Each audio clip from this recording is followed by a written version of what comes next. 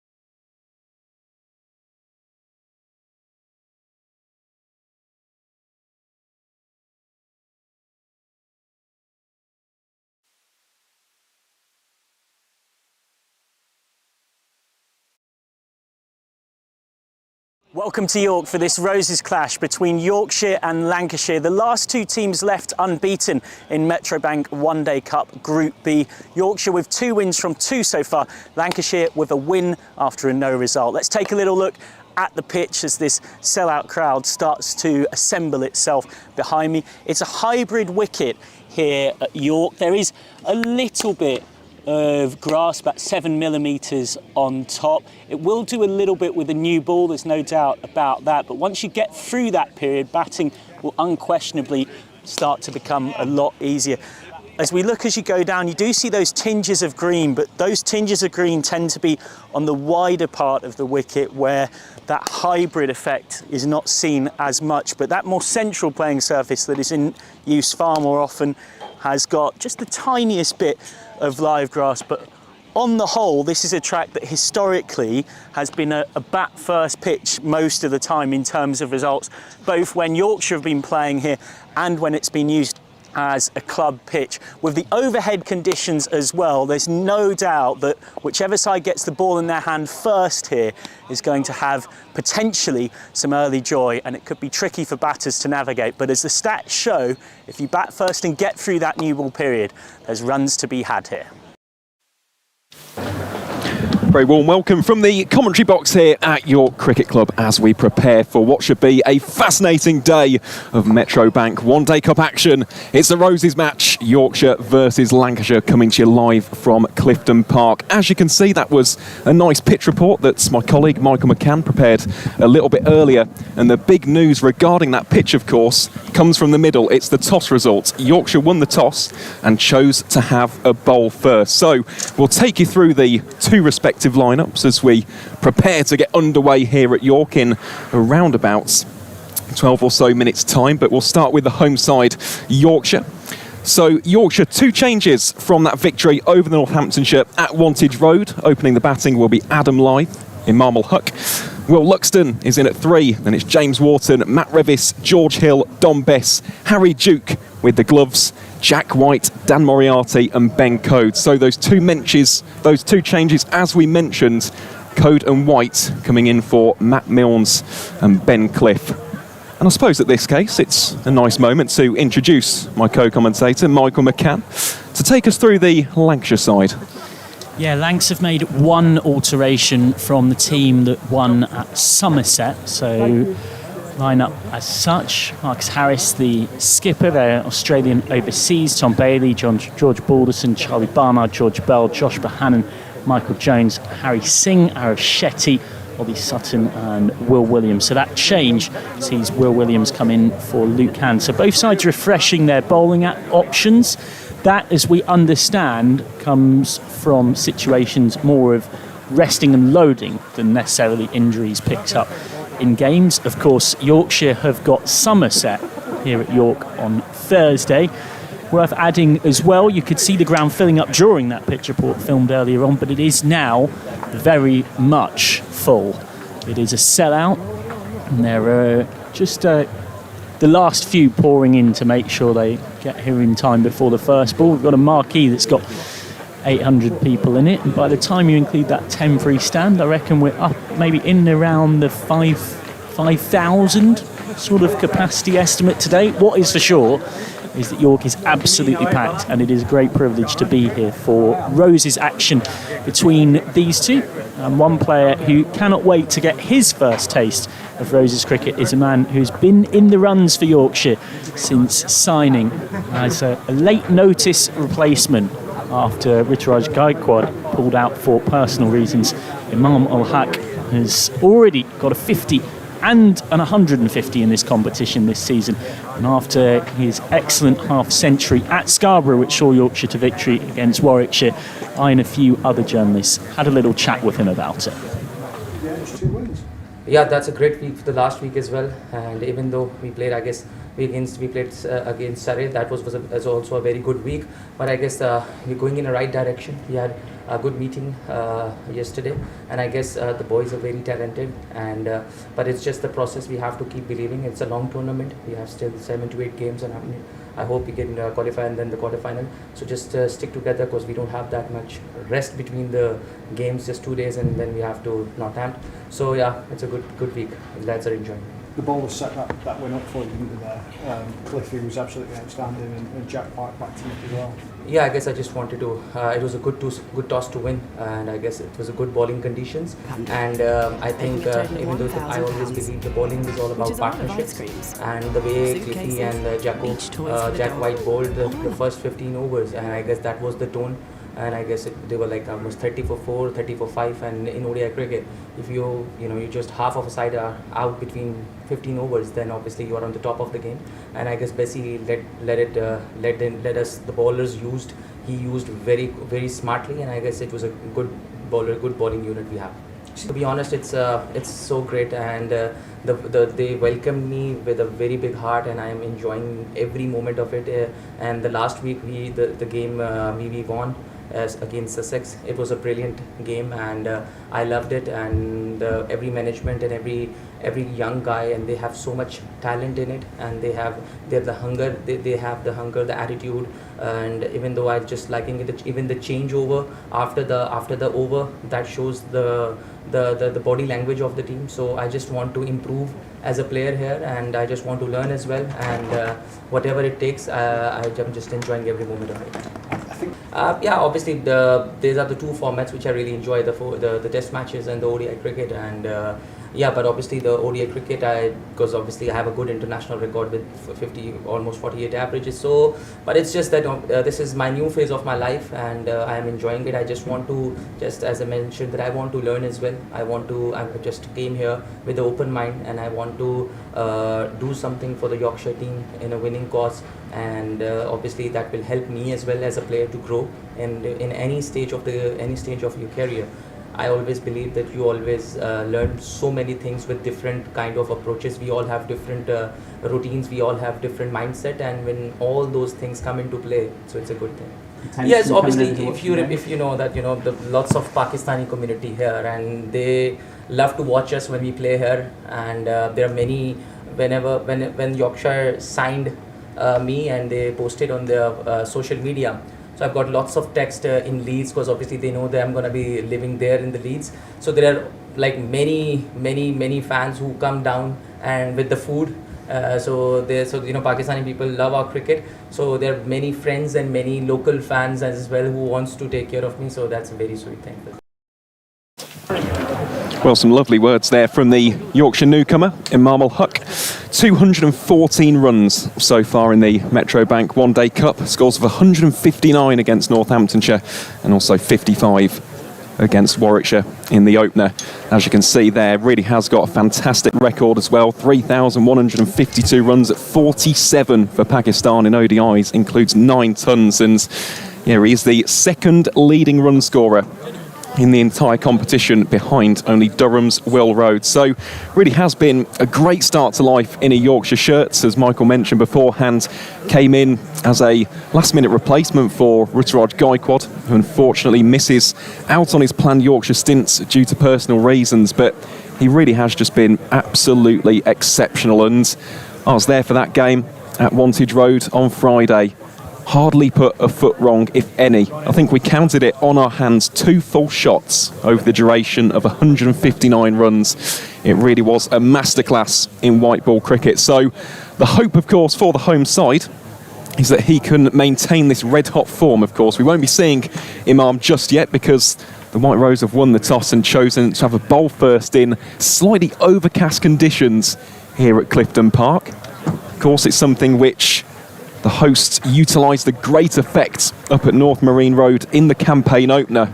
Those early wickets courtesy of Jack White, who we'll see in action today, and Ben Cliff really did get off the perfect start as far as the White Rose are concerned. And there you can see a few images of the players as they get ready.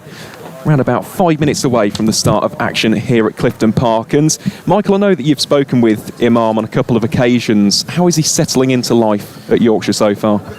Yeah, he's having the time of his life. He's got such a lovely exuberance about him. And one of the things he was speaking about in the long, that's only a 3-minute clip of what was a 15-minute interview. You could see Imam in shot there, is the energy of the younger Yorkshire players in this team, the sort of jokes in the field, the way he was talking about Harry Duke setting the tone in terms of running from keeping at one end to being ready to keep in the next over, and how a side fields tells you so much about a team. And this is a guy who, those graphics showed it, has achieved a huge amount in the game, but at 29 will want to think that his best years with the bat are still ahead of him.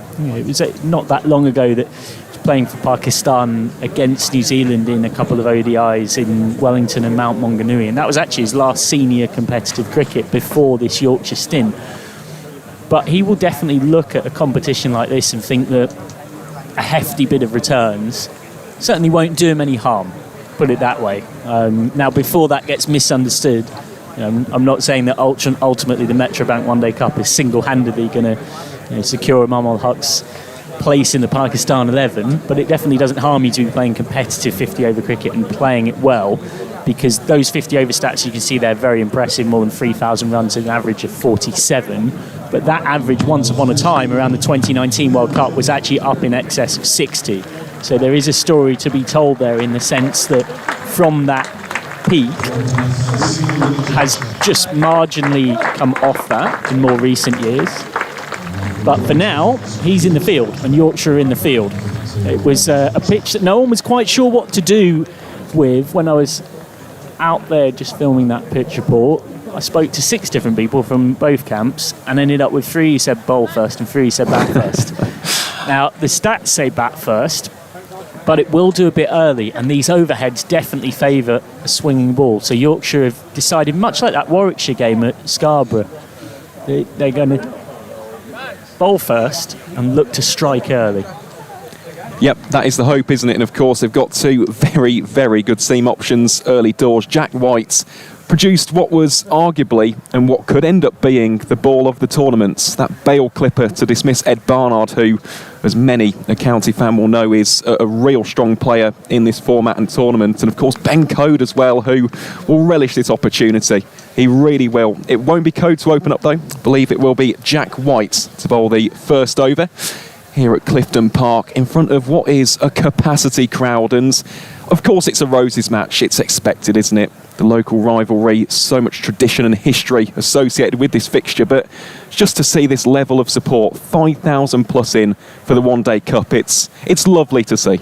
Yeah, I know some colloquially have been calling it Metrobank fever, and I think it's fair to say that York has got a case of Metrobank fever. Is Jack White, headband on, gets ready to charge in. 1 for 21 off 10 in that spell that Aaron referenced against Warwickshire at Scarborough.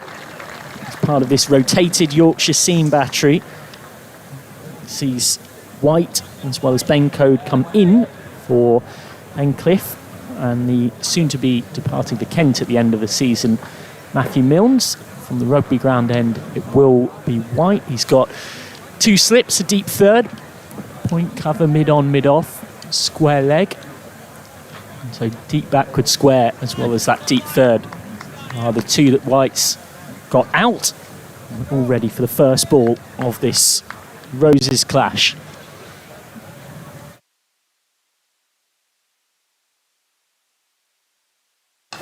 It's a nice start from White. Right on the button. Just to run you through the team news if you are a little late to this one, I referenced those 2 Yorkshire changes from the side that made it 2 wins from 2 in this competition. So Yorkshire lineup as follows: Adam Live, Imam ul-Haq, Will Luxton, James Wharton, Matthew Revis, George Hill, Harry Duke, Don Best, Dan Moriarty, Jack White and Ben Code.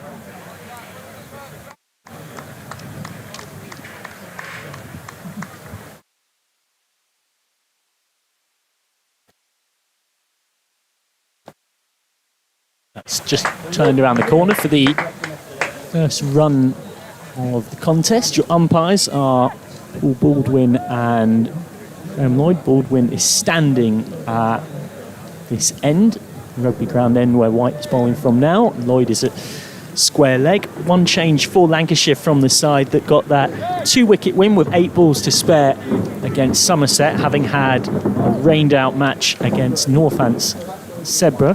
That team on your screen now as White charges in, Jones having got off strike. And George Bell alongside finds the middle of the bat, but straight to Wharton at cover. So Michael Jones and George Bell opening up. Marcus Harris, the skipper, he deserves our congratulations, having recently had a child. And then Josh Bohannon, Harry Singh, George Balderson, Arav Shetty, Ollie Sutton, Tom Bailey, Charlie Barnard, and Will Williams, who's come in for Luke Hans. These teams, the last two unbeaten sides in Group B. Yorkshire with 2 wins from 2, 8 points from 8, top of the table with a very healthy net run rate.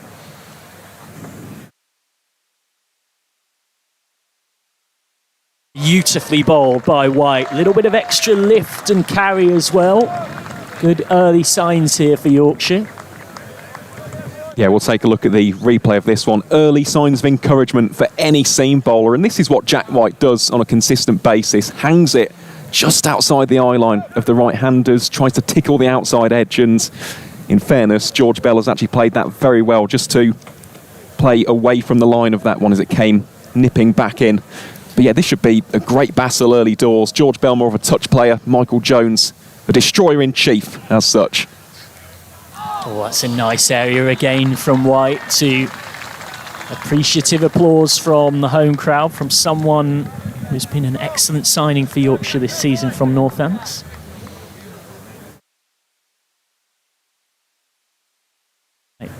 That time got that one to hold. Previous one certainly came back and got an appreciative ooh from Bell as it passed him. And appreciative, and also that thing that a batter almost involuntarily does in shock of worrying that the ball's about to come in and take their off stump, as that one does come back and he's just nudged into the offside. Quick shy, nice quick release from Revis, but there was always one there. So end of the first over, pretty good over all told for White. 2 runs from it, both batters off the mark. And this Roses clash, of course, referencing the War of the Roses back in the 15th century. And it does feel quite fitting that we're in this venue of all venues, because, of course, once upon a time it was the Red Rose of the House of Lancaster against the White Rose of York. And as getting ready to bowl second over and into Metrobank action for the first time this season is Ben Code. Such a consistent performer for Yorkshire over the years, and he will certainly get this new ball to talk, you would expect.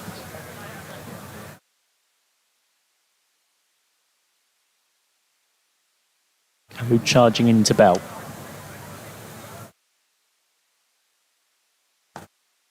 Back of the length and guided out to cover by George Bell. One of their own, very much. Bell, product of the Lancashire pathway since under 11s, since he was a nipper. He's now 22, so he's more than double the age of when he first got in that pathway. Yeah, he's a fine young player, is George Bell. Of course, remember watching him for the England under-19s at that World Cup in the Caribbean. Also a very handy club cricketer, and in fact in this year's second 11 county championship, he is also Lancashire's leading run scorer, so can he replicate that in the 50-over format? That's a nice shot from Bell. It's beaten the dive of cover. It's only a little push through the covers. So there will be one. Nice alert fielding from Bess, who's always very busy in the field. He had to be busy in somewhat comical circumstances at Scarborough, Don Bess, when at one point chasing after a stray newspaper that had made its way onto the outfield, and quite hilariously said senior spectator who dropped the newspaper decided to follow it onto the outfield in somewhat comical circumstances. As umpire Bess is just checking something. Bess is just checking something with the umpire Graham Lloyd. It's not the ball, because that's in Jack White's hand. In fact, it was Wharton as well in a brief discussion with umpire Graham Lloyd.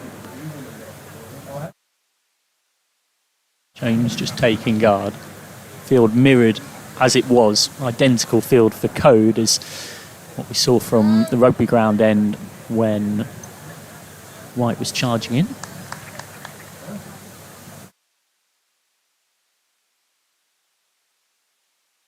Comes down the pitch, first real sign of aggression today, and it's driven hard but straight to Bess at mid-off.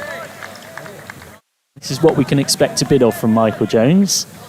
He loves a big six down the ground, and he does like a boundary or two early doors to try and set the tone. So he's probably the one of these two that it's fair to say will go harder in the power play. Yeah, 100%. I mean, with George Bell, he'll play the defter shots, use a bit of finesse, cover drive as well. Jones can really go brutal very early on. Oh, that's an absolute peach, and there's an attempt of a stumping from Duke as well. He was caught in almost no man's land here, Jones. He was on the move. He's on the move and he ends up in a slightly awkward spot. You see it again here. He advances down and Code responds with an absolute delight of a ball that Jones is almost lucky not to nick, due to the waiting catches of Hill and Live, as well as Duke, of course. Oh, there we go. That's the intent we were talking about. Likes to get after it early. Likes to hit in that straight V. Michael Jones meets that one from Code and thumps it away for the first boundary of this Roses contest. Yeah, great way for him to just settle into his groove. It is something which has characterised Michael Jones's batting, of course. Previously of Durham, used to do it a lot in T20 cricket, even in the county championship. Just settle the nerves, get that early boundary, get bat on ball, and he's done so excellently with that strike. How does Code adjust his length to being charged down the track? He adjusts his length nicely. It's guided in the gap between point and extra cover. There's going to be buzzers here, though. There's going to be 4 buzzers, so it'll be 5 in total. That's a little Brucey bonus for Lancashire, who in the blink of an eye, after what had been a couple of quiet first 10 balls, score 9 off 2. Wayward throw, and a double teapot in frustration from Code.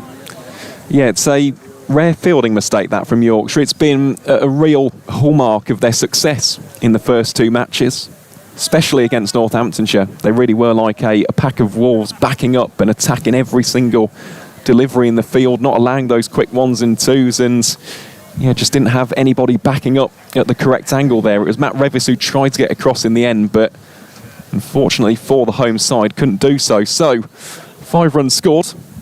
Lancashire now 12 without loss after 2.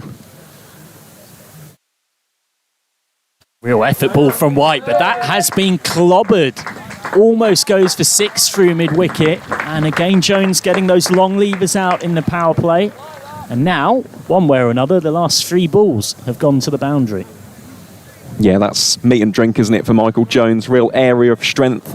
I've already spoken about his adaptability to destroy deliveries down the ground, but you bowl it a little bit short, in and around the hips. It's a good height, isn't it, for him to just swing the arms, and surprised that didn't actually go for a 6. Got a decent connection on that one.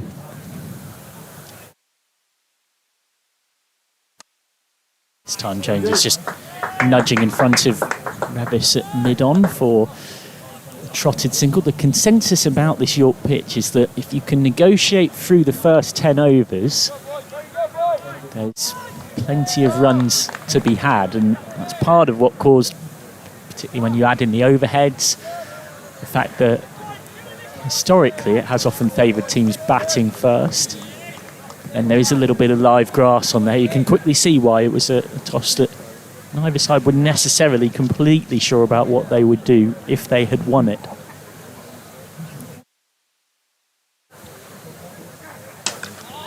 As that time and won't get one. It's pushed a little too close to Revis at mid-on. 17 without loss in the 3rd over. Great to have your company wherever you are across the world. Do let us know in the YouTube live chat where you're watching from. We're listening to Michael McCann and Aaron Viles with a series of special assorted guests coming for you across the day on this Vertu live stream. Roses match. Last 2 unbeaten teams left in Group B.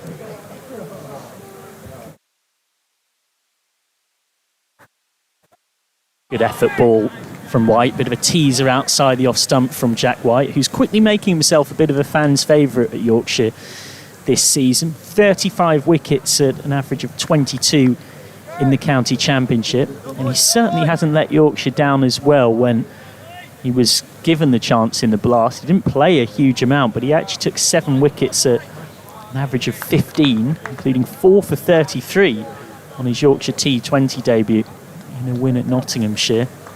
Very wholehearted, impressive cricketer, the 33-year-old, who I know has been a really good mentor as well to some of the younger bowlers in the Yorkshire setup since he signed.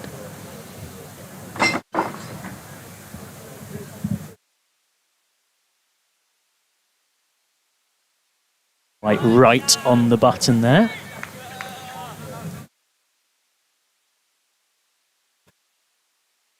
I would say we're in the third over. It's the last few spectators making their way in, but we are pretty much now at capacity. Yeah, it is. It's going to be a busy day here at Clifton Park. I got into the ground around about 9 o'clock, and already there was a queue of about 20-30 people in towards the stand closest to us. I mean, it's really is great to see. It's wonderful to see it so full.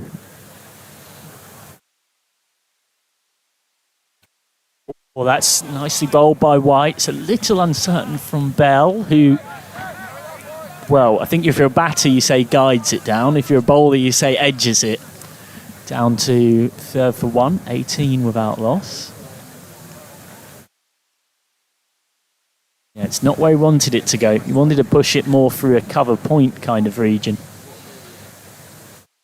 It's the age-old moral victory for White. 18 without loss after 3.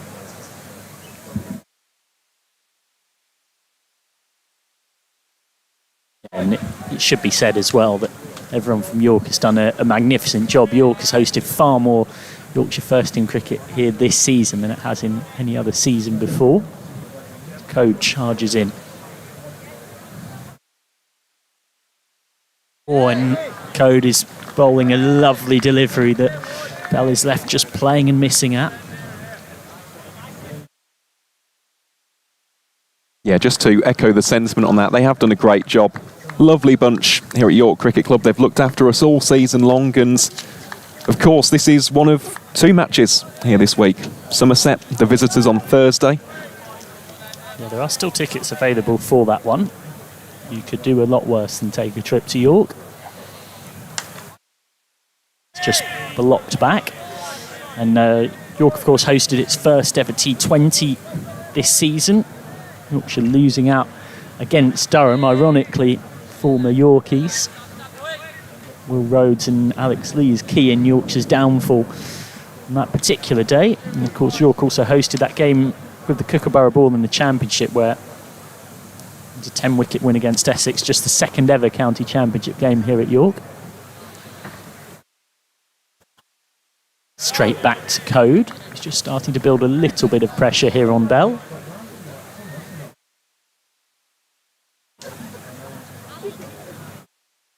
It's actually a game as well going on out the back here at York Cricket Club.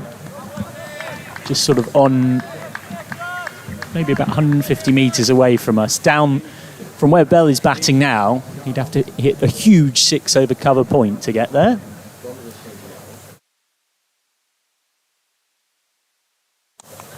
Bell is just turning that towards deep mid-wicket. It's a multi-sport club here. There's tennis, there's squash, there's rugby as well. I'm told that there's had to have been naturally a lot of cooperation between all the different sports to accommodate just how much Yorkshire have been here this summer. That temporary stand that you can see in the background, that will come down on Friday as soon as the Somerset game is finished. And there's actually a big event here as well for the Women's World Cup, essentially building up towards that, which isn't far away in the rugby. This Code again is keeping Bell pinned down here, giving him nothing. Yeah, it's tight bowling this, isn't it, from Ben Code. I do wonder if those players out there have got tickets here today, or whether they've been given tickets, because you'd be gutted, wouldn't you, to have a Roses match, big fixture on the calendar. Of course, it's lovely to have a game and great conditions, but you want to be watching this at some point. Oh, I'm sure they'll, unless they're playing a full 50 overs and it goes the distance, they'll get the chance to catch some of this. Well, again from Code is in all the right areas, and that is a maiden from Ben Code. Bell really struggling across it as well. This was the latest somewhat awkward play and miss for George Bell, who's looked a little less confident so far than Jones. Jones has 15 of the 18 scored. Bell has 3, 18 without loss after 4.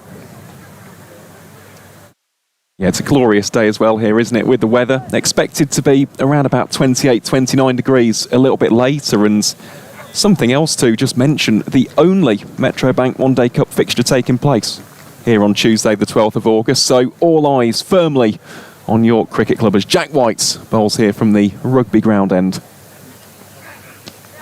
Into the pads, White's up. Umpire Paul Baldwin is unmoved. Trying to get rid of the dangerous Jones. Up healthy behind the stumps as well.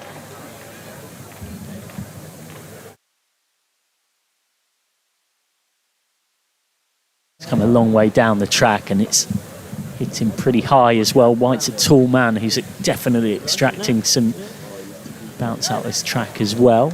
So plenty of reason to see why it wasn't given.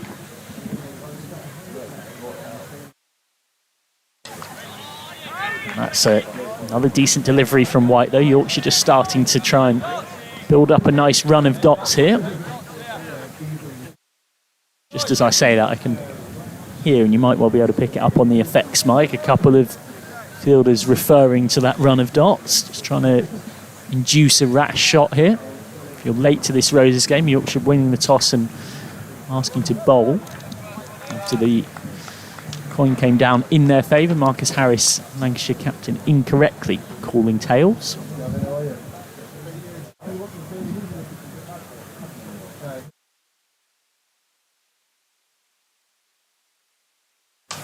Oh, that is absolutely thumped. 4 runs. That's up around that belly button height, which is quite a comfortable region for Jones to play the pull shot in. He's looking very confident early doors. He is. I'm not entirely sure about that plan with that length, trying to bring the stumps back into play, but it's a really nice height. And of course, Yorkshire don't have the protection out in that pocket at deep mid wickets. Michael Jones will feast on that consistently. It's one of his real areas of strength. We have had a slight change in the field. Mid wicket has been brought into the circle. So let's see how Jack White responds after that one. Well, comes down the track. Hits that high, hits that long.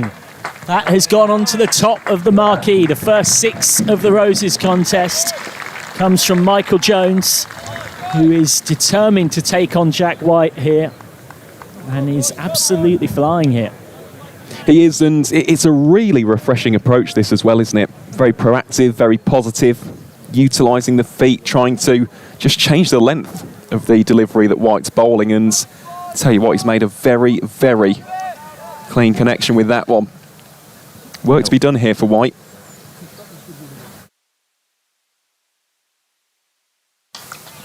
White back on that length. I would suspect with that first one that's got pulled away for 4, that he's just missed his length, and then that's missed his length short, and then for the 6, he's just missed his length full and ended up in that half volley slot. 8 for 4. Nice start here for Lancashire.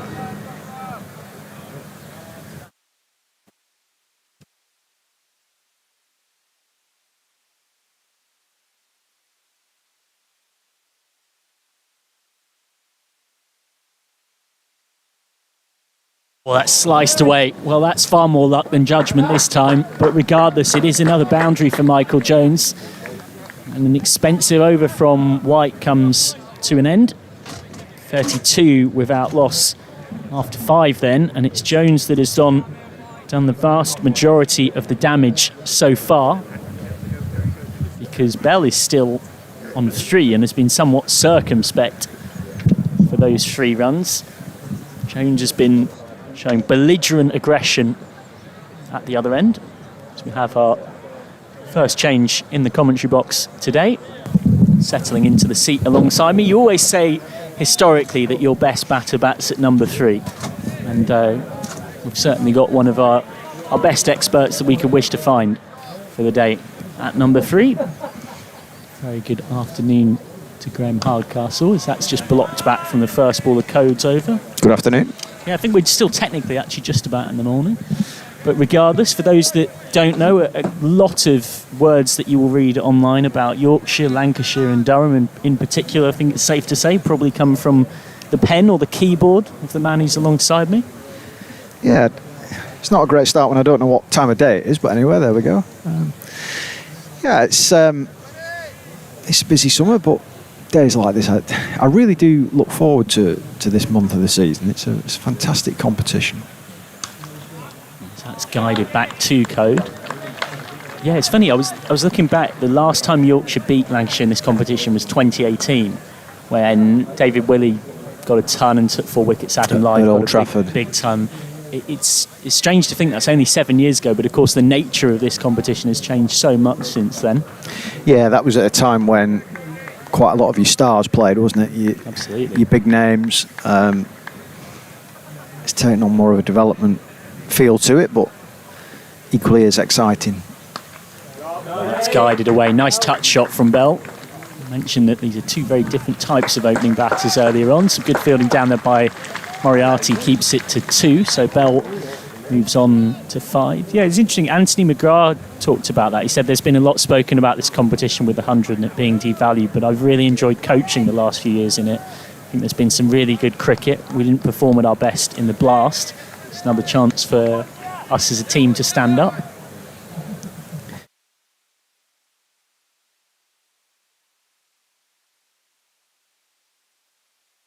Beautifully bowled by Code. I mean, Yorkshire are pretty strong in this, aren't they? When you think that aside from your England players, your likes of, and I'd still class David Milan in that category, although technically he's not now, having retired. They're only missing Jordan Thompson and Jaffa Chauhan, which enables them to go quite strong and look like they have a real chance. Obviously, they've built on that with 2 wins, and they should be set up to have a real crack. I think that if they can win one of these next 2 games, Somerset here on Thursday, I think they will be pretty well set up for knockout cricket. Yeah, you've got to get in the top 3 of that 8 to get yourself into the knockouts. Yeah, generally speaking, I think 5 wins would give you a chance. 6 would pretty much secure it. Well, that's well bowled again by Code, just finding the outside edge. Reminder of how Yorkshire's schedule goes after this. Of course, there is that game against Somerset that Graham alluded to, and then there's a chance to continue that on with trips to Middlesex, trips to Kent, and then there's the game on the 22nd at Scarborough, which will be Yorkshire's last home game.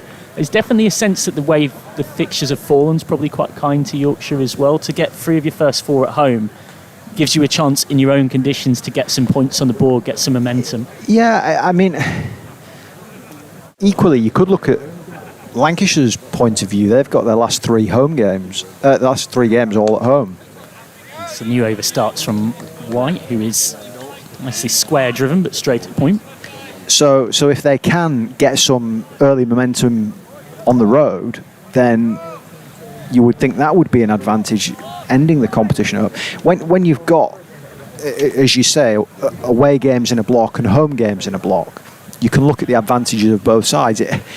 Your problem is when you're all over the place and you're playing 1 at home, 1 away, 1 at home, 1 away, and you're up and down the country, and it becomes a little bit of a logistical nightmare. So that's good again from White. Yeah, Lancashire finished their group stage with Durham at home on the 20th, Warwickshire at home on the 22nd, and Middlesex at home on the 26th. And then, of course, also have a Blast quarter-final at home against Kent on the 6th of September. They ironically actually play in the Championship away 2 days after that. Yorkshire, by contrast, finish with Sussex away on the 24th and Kent away on the 26th. Yorkshire's home game only other home game after Thursday, home against Durham on the 22nd at Scarbados. Short, pulled down the ground, almost a baseball-style looking shot from George Bell, who gets his first boundary of the day. He's been largely playing second fiddle to Jones, and now gets in on the act. Yeah, I mean, Lancashire are in the midst of a week-long road trip, aren't they? They've got all 4 away games from Sunday just gone through to Sunday coming.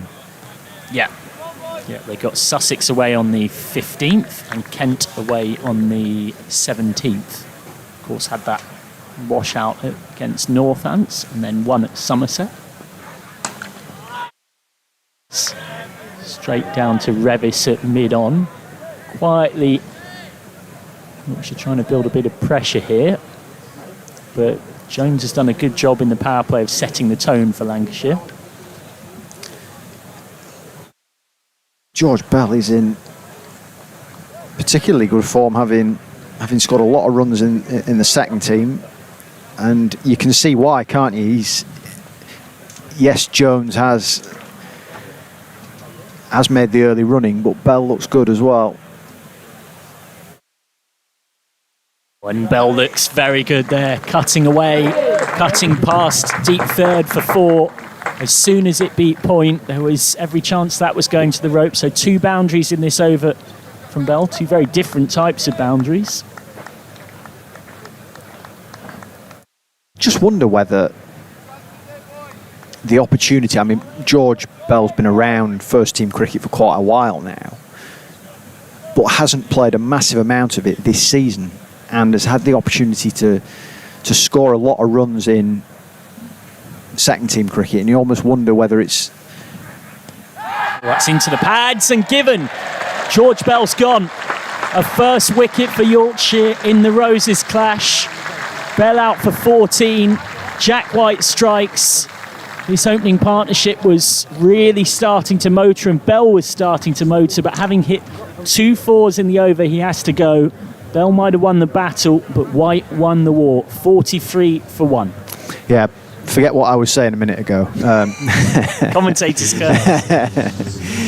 Yeah, much needed breakthrough for Yorkshire, that. Lancashire had started very, very well, and Jack White back in the side has checked it. Play to leg. Yeah, we're up here at deep cover in the pavilion, so forgive us for not necessarily being too hasty to comment on any LBW decisions today until we, like you, have seen the slow motion replay, but that replay appears to confirm that you can have no complaints, Bell. Yeah, tentatively playing to leg, wasn't he? Wasn't really any conviction in the shot. White just shaping it back in, and that's crashing into the top of middle and leg. Very, very nice from Jack White back in the side today. One of those 2 changes as Yorkshire freshen up that seam department with Clifton Milnes rested and Coden White in. I understand both of those are not injury concerns for Yorkshire. And there's every chance, actually, they both might play on Thursday, such as the rotation of those quicks. I mean, they're both players who have had injury concerns, aren't they? So, so you can understand the desire to just manage their workloads, to just rest them, whilst Anthony McGrath's got quite a strong battery of seam bowlers available to him. It makes sense to rest and rotate, keep people fresh for what is a pretty hectic schedule. There's no doubt about that. Duke is coming up to the stumps.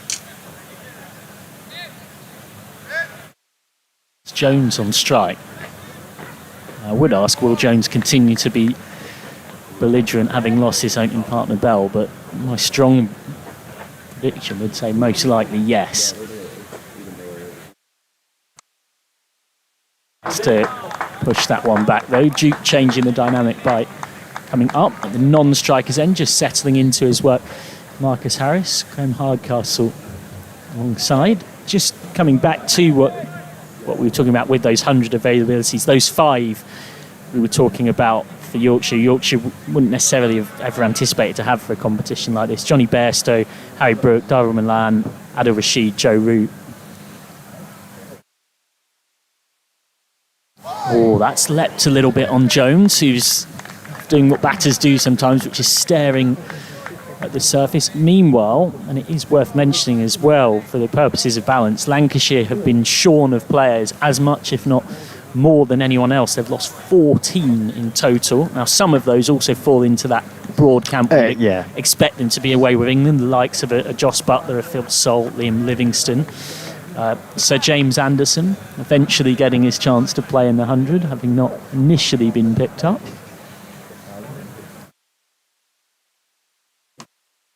This is good from Code, but that full list also includes Tom Hartley, Matty Hurst, Tom Aspinwall, Rocky Flintoff, Luke Wells, Chris Green, Saqib Mahmood, Keaton Jennings, Luke Wood and Mitch Stanley. So Lancashire are missing quite a few, it's fair to say. Yeah, I mean, forgive me if I'm wrong on this, and I haven't got the news in front of me from earlier on in the season, but I do wonder actually whether Jimmy might not have signed a contract that included the One Day Cup. Oh, that's gone very high and very long as well, over the sight screen. Big hit from Jones, who loves to go down the ground and demonstrates it again. It's just a little over pitch from Code. Jones belts it for his second six. It was a proper free-flowing swing of the bat, wasn't it? It was a gorgeous shot. Yeah, had a bit of par 5, 550 yards. Get the driver out, wallop it 350 yards down and go and have a look at where it's gone. And that, in that particular analogy, would have gone gun barrel straight on the fairway. Its trajectory suggests it might have plugged, though. Yeah, would have plugged perfectly. It's Jones that time. Couldn't quite catch it because we were showing you the replay from the 6, but a little play and a miss, a little tentative outside off. Good response from Code.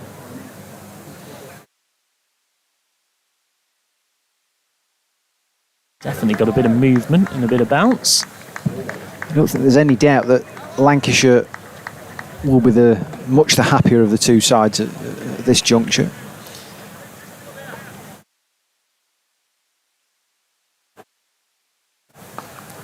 James is trying to work that away. He's looking up at Harris about the possibility of one, and Harris quite quickly put him back in his place, and it was a good thing for Lancashire that he did. 49 for 1 of 8. Yeah, absolutely. The consensus with this pitch is you get through the first 10 overs or so when that ball is swinging, and the game changes very fast. Yeah, it's a funny one, isn't it? Here with the pitch, we saw the T20 game against Durham earlier in the season, and it was a low scoring one. Yorkshire were bowled out cheaply and lost that game.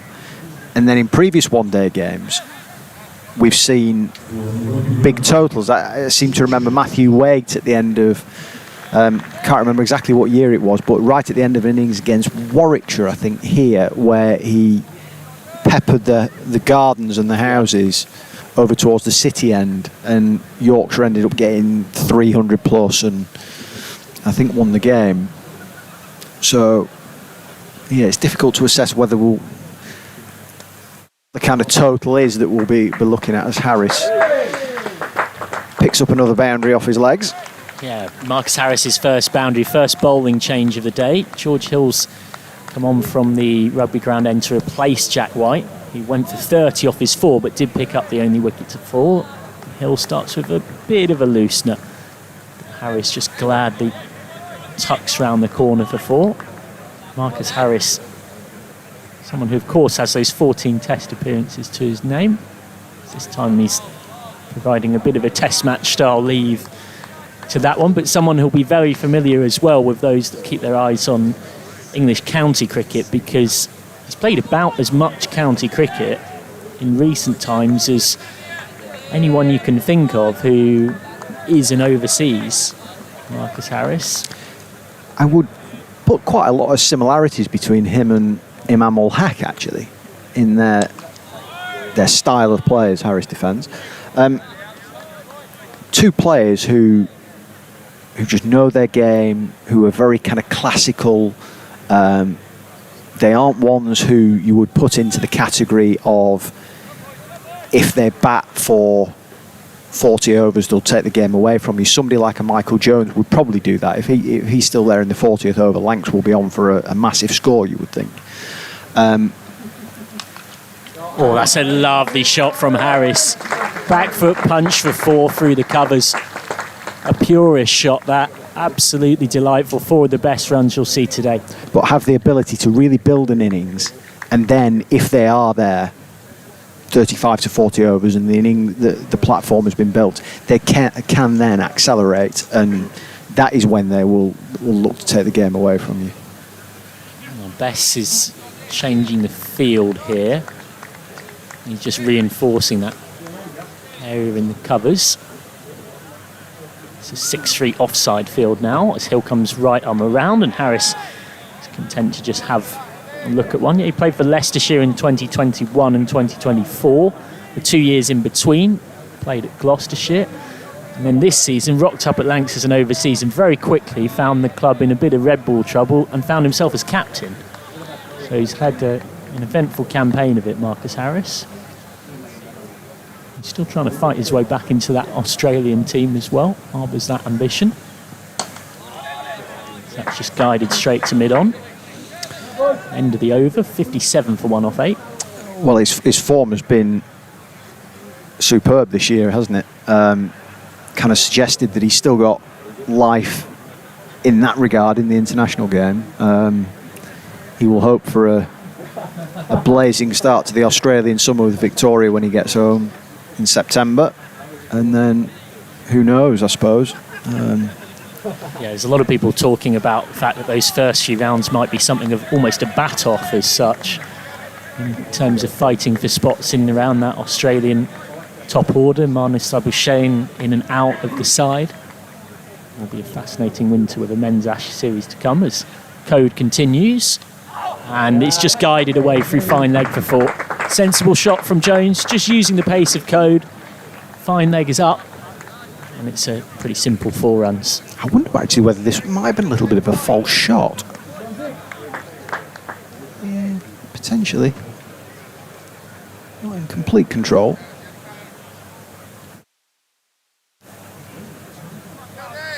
It's a fantastic venue, this, isn't it? When you look over through the rugby posts at what is wide third man now. There's another game of cricket going on the Clifton Alliance pitch. Yeah, we've had some great work from our camera ops as well to pick that up and show you it on the Vertu live stream.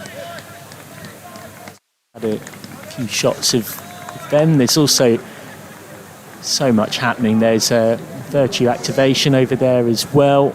Plenty of places to get your food and drink. A marquee that's got 800 in. And I would imagine ice cream is going to be very popular as the day goes on, as that's nibbled into the offside. Jones wanted one.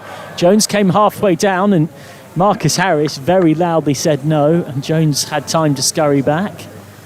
All's well that ends well for Lancashire. Yeah, Yorkshire's field is quite tight in on both sides of the wicket, actually. Yeah, Jones and Harris just coming down as batters do after an incident like that, to have a moment to try and establish clearer lines of understanding. It was Jones's call, but Harris was within his rights to send him back. That was tight. Jones this time will get a very comfortable 1. They want 2, and will take on 2. Good quick release by Al-Haq, but regardless, Jones using those long strides that you have when you're a tall man like him makes his ground. Yeah, I just wonder whether the throw could have been just a little bit straighter. I think a direct hit would have been very close. By the time Duke takes the bails off, it's so clear that no one's even appealing. Al-Haq held it deep backward square leg, quickly making himself a bit of a fan's favourite among Yorkshire supporters. Quite right too with the amount of runs he's scored. Been superb, hasn't he, in the first 2 games, and done it in different ways as well. I thought that the Warwickshire innings was very watchful, played the situation, tricky pitch at Scarborough, and then he cashed in on a good one He certainly did. at Northampton. Pretty much the only thing he did wrong was running out Will Luxton. It's the only blot in what is a very good-looking copybook for Al Huck. So that's decent areas again from Code, who's relatively economical here, despite being hit that huge six back past the sight screen. Overs for him, number 25. You mentioned the run out. I mean, that's another indication of a player who just knows his game, has got all the experience in the world, that he was able to kind of put that to the back of his mind and go on and produce the innings that he did, that was eventually match defining, really. Yeah, and what was interesting as well is the way he accelerated through that. As speaking of acceleration, we see that ball being accelerated off behind the sight screen. Having another look at that six from Jones, who has 41 off 25 here. There has almost been two different games going on. 63 for 1 off 10. Hill is back for more, went for 8 from his first, and is finding the outside edge of Harris's bat. Out down to deep third for 1. Harris moves on to 9. Of course, now out of the power play, so Hill, if he wants, can have a little more protection. George Hill, who had a little bit of a patchy T20 campaign. He ended up being dropped from the side before the game against Durham. And he was also managing, I know, a couple of injury niggles that he's now come back from, but he's bowled very well in this one-day cup. 2 for 26 off 8 against Warwickshire and 1 for 26 off 7 against Northants.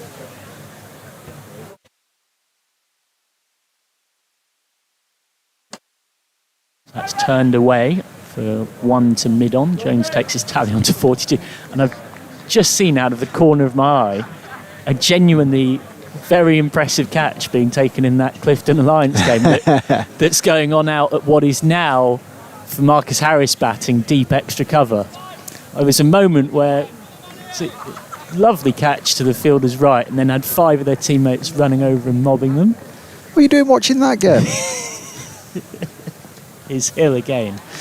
Left alone. Just saw it. Just caught it out of the corner of That's what they all say. In the way that you do. Hill's just trying to find his lines here to the lefty, trying to extract the bits of movement that he can find with this new ball, which should do a little bit for a bit longer. But Yorkshire will be wary of trying to capitalise while they can.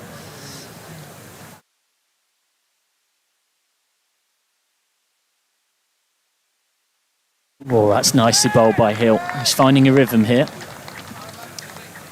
Settled into it early doors. It's what you always want, isn't it? To your first over to really set the tone. And generally speaking, this season he's done exactly that. Been absolutely outstanding. Yeah, he's had a great season in the Championship. Picked up 39 wickets. George Hill, an average of 17. Got that England Lions recognition. Hill is in a very good spot there. That's troubled Harris. He has seemingly, off memory, over the last kind of 2 seasons, really kind of had a really good end to the season. You know, I mean, he's been superb, as you say, with the ball during the first half of this season, but I do wonder whether this competition, a bit of time at the crease with the bat and things like that, may well just kick him into life in that sense as well, with that side of his game for the Championship run-in. Well, Hill was going up there, sort of slightly tentatively, same with Revis at mid-off. It was almost in Fillmore and hope and expectation. It's a crackerjack of a ball. It's got Harris pushing and looking a little uncertain outside off. 65 for 1 off 11. Still spectators, a few making their way in and around. Great to have your company on this Vertu live stream as Lancashire look to build an imposing score, and having been sent in by Yorkshire, they'll be pretty happy with this start. And looking to change the dynamic is the Yorkshire captain, Don Bess, who Anthony McGrath was glowing about recently. Said he's done a brilliant job when he stood in for Johnny Bairstow this season. You can see the efforts and the atmosphere out there. Dom's a big part of that. Sets the tone often in the field. Now he's going to come in with his offies. That's a nice start from Bess. I've got a feeling that Jones won't want to let him settle early doors. Jones has been absolutely motoring this morning. It's been the story of the morning in some ways. Goes to reverse. Gets it straight at short third. And well, there was a moment where both batters were looking at each other, very uncertain. They scurry through for one. Could have almost shook hands in the middle of the pitch, couldn't you, there? Hesitated because I was trying to find the words to describe it. Just watch Jones and Harris here. They both stop. They're not looking at each other. There's not a lot of communication.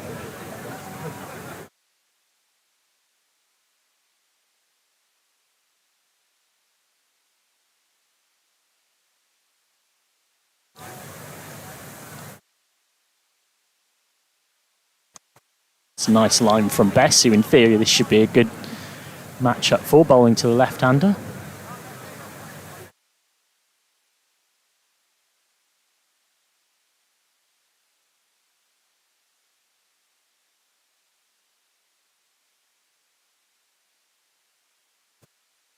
That's a sweep from Harris. It doesn't really get hold of. It ends up being just a little bit of a shank to short mid-wicket. A bit of an ugly hack, wasn't it, really?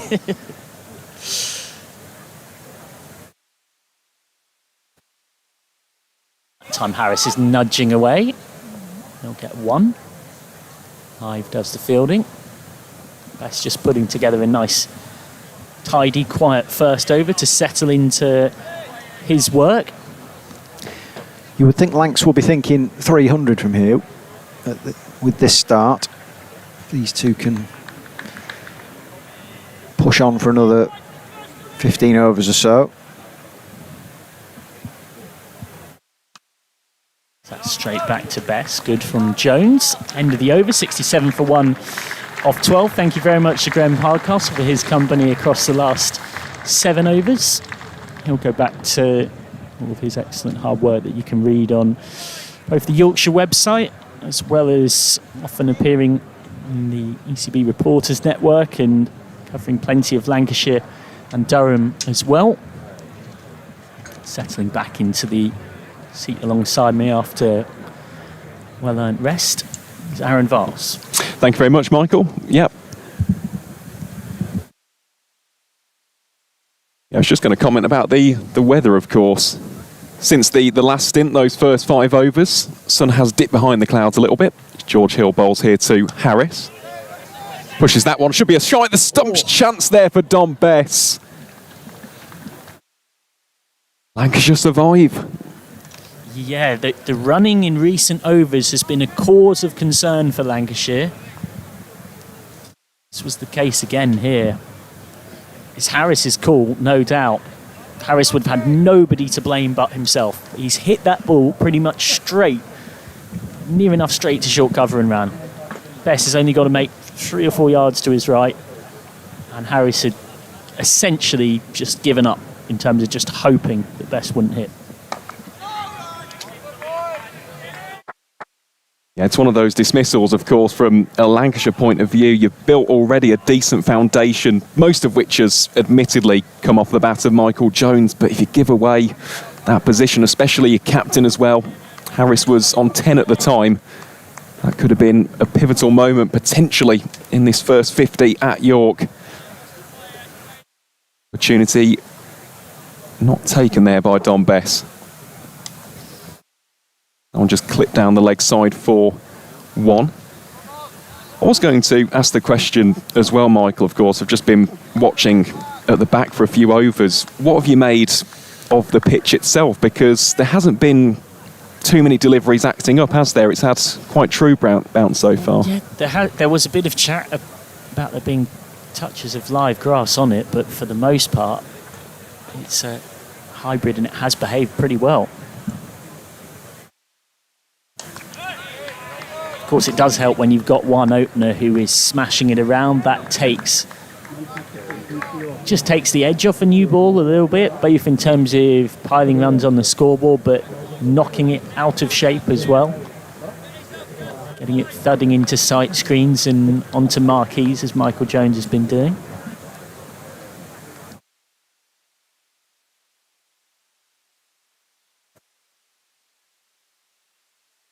Harris just takes a couple of steps down and drives it delightfully for 4 runs.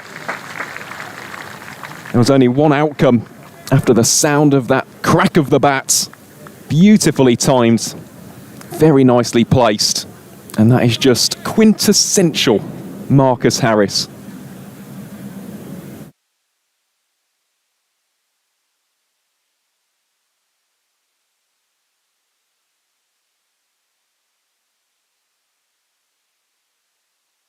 Well, that one full again, driven. This one a lot straighter by the Lancashire captain. Well cut off there by Matt Revis. That will bring about the end of the over as well. Another decent one for Lancashire, of course. Marcus Harris continuing to add to his tally.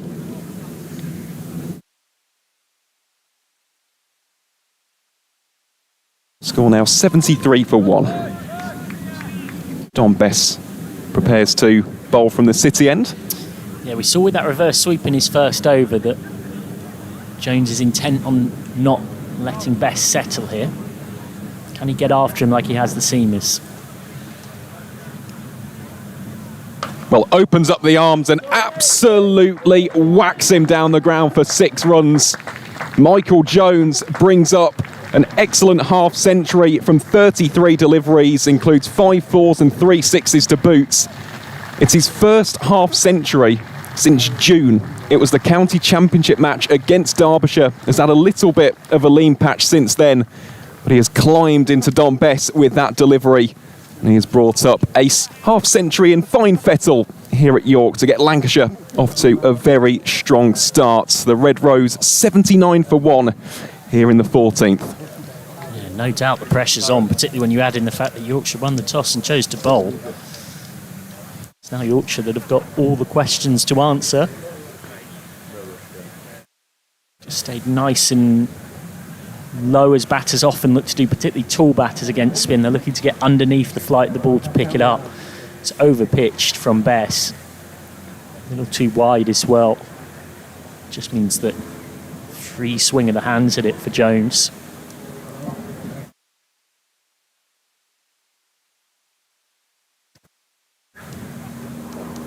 It goes back to that conversation we had a little bit earlier on, doesn't it, with regards to his areas of strength. I mean, that was just in the slot for him to open up those arms and give it a mighty heave downtown. How does Bess respond after that one? He does pretty well. Just tightens it up with regards to the length. Yeah, I was talking about there being almost, well, as a round of applause now for Jones for his 50 from Lancashire dugout. There's almost been 2 games of cricket going on here. So that's straight back to Bess. Well, there quite literally is. Well, over there. that's true. Now that is true. I'm more meant in terms of what we've seen from when Jones has been on strike and everybody else. Good diving stop that from Imam al-Haq. Saves at least 1 run. Luxton is out there just in front of us here in the commentary position, so it wouldn't have been 4 just looking at the placement of that one, but good efforts from the Pakistan international. Jones has 51 off 34, and at the other end, Bell and Harris between them have 29 off 47.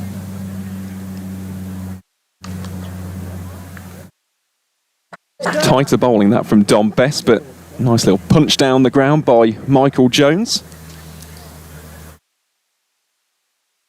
Don Bess, who passed 50 T20 wickets for Yorkshire this season. Feels like he's been around the game for a long time, but he is only 27.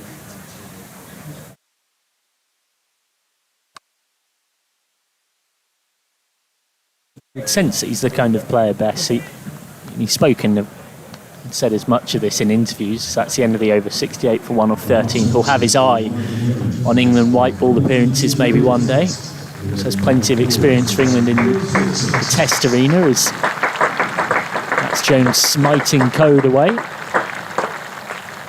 a generous round of applause from an overwhelmingly White Rose inclined crowd when the stats from Jones's 50 were read out. Yeah, it has been a terrific start for the Lancashire opener.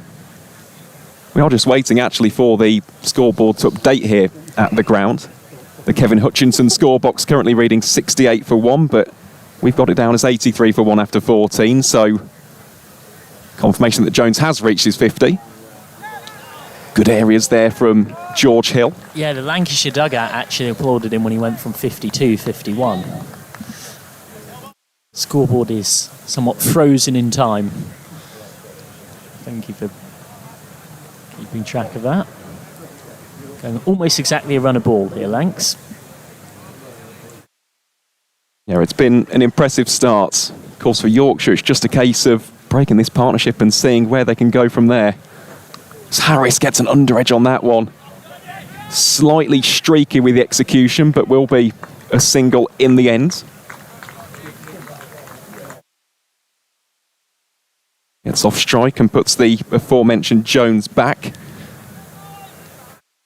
Yeah, 5 4s and 3 6s over the course of that half century, and he really has timed them as well. It's not been a case of those 6s creeping over the rope. They have cleared it by some distance, especially that one which went into the marquee. Really was a shot of a man who's in his groove today. It's better from Hill. That length caused Jones an issue. Had him kind of jabbing into that pad.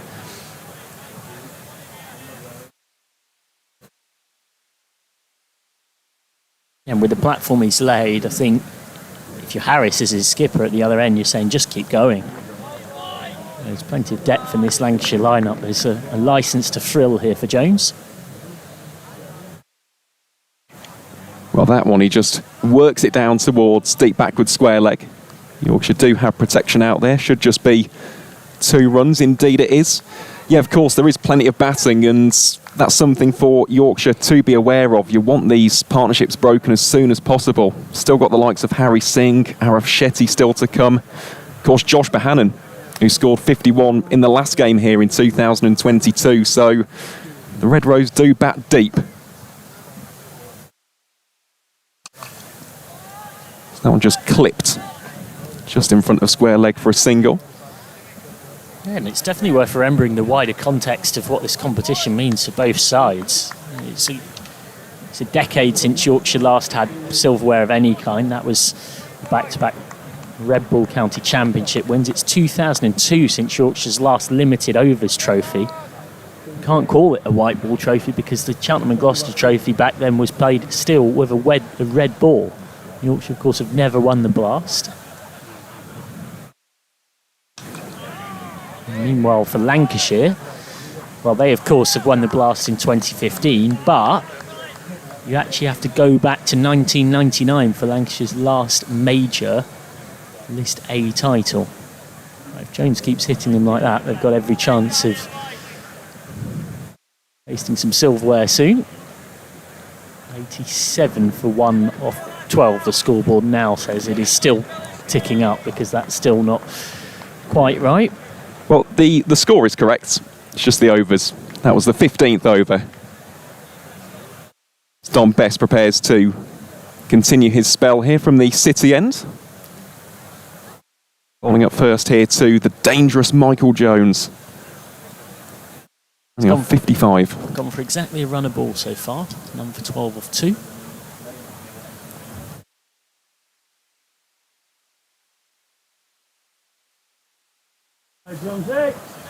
Starts by being just worked away for a pretty simple single. I mentioned that last major List A title for Lancashire coming in 1999. They've of course had bits of silverware since. T20 Blast winners in 2015. County Championship Division 1 winners in 2011 and Division 2 winners in 2013 and 2019.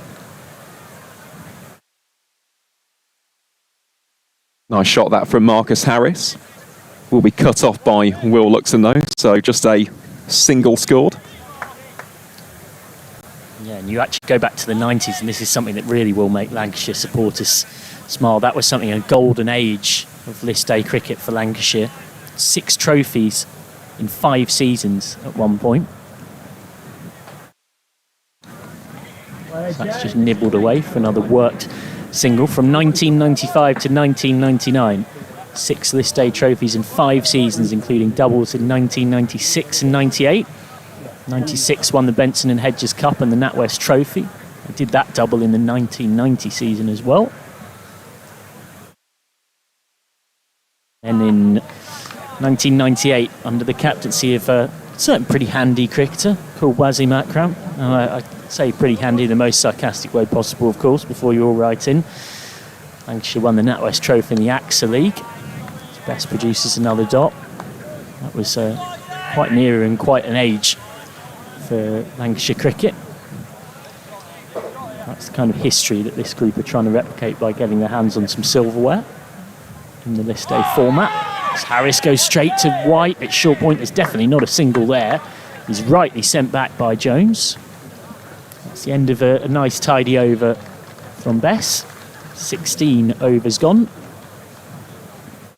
Scoreboard still catching up, but I make it to be 90 for 1. Yeah, Yorkshire just beginning to get a little semblance of control back into this one after what was an electrifying start from Michael Jones. Harris will just play his natural game though, something that we're used to seeing during his time in Victoria, seen it for Gloucestershire and Leicestershire here in England and Wales in recent seasons. There's no immediate rush for him to do anything out of the ordinary. It's just a case of staying there and laying a platform as we've got a change of bowling here from the rugby ground ends. Matt Revis coming on to bowl here. He's just been working his bowling loads back up from a slight back complaint, Revis, but as time goes on and can start to push that a little more, such an asset for Yorkshire to have. That's another seam option. 1 for 21 off 4 against Northants. It's a nice shot, controlled out towards deep backward square leg for 1. He also took 2 for 33 off 8 in the win against Warwickshire. Something else to mention as well is the fact that he's taken a wicket in his first over in both of those 2 matches. Yeah, he's going for the Claudie Cooper. So for those who follow the Yorkshire women's team as well, across the Vertu live streams this season, Yorkshire's women's off-spinner Claudie Cooper made a habit of that.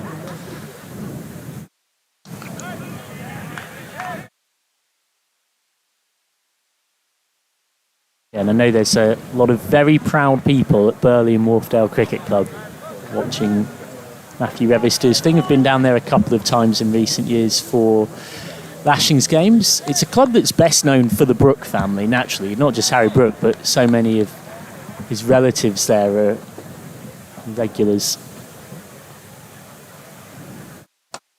That's flicked away, and Imam does the fielding. But in more recent times, they've now got a shirt from Matty Revis up there framed in the pavilion next to one from Harry Brooke from when one of his first shirts from when Brooke became England white ball captain, and one of Brooke's test shirts as well. But there's one proudly a Yorkshire shirt from Matthew Revis, of course, scorer of 4 tons in 4 consecutive county championship games as well. That's come off the inside edge, dribbles away through fine leg for 4. Moral victory for Revis, but 4 to the board for Jones, who's still flying along here. Yeah, it's not the most controlled shot from Michael Jones today, but doesn't matter how it goes down in the scorecard, does it, for Lancashire? 4 runs, they all count the same. You can see the intent is definitely still there. He's trying to really take the attack and not allow the Yorkshire bowlers to settle into their rhythm. Response from Revis.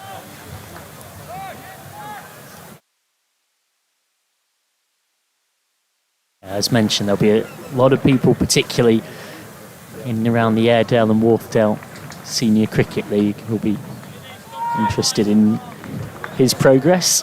That run of championship scores actually started with 93 not out against Notts with the Kookaburra ball. So Jones just jabs that into his pad. And I know after that, he was back at Burley in Wharfdale, Matthew Revis, and as he completes that over, 96 for 1 off 17 as the scoreboard catches up. And a few of his teammates said to him, well, I know you would have had to have said publicly that, it's one of these things, it happens, you get stranded on 93 not out, your team gets bowled out. But privately, you must be pretty disappointed. And he essentially turned to him and said, yeah, I'm kind of fuming, like I was that close to my getting a championship ton for Yorkshire, but my goodness me, has he gone on since then? 150 against Essex, 110 not out against Surrey, and 152 not out against Sussex. His best starts a new over and is cut out to deep point by Harris for 1. Right now, Revis in Yorkshire trying to strike with the ball. The game's sort of fallen into a building phase. Yorkshire will be gently happy with the fact they've just pulled this run rate back a bit. Yeah, they will, because Jones was really eating into the bowling a little bit earlier on. Just slowed down his scoring rate ever so slightly. Could be a slight run-out chance here. No, the throw was wide from James Wharton. On occasion, some good running there between the Lancashire duo. Yeah, and you can guarantee if anyone would have made something happen, it would have been Wharton. Anthony McGrath was lavishing praise on him recently, saying brilliant, wasn't it, in terms of his consistent fielding contributions. That was specifically referring to the catch of the day to get rid of Tom Haynes at Scarborough. We've seen it in T20, and he's probably the only person that could have got to that ball. To turn and sprint and dive full length was unbelievable. And certainly building up a bit of a fielding highlights compilation on his own with some of his stops and catches, James Wharton. Yeah, he is. He's a tremendous fielder. Not the first wonderful catch he's taken, but I do think that will be on the highlight reel for many a year to come. Bess here just cramping up Jones for a little bit of room. You'll hear the ripple of applause here as the score ticks on to 100 for 1 here in the 18th over. Really strong start this, especially from Michael Jones, but Marcus Harris, the Lancashire captain, also doing a fine job alongside him on 22.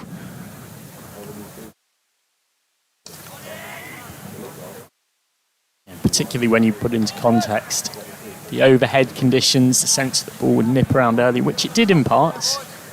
You win the toss and bowl, Yorkshire would be hoping for better. It's a good quicker one from Best, almost deceived Harris.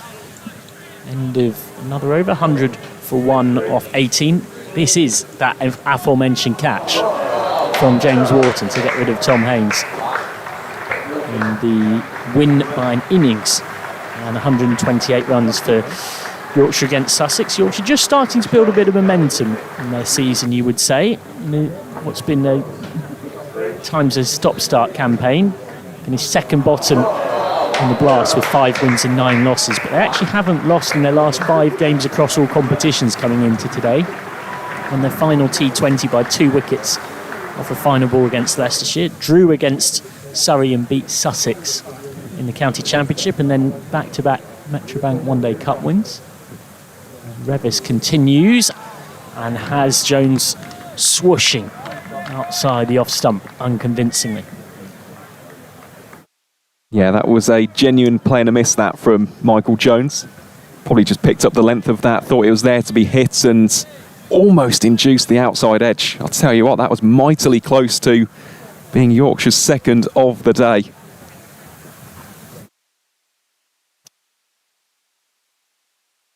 That one very full from Matt Revis. Just jammed out towards deep third for 1. And just to really touch upon that point in a bit more detail, Michael, when we talk about the One-Day Cup and the opportunity it presents for Yorkshire, this is a real chance of silverware for the White Rose. Not too many players missing. Lancashire, of course, missing 14 players to the 100. That one is flicked around the corner very nicely by Harris for 1 run. I mean, Yorkshire, of course, they're missing the big names, you know, the likes of Harry Brook and Joe Roots, Adil Rashid, of course, Jaffa Chauhan and Jordan Thompson away, but you've still got so many experienced players in this squad, the likes of Lythe, Luxton, Wharton, Code, Jack White as well. Really is a very nicely balanced 50 over side.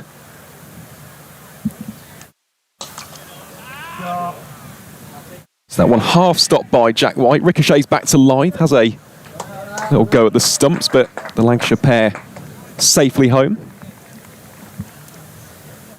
Something that Graham Hardcastle and I were touching on, and Anthony McGrath has essentially publicly said a version of, that the availability cards have fallen relatively kindly to Yorkshire for this. Real chance to have a tilt at some limited over silverware.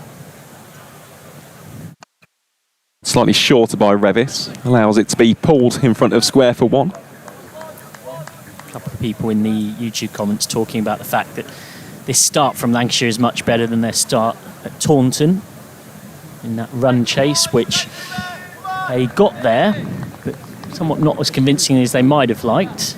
Chased down 251 to win with just 2 wickets in hand and 8 balls to spare.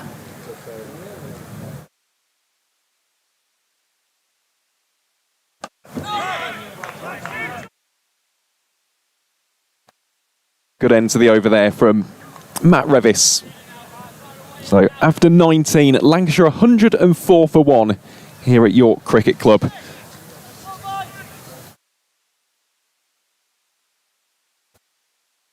Yeah, that run rate has just dipped down a little now to around the 5.5 and over mark. Just coming back to that history, Yorkshire winners of the Cheltenham and Gloucester Trophy in 2002. Richard Blakey was captain. Victors by 6 wickets with 2 overs to spare against Somerset. Of course, Yorkshire will play on Thursday. Best bowling here to Marcus Harris. Matthew Hoggard took 5 for 65. Yorkshire were 19 for 2 in a bit of a pickle, but Anthony McGrath, now head coach, at 46 not out. Matthew Elliott, Aussie overseas, at 128 red, 128 not out. As speaking of Aussie overseas, Harris just guides that away for one. The likes of Craig White, Michael Vaughan, Chris Silverwood and a young Ryan Sidebottom in that side. What was, objectively speaking, a long time ago, back in 2002. One of 5 major limited overs trophies for Yorkshire.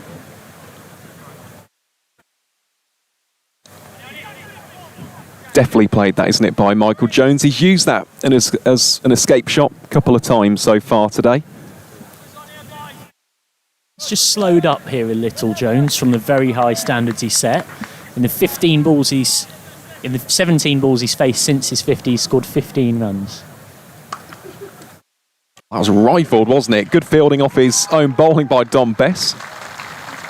Richly applauded by this capacity York crowd. Take a look at the replay of that one. Really good hands there from the Yorkshire captain. Of course, searching for his first wicket of the game. He's bowled pretty well so far.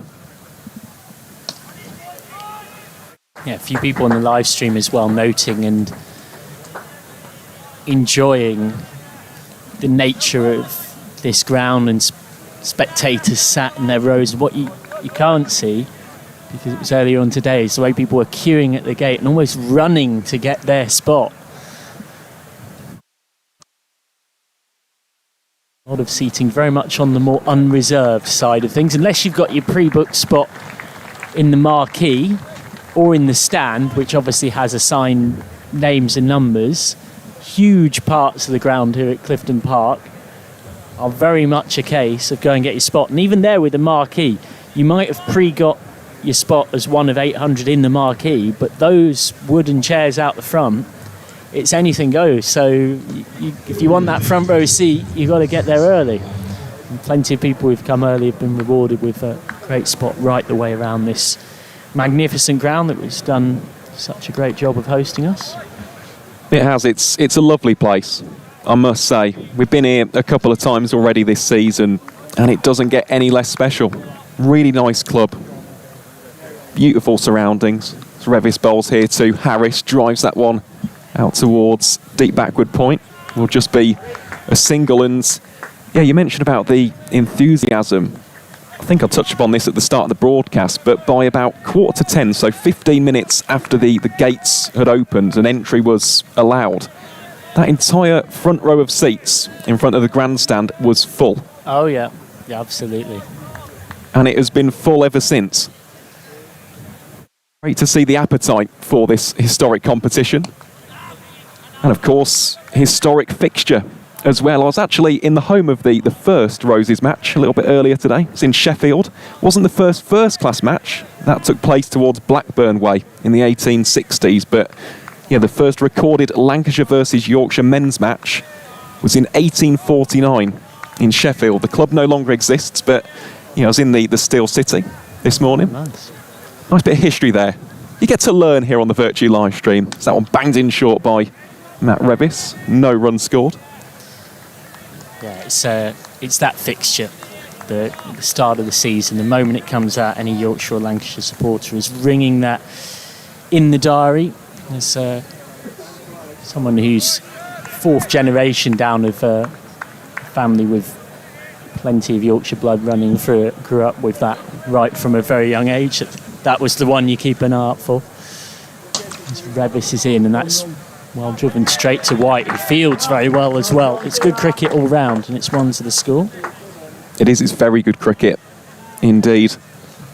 Good backing up in the field there by Jack White. Of course, he'll know that feeling as a bowler. You want your fielders to restrict those runs and just build up a little bit of pressure. I know that at this stage Lancashire going at a decent click, but makes a difference. When that's 1 run instead of 4 runs, the body language really does alter. And follows up with a very nice delivery to Marcus Harris to boot. I think it's worth saying as well, in case you missed it overnight, some big news coming out about domestic restructures for next season in terms of the men's Vitality T20 Plus. We see that again, that's an absolute seed from Revis. 14 group games this season will be cut down to 12 next season. That one short, pulled, just bounces in front of Jack White. It was awkward to deal with, and in the end that will be 4 runs down the ground. A mighty whack of the bat there from the Lancashire captain. Just take a look at the replay on this one. Didn't quite get the middle of the bat, took a wicked bounce in front of Jack White, and that will be the end of the 21st over. So Lancashire 113 for 1 as Dom Best prepares to continue his spell from the City end. Yeah, it wasn't really White's fault. He couldn't really do a lot there. Sometimes ones like that can happen. He's slightly in 2 minds. Very awkward. Yes, it is then around the wicket to Michael Jones. Keeps him on his toes first up. Just on those blast changes. So the first thing to say is, as well as reducing from 14 to 12 group games, the entire men's blast will be completed before the 100 starts.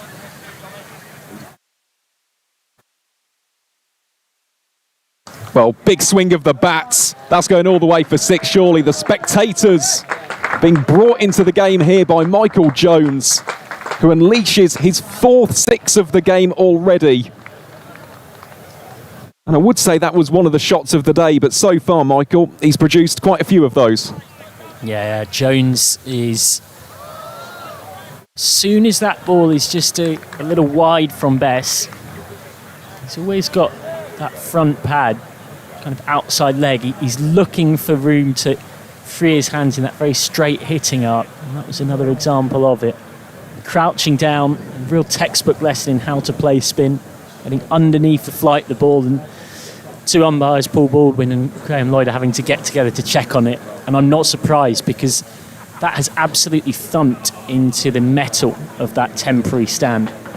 So there's no surprise that it's left the ball in a bit of bother. So we are going to have, it's like a ball change here, umpire Lloyd coming across to sort that one out and get a replacement onto the field. Jones with that 6 moving on to 73 off 57, and it is his work that has put Lancashire in a particularly commanding position.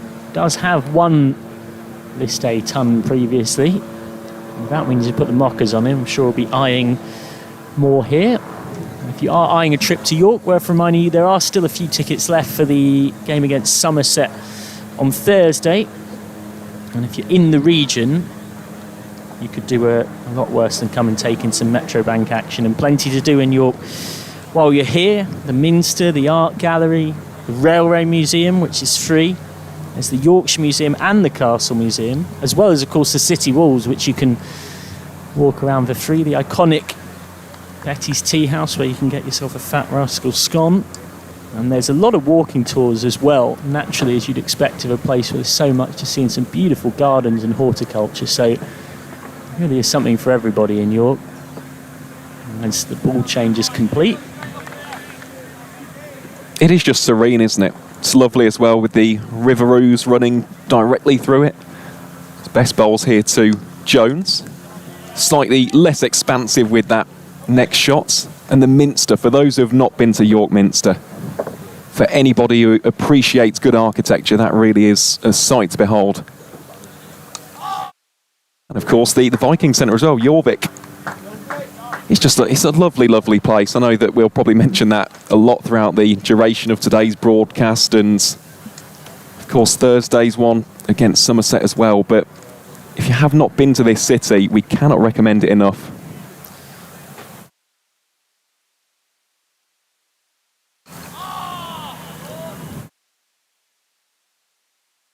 One YouTube commenter just saying, nearly lost his pint, too dangerous, this cricket malarkey, in relation to one spectator that just about got out of the way of that six that was thumped down the ground off Bess.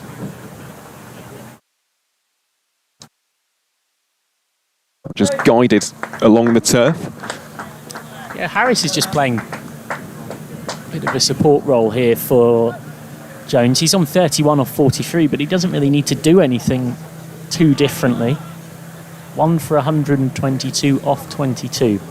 So currently going at bang on 5.5 and over. I think Lancashire will be very content with their work so far here at York, where there's been so much effort to put this on and put on so much Yorkshire cricket this summer. I know a couple of people at York last night were telling me about how much the other sports have also sacrificed to accommodate cricket and to accommodate so many Yorkshire games being here. Revis here to Jones. Plays that one very nice and straight down towards Jack White at mid-off for no run. So the rugby team play competitive fixtures 10 months of the year. They're currently in their sort of pre-season window, but the rugby team's first team pitch has got the marquee on it. The second team pitch has been turned into a car park. The third team pitch and the training pitch has got a temporary stand on it. So it's been a tough time for the rugby club, but they've been very accommodating of the cricket.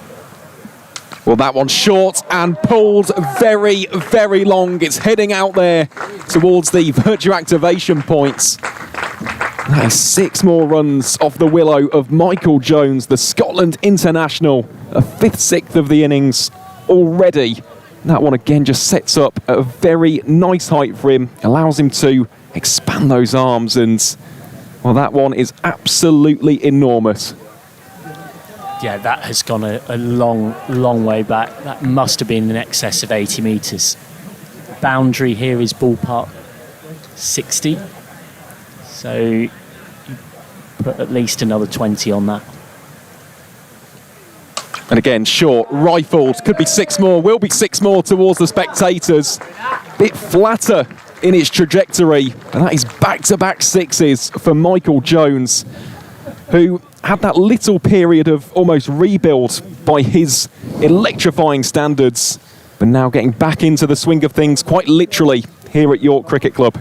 Yeah, it says a lot about this innings that the period for about 5 or 6 overs where he scored a run a ball is the period we're calling the quiet period.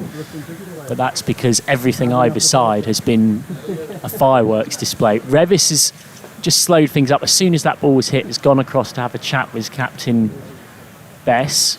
Mid-on and mid-off, White and Live are just chipping in with their thoughts as well. It's always a sign that you've got a fielding team on the ropes when there's a conference of 4. Now they've got a bit of time because the ball is still being fetched back and was being checked by the umpires, but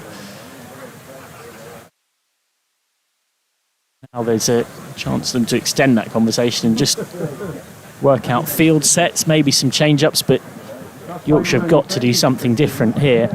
Have got the left arm spin of Dan Moriarty, who I would speculate we might see pretty soon. Moriarty took 4 for 38, his List A Yorkshire best in the game against Northants a few days ago. For now, Yorkshire have sent James Wharton out to deep mid-wicket and have brought third up.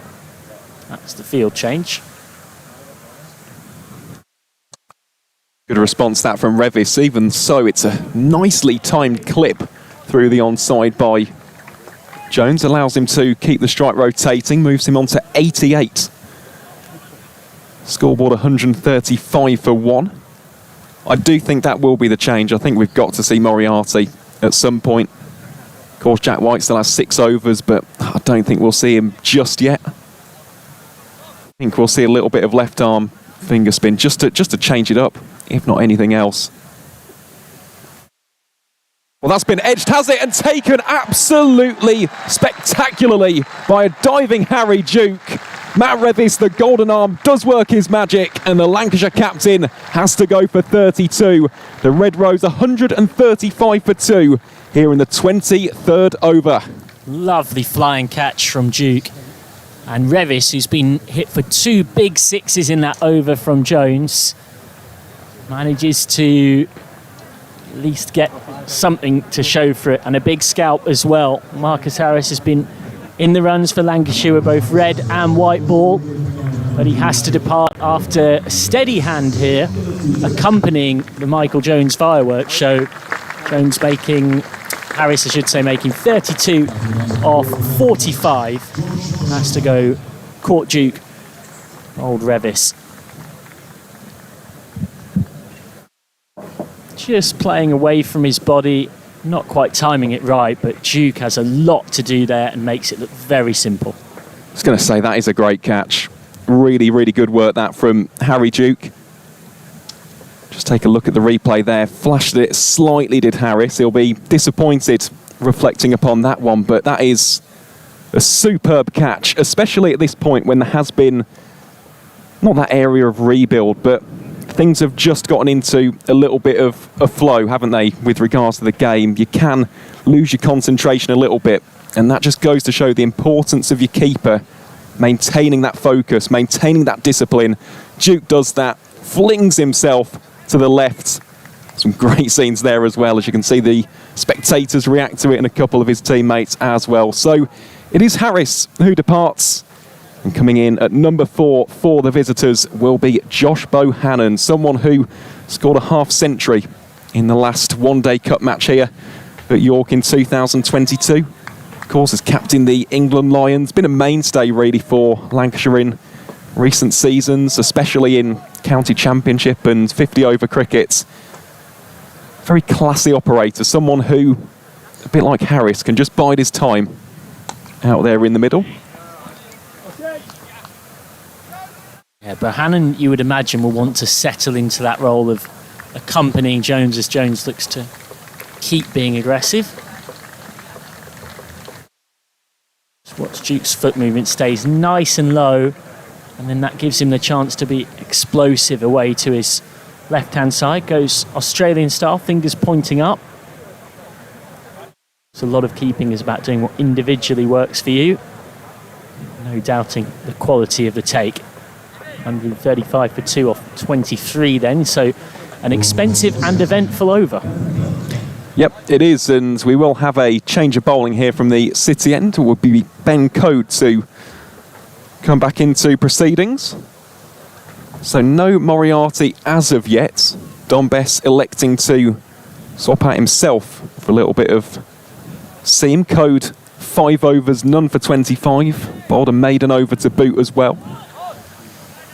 Just some conversations being had here with regards to exact field placement. It is Moriarty who's just been brought into the circle there, and Code is conversing with Imam al-Haq on the boundary. brought in front towards deep forward square leg instead of deep square leg. A few different puns being made about Flying Dukes and Duke of York and Rose's matches. A couple of people asking about Moriarty as well. Yeah, we are a touch surprised to have not seen him yet. We are almost at the midway point of the innings.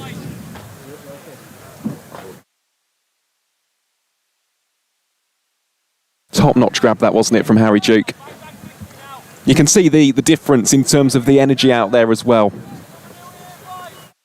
Just the psychological impact that has on a team. When you get a dangerous player, the captain of your opposition in a match like this, the body language just improves. Players attack the ball a little bit more. See if Yorkshire can capitalise on this and deal some further damage.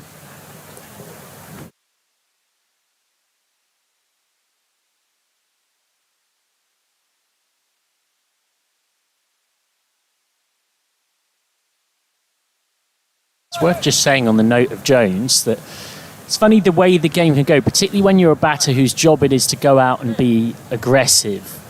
You're probably more prone than most to being a little inconsistent in terms of having a run of low scores and suddenly being very explosive, because in his last 5 innings before this one, he'd only made 50 runs at an average of 10 before today, Michael Jones.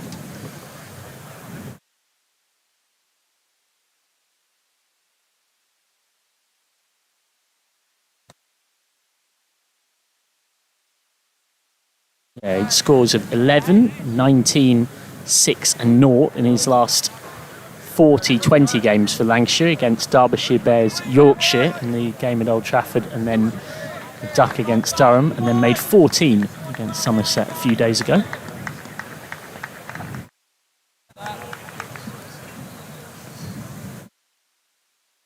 Well, this will give him a great deal of confidence, won't it? Seeing it like a beach ball so far. Some more adjustments just being made here by Benko to Josh Bohannon. Deep cover point out in place. George Hill, the man on the boundary. Keeping Bohannon true in his defence. A nice start to the over this from Benko. You can always rely on him, I think, especially in red ball cricket. Just pop it on that penny piece, get you those key breakthroughs. And at this stage of an innings, a very valuable operator with the ball in hand, just to provide a little bit of control, just hold up an end as such.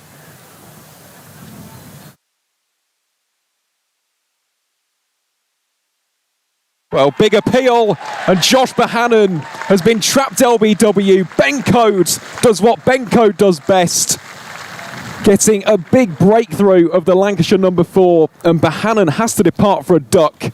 Yorkshire now beginning to claw back some control, wrestle back some momentum.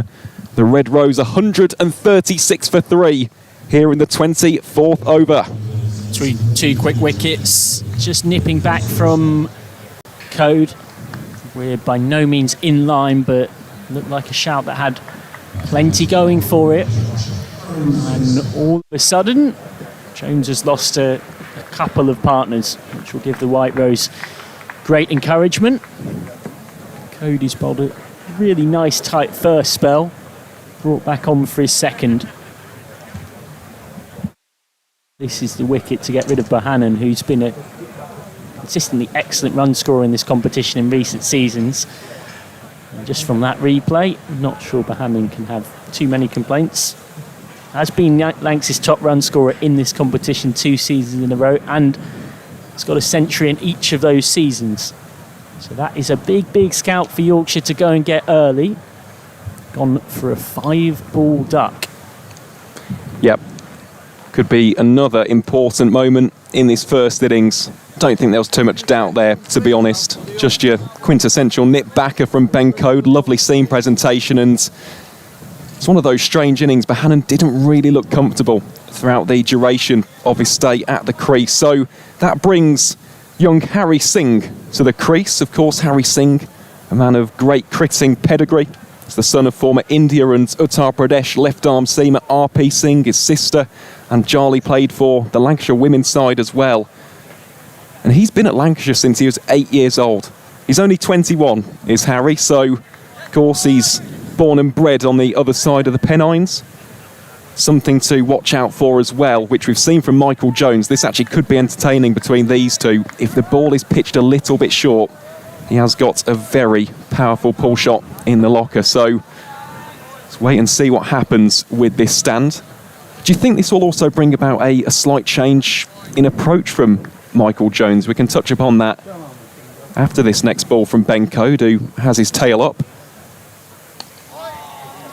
Starts off by testing the defences. That really is a wonderful over from Ben Code. Goes for just one run, gets the crucial wicket of Josh Bohannon, and rightfully so, gets a rapturous applause from the supporters here at Clifton Park as we just see the replay there. But do you think now that you have got one of the younger batting options, someone who is almost a similar archetype to Jones, instead of your Harris, your Bohannons, the accumulators, do you think that might just change his approach now? We'll see. I wonder. Yeah, my hunch would have been he wouldn't have changed a thing really batting with Bohannon, but that is one of the big building blocks of this Lancashire batting lineup gone. So far from me to tell him how to bat. He's on 89 not out of 65. But your point is a good one, which is I think there is every chance we may just see Jones gear back down. You know, before those wickets, he hit 2 huge sixes off Revis, and it looked almost like he was, having started the innings in gear 5, briefly dropped maybe into 4, that he was going back into 5 again. It will be fascinating to see how he approaches this. Dan Moriarty's on from our end of the ground, the rugby ground end. 136 for free of 24 with his left arm tweakers. Moriarty, who's been in and out of the Yorkshire side this season, he's only played a couple of championship games. Anthony McGrath was glowing in his praise for the spinner after his 4 for 38 against Northampton's List A Yorkshire best. Moriarty starting with a couple of dots. McGrath saying he's been in and out, obviously, and in the championship, then he played 70-20 games. It's not easy when you don't get into rhythm as a player, but he's been working hard, as he always does. Oh, that's a beautiful shot, inside out, met on the half volley, and that's towards us in the commentary box and towards the bar. That is quite outstanding batting. What a bit of work from Jones. We were asking if he would continue to be aggressive, having lost 2 partners in quick succession. I think that's your answer. Yeah, completely nullified the point that we were making previously there, Michael Jones, but that is just a wonderful cricket shot. Steps into it, meets the pitch of the delivery, inside out for 6. Great shot. One more of those and he'll have a ton, but this time he's respecting that one. Fascinating to see how Moriarty responds in the contest. The one ball he's given a little bit more flight to, just pushed it up there a bit more, has disappeared.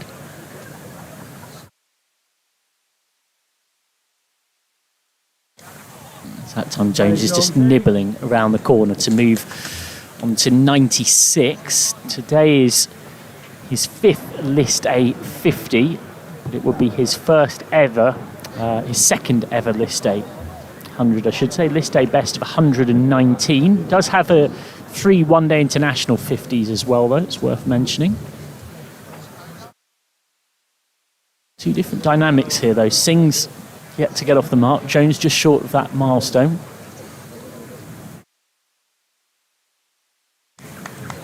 Singh's just guiding that one back. No, Carl Cricken has spoken very highly of his talents. Harry Singh, the kind of player that you would think a competition like this would be well suited to stake his first team claim. 143 for free off 25. If Lancashire were offered that, having been sent in, they'd take it and be very happy with it. But Yorkshire at this present moment, after those 2 quick wickets, will feel like they've got the momentum. I think that's a very fair assessment, and of course Lancashire will be happy from this back. Code, it's been in all the right channels this morning. He's been Yorkshire's most economical bowler. He's going at around 4.2 and over here. 1 for 27 in the 7th over.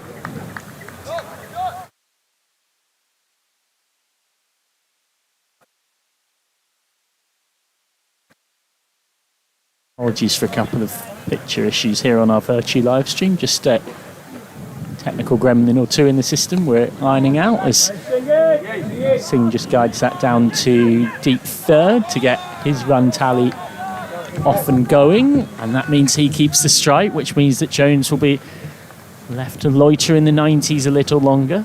Jones on 97.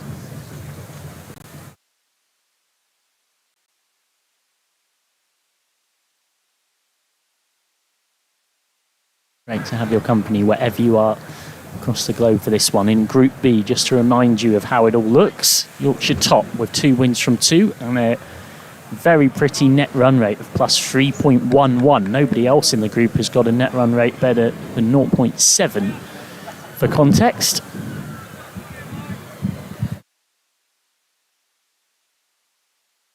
Lancashire, the only other unbeaten side in the group with a win and a no result.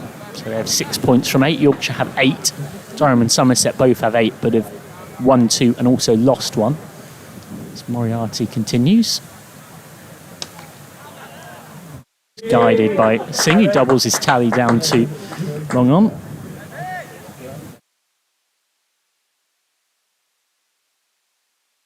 Delighted to say that I'm repeatedly, reliably assured that those little gremlins have been all fixed and sorted out. Lancashire right now just experiencing some small batting gremlins, having been going along very, very nicely. And Jones has been star of the day with 97. He is 1 boundary from second list A 100 of his career.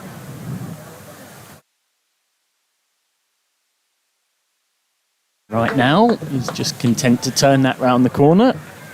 Move on to 98. Just to remind you the rest of that table picture. So Durham and Somerset in second and third, separated on net run rate. Yorkshire top on net run rate, and unlike Durham and Somerset, yet to lose. Just have a game in hand on them, which is today. Singh is working this away. Lancashire in fourth with 6 points from 2. And then coming into today, Middlesex and Warwickshire split on net run rate. Both have 4 points, a win and a loss. Middlesex 5th, Warwickshire 6th. Sussex behind those 2 on net run rate, but have lost a couple and only won once. And then Northants with a no result and 2 losses, second bottom. And Kent with 2 losses, bottom. Down the track and just trying to ship this down the ground. It's a little bit of uncertainty from Jones. Yorkshire fielders doing their best to let him know about it.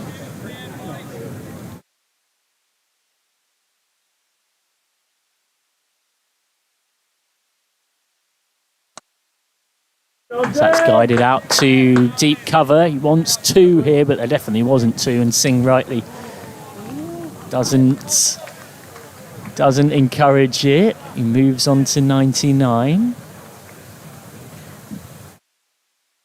Scoreboard eventually ticks over. There was a moment where the ball ricocheted off the stumps there, and everybody was looking at each other, wondering for a moment if they might consider a second, but it would have been a bad idea.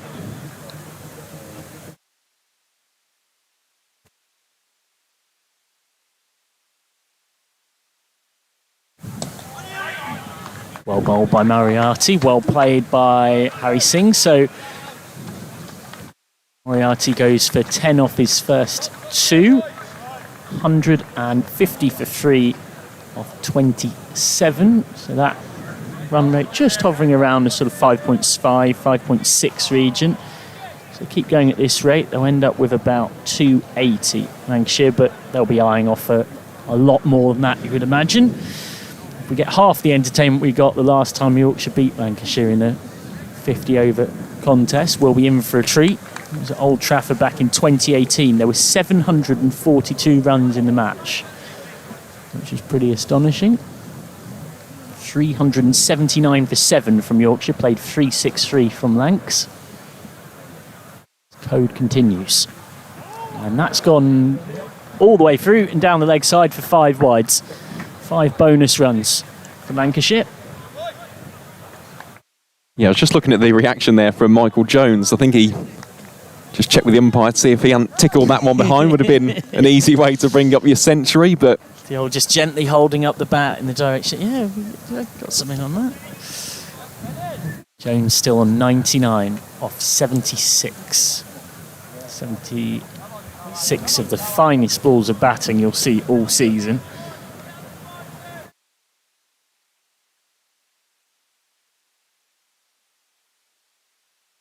Oh, that's well bowled by Code. He's got Jones squared up and a little uncertain.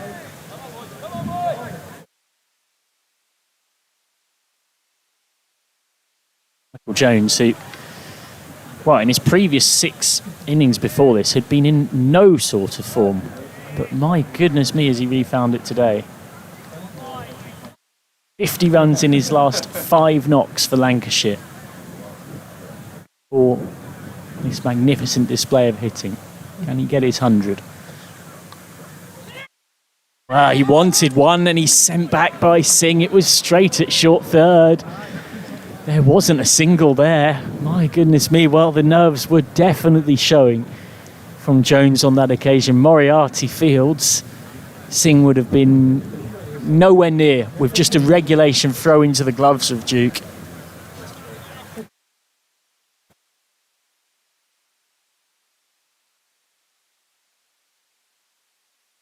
Still on 99.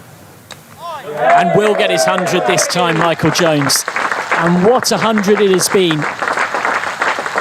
Just his 2nd career list A ton. And it comes in this most storied of fixtures, the Roses match. He's been so destructive. It has been a joy to watch. 6 fours and 7 sixes. A 79 ball 100. Superbly played by Michael Jones. The story of the day so far. Deserves it as well. He's made some wonderful looking shots. He's taken the attack to the Yorkshire bowlers and he's laid a perfect foundation here for his side. Singh, the latest Lancashire player, to try and drive it down the ground, and yes, 6 fours and 7 sixes, striking at well over 100. It's superb, isn't it? In a game of this magnitude, it's not just a Roses match, which is special in of itself, but when you look at the wider connotations of this game today, if Yorkshire win, they really do cement a strong place at the top of the table for Lancashire. Well, they'll enter that top 3, top 2. Nice looking shot this time from Singh, who quite a few people have commented on those electric blue pads. Slightly different shade of blue to anything else out there today. It's almost like a colour chart, the amount of different shades of blue on show between both teams' kits. A few people asking about why we haven't got Lancashire in all red.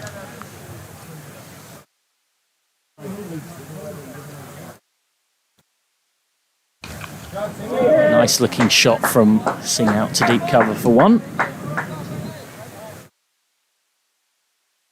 End of the over, 156 for 3.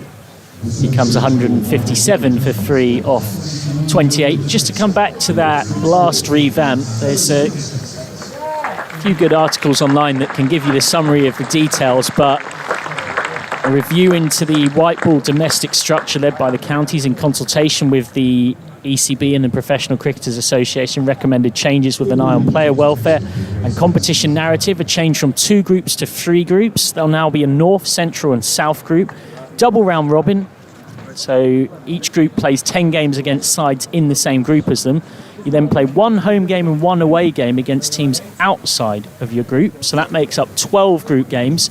The top 2 from each group, plus the 2 best third places, based on points accumulated and then a net run rate as a tiebreaker, will go through to the quarterfinals.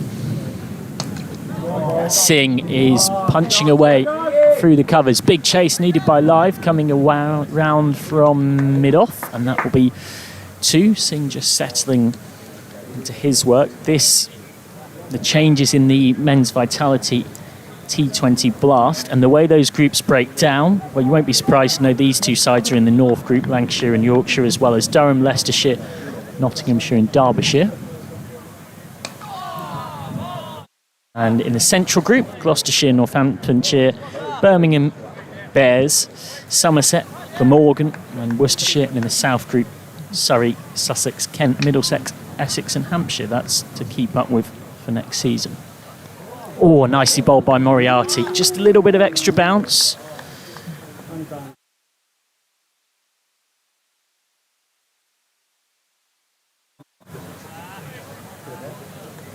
Encouraging signs here for Yorkshire. Albeit maybe not when they come to bat in the second innings. That's well guided back towards Moriarty because Lancashire have got their own spin options, including the young sensation Arav Shetty.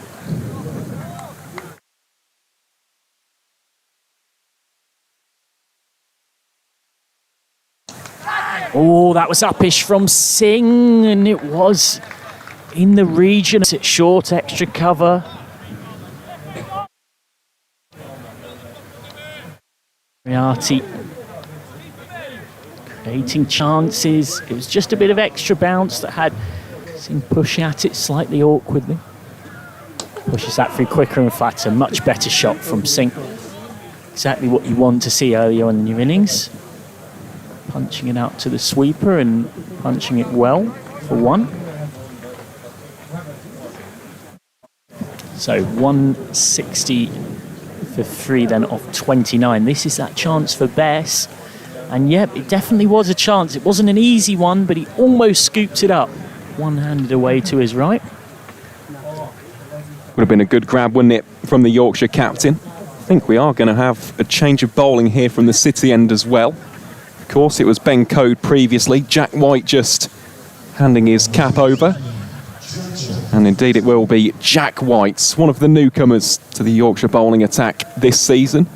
I think it's safe to say as well, Michael, that he's been a very popular addition. I know that a lot of people down in Northamptonshire were gutted to see him leave. So reliable in the county championship, had that 50-plus wicket season in 2023. Really has been a fine addition to this Yorkshire attack. White starts his new spell by being just chopped into the covers by Singh. Yeah, 33 years old, picked up on a 2-year contract as Anthony McGrath's first team recruit, I should say, since McGrath took over from Otis Gibson, born in Kendal, came through the Cumbrian age groups. There's been some comparisons made to Richard Gleeson as well. That's cut away for 4, a little too short and wide, and Singh wasn't going to miss out on a ball like that. That's his first boundary of the day. Well, as you said, it was the width. That's the key thing here. A little bit too short, a little bit too wide. Singh's very strong off the back foot. We've already spoken about the potential for him to pull those big shots out towards the square leg boundary and in front of square out towards mid-wicket on that occasion. Shifts his momentum, carves it away on the offside quite delightfully. Code adjusts, and that's a nice looking back foot punch down the ground from Singh that he won't be rewarded for. Johnny Bairstow is in the YouTube live chat of this Vertu stream. I'm not sure if it's the Johnny Bairstow, but the point that is made is certainly one worth echoing. York CC have done another fantastic job to put this together. Well done to all involved. I know that the secretary at York Cricket Club, Nick Kay, is a very good personal friend of Bairstow, who went to school not far from here once upon a time. White is in, and Singh doesn't quite get all of this, but he might still yet get 4. It will be just about cut off. It was slightly uppish. He was there early, and he had to check the shot to avoid ballooning up a simple catch. Yeah, I did think for a split second that Adam Lyth was in the game there, but a little bit of reprieve for Harry Singh. Just got enough elevation on it to take it beyond the bucket hands of the Yorkshire icon. Always a danger when he's lurking in that catching position. That's an adjustment to his length from White, who, as Aaron mentioned, really burst through at Northants. Just to explain that comparison to Gleeson, grew up the other side of the Pennines, plucked out of league or national counties cricket to play for Northants, and then has progressed impressively since. Often winters in New Zealand, has played a lot of cricket in New Zealand in one form or another. Jack White, 'cause he's got quite a bit of family out there. Worst places to be stuck. Singh wanted one and was turned down by Jones. So that is the end of the over. 30 overs gone, 166 for 3. So we have a look at some shots off Adrian Mathakre's drone, which is doing its handiwork as always. Captures the crowd we've been talking about, packed in like sardines in that temporary stand away. The opposite side of the ground to us. We're in the pavilion away to the left, the pavilion that was beautifully revamped in 2012, and that big white structure is the marquee that's got 800 or so in there. He'll be enjoying some mid-innings refreshment. As Moriarty set to continue. Number 14 off his street so far.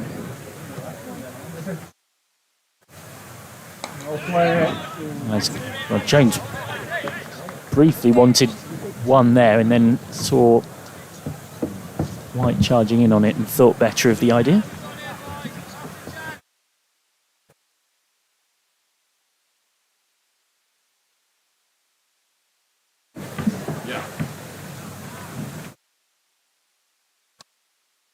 Just turned away by Moriarty off Moriarty, I should say, for one by Jones, who moves on to 101. He's had a little period of the game in the odd way that it can happen sometimes. You get to a milestone, but also he hasn't had much of the strike. Somebody you're out there, but in a slightly spectatorial role.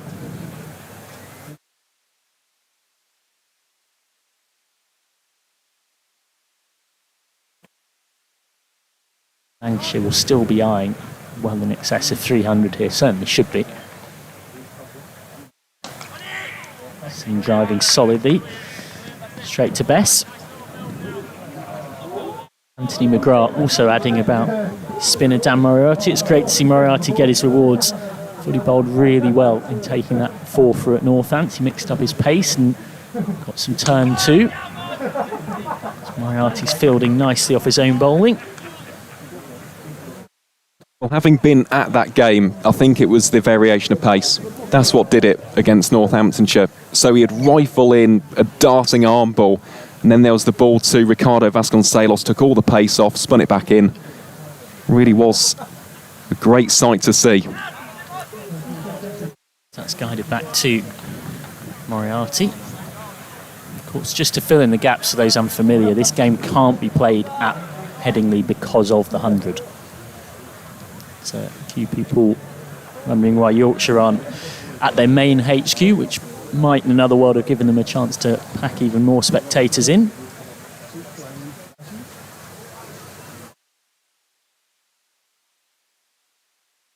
On the cards, depending on how these partnerships build. Still got the likes of Balderson, Shetty. And Ollie Sutton can bat a little bit. He showed that against Somerset with 13 not out. So I do think this is quite an important part of the game between these two. If Jones and Singh can really lay a good basis for the likes of Balderson and Shetty. Shetty is definitely an eye-catching cricketer in all departments. We could be on for quite a big score here at York today. Yorkshire need really, you would primarily think, need Jones gone. That could change the dynamic significantly.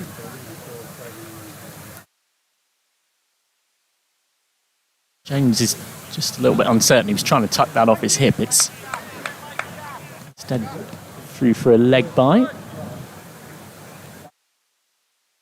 He's lost quite a lot of strike in the last 25 minutes or so, Michael Jones. It feels like he's barely faced a ball. And often when he has, he's tucked it away for a single. And so it's been Harry Singh facing the vast majority of the bowling. Something else to mention, of course, is the boundaries drying up slightly compared to that previous passage of play. Singh there just clips that from his hips for 1 run. I was also counting the dot balls between the 2 wickets, or I should say the overs surrounding the 2 wickets. There was a period where Yorkshire had bowled 20 dot balls from the next 29 deliveries.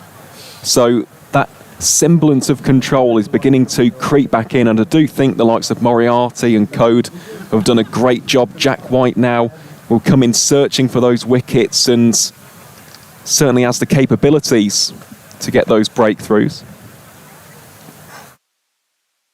Jones again will pick up a single one way or another, and this time once more it won't go to his score because it's a leg by. A little bit of chat about Yorkshire's history, and Johnny Bairstow in the YouTube comments, Mark Richards is saying I'm old enough to have seen his dad Bluey playing for Yorkshire. He was a destructive batter, also a great player. Once upon a time, David Bairstow in the Benson and Hedges Cup final in 1987 was key for Yorkshire in a very tight run chase. It's White this time with the effort ball and the grunt. It's one of just 5 this day, or limited overs trophies Yorkshire have won, as Adam Live pulls out a bit of football skills. Bairstow Senior made 24 of 25 in the chase as Yorkshire won on fewer wickets lost, with the scores tied in a 55-over game against Northants at Lords. Jim Love with 75 not out for the White Rose after Paul Jarvis had taken 4 for 43.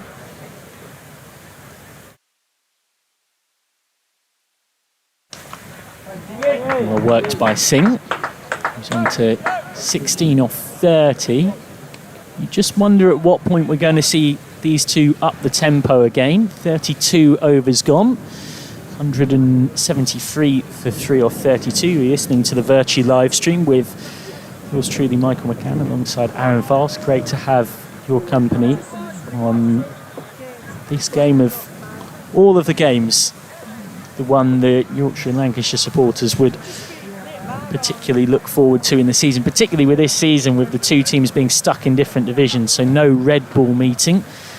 And Lancashire struggling to put together some kind of promotion charge. 6th in Division 2 with 2 wins, 6 draws and 3 losses. You'd have got long odds on that at the start of the season. Yorkshire, meanwhile, fighting to secure Division 1 status. Some good recent results have seen the White Rose up to 7th. 3 wins, 4 losses and 3 draws. Just 3 points off Hampshire in 5th.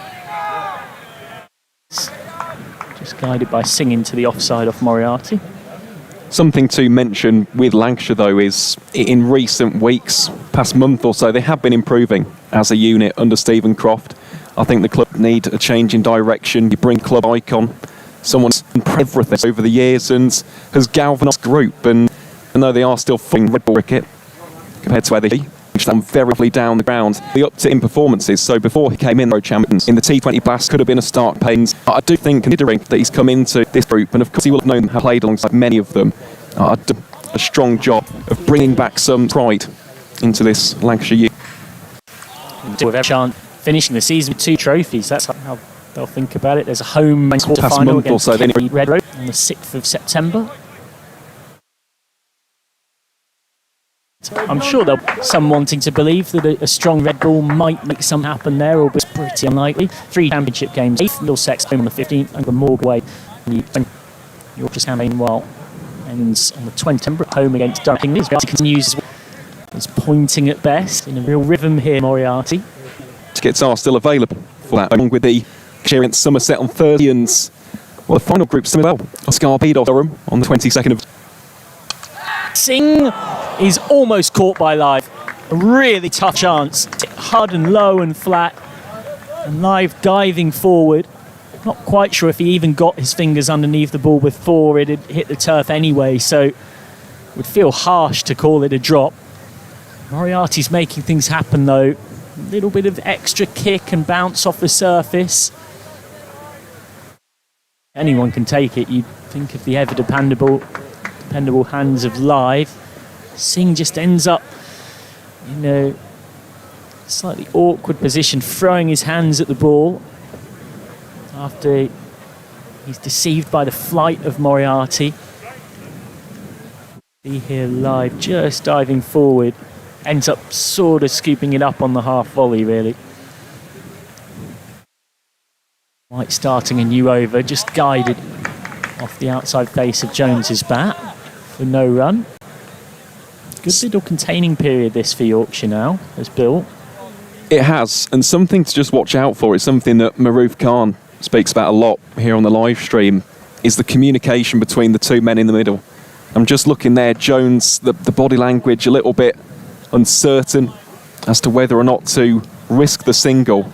Wise not to do so, might I just add, because you don't want to be losing a wicket in that fashion at this stage of the 50. No, big shout of no there from Jones. Well, just before Jones hit those two, well, if you include the two big sixes off Revis, midway through the 23rd over, Yorkshire found themselves very much on the back foot with the score 135 for 1. Lancs were going at exactly 2T at that point. And then this got out, and since then, the game taken on a very different picture.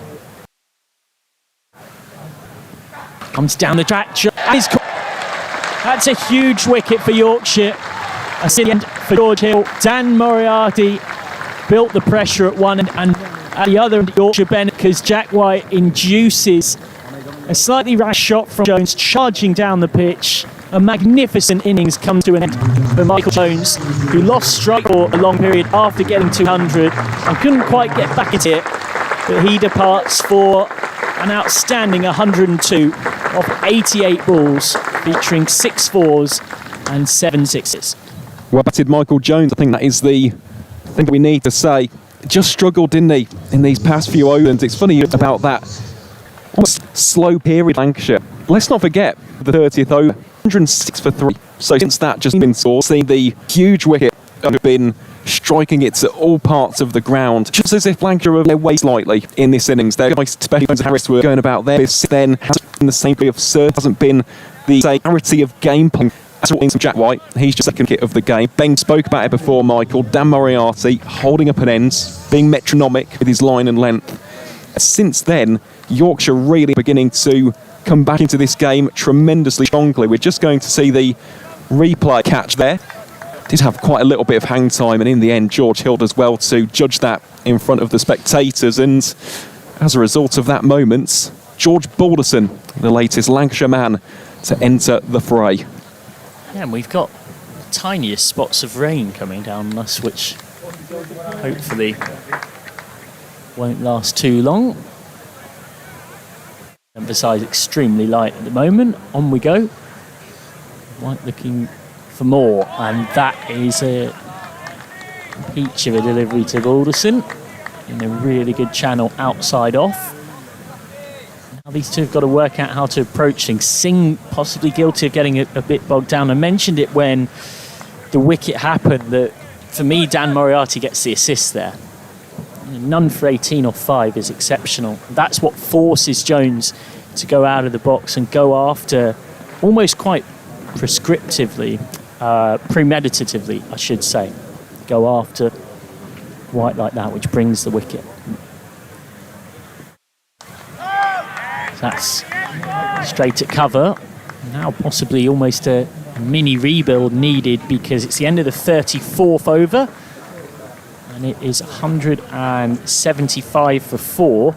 So if you take from the moment that Harris got out with the score 135 for 1, since then there's been 10.5 overs of cricket, 10.5 overs in a 50 over game where Lancs have scored 40 runs. They've gone at just a tickle under 4 and over, and they've lost 4 wickets. So it's been a huge change of things. 3, beg your pardon. Well, it could have been another wicket there. Balderson nervously finding the boundary. My goodness gracious me. Duke was interested in this one. And White not far off having a 3rd wicket of the day. Well, he wasn't at all.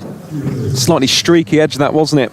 Off the blade of George Balderson as Jack White finishes his 7th over, 2 for 42 so far. And it goes back to a conversation we've had on many a stream this season with regards to spinners.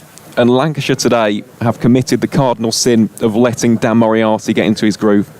They didn't really take too much of a liking to his bowling, whereas with Dom Bess, Michael Jones earlier on did disrupt the rhythm, disrupted the focus with those 2 big sixes.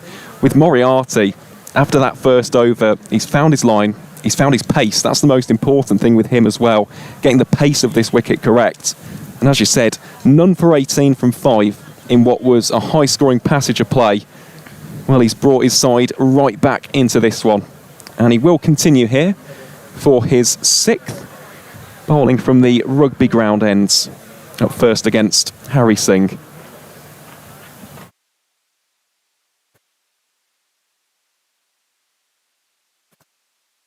Singh adopts the back foot approach, just whips it away towards deep square leg for 1 run.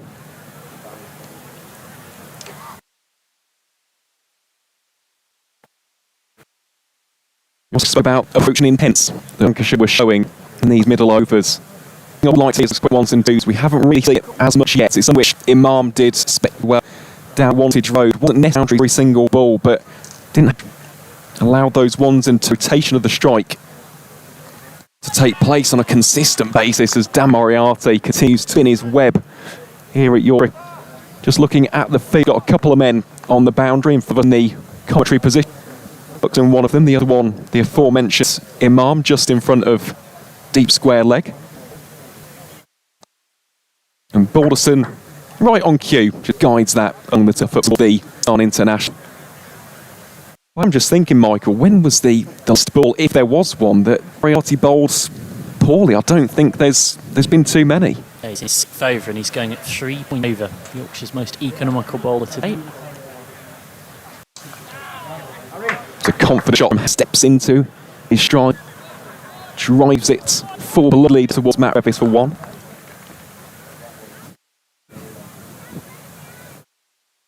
Yeah, it's been an exhibition in control so far today from the former Surrey man. Balderson can't penetrate the gap. Dot balls continue to rack up with consistency. Balderson, though, we must say, is in fine form in these early stages of the One Day Cup. Scored 65 from 76 against Somerset.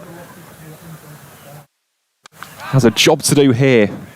It's half shouts of catch it as the ball rockets down towards Adam Lythe. Will be the end of the 34th over as well. So chipped in with 2 for 40 with the ball in hands on that occasion.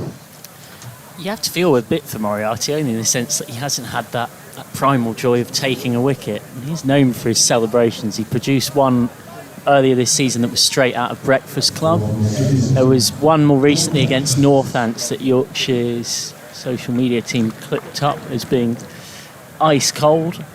Someone that,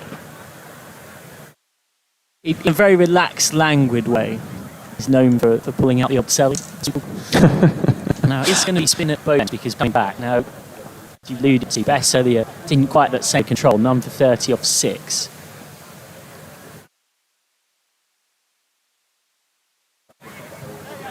So Imam has got a bit of work to do here. We'll keep it to 1, albeit we should make the point when doing that in isolation.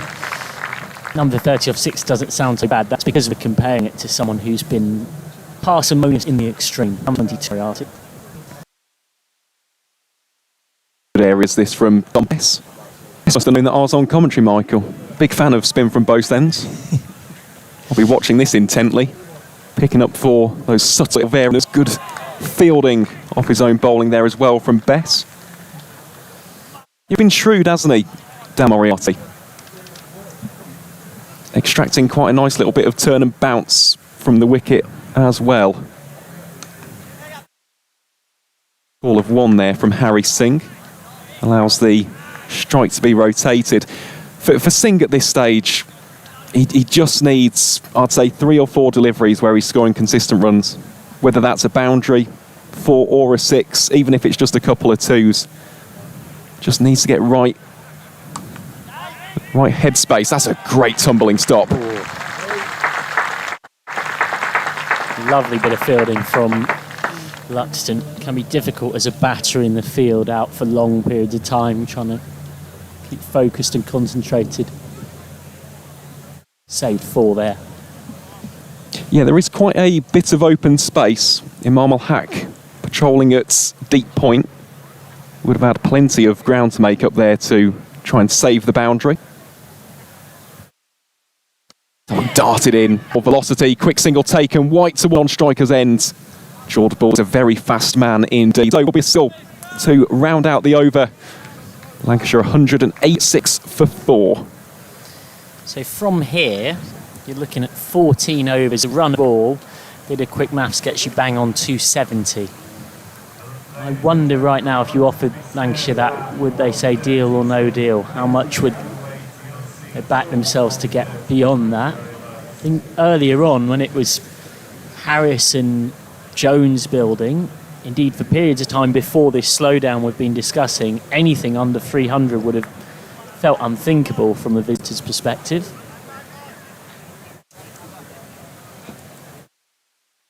Moriarty is then to continue here for over number 7. Good backing up in the field there from Jack White. It does almost feel unthinkable, doesn't it? After Michael Jones was coming out and tonking it to all corners, 300 looked, well, maybe even below par for Lancashire standards. Real difficult passage though. That one is up and aerial and goes all the way for 6. Well, that's the release that the visitors needed, and it comes courtesy of the ever-reliable George Balderson. Real aesthetically pleasing cricketer. As we take a look at the replay of this one, was just in the slot there from Dan Moriarty. Just wide enough to tempt the big shot from the former England under-19, and he obliges so in tremendous fashion. Good response that though from Moriarty. It's only the third boundary off the bat because there was a 5 wides in the last 11 overs. Wow.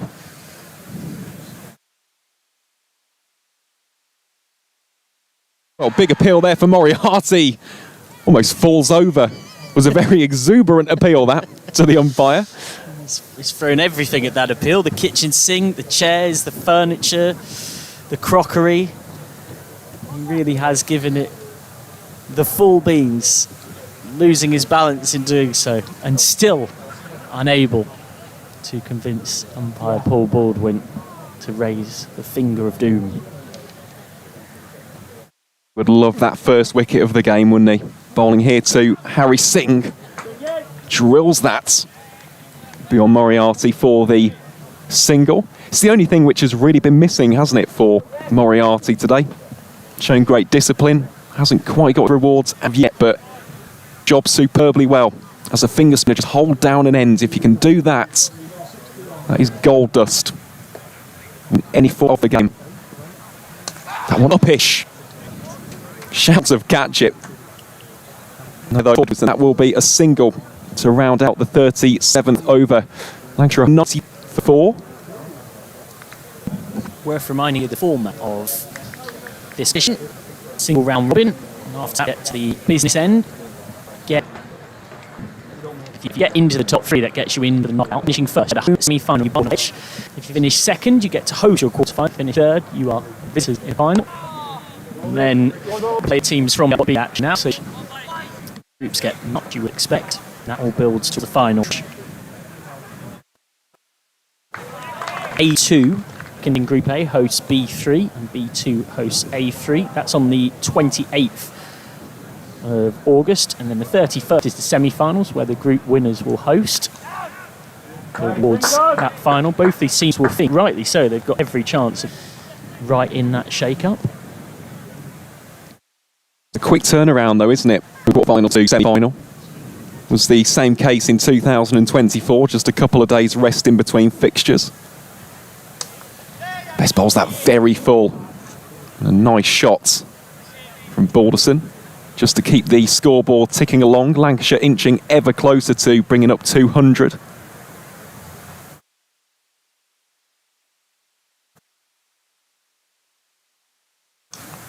Singh tested once more.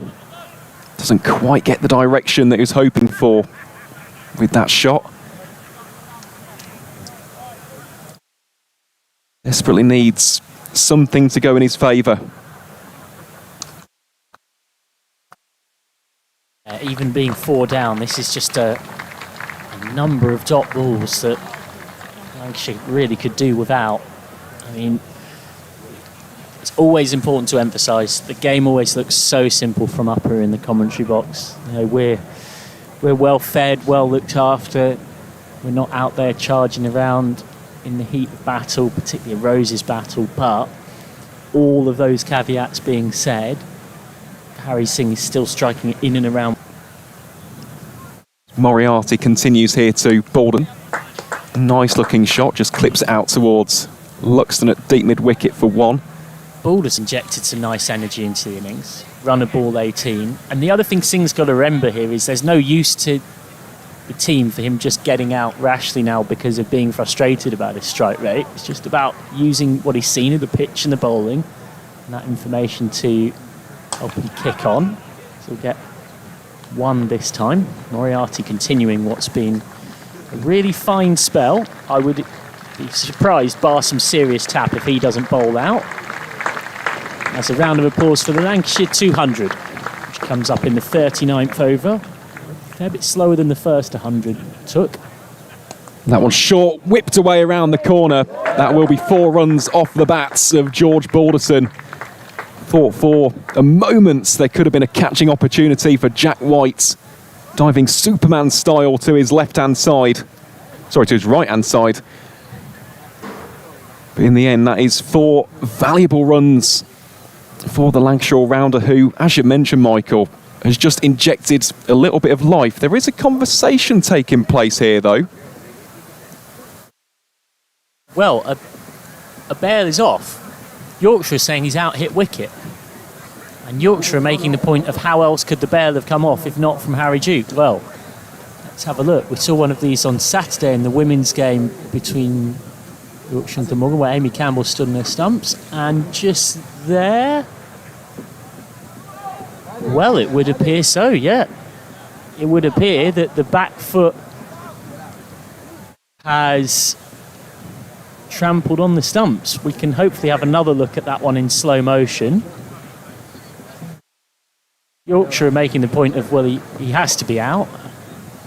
Here we go. Just watch the back foot of Balderson. Just there, tramples on the stump.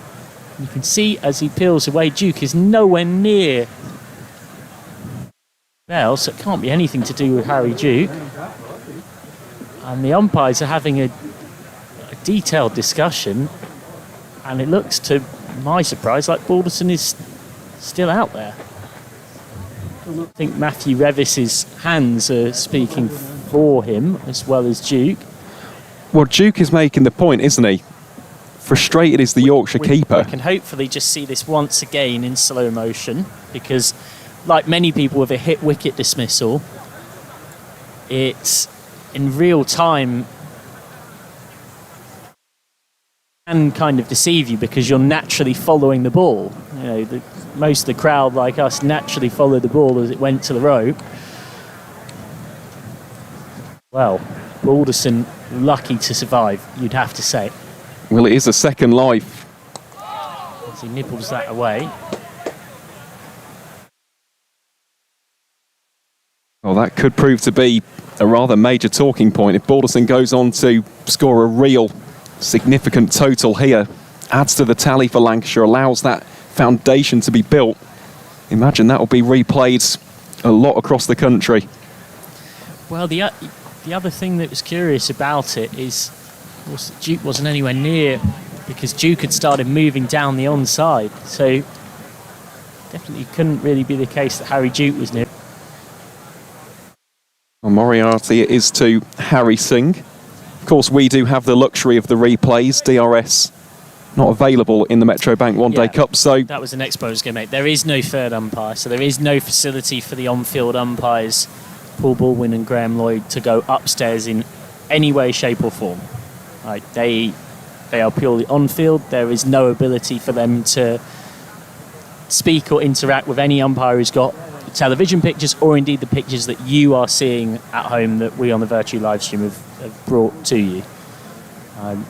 All that being said, just to give you another look, we will try and show you that slow motion replay again when we get the chance.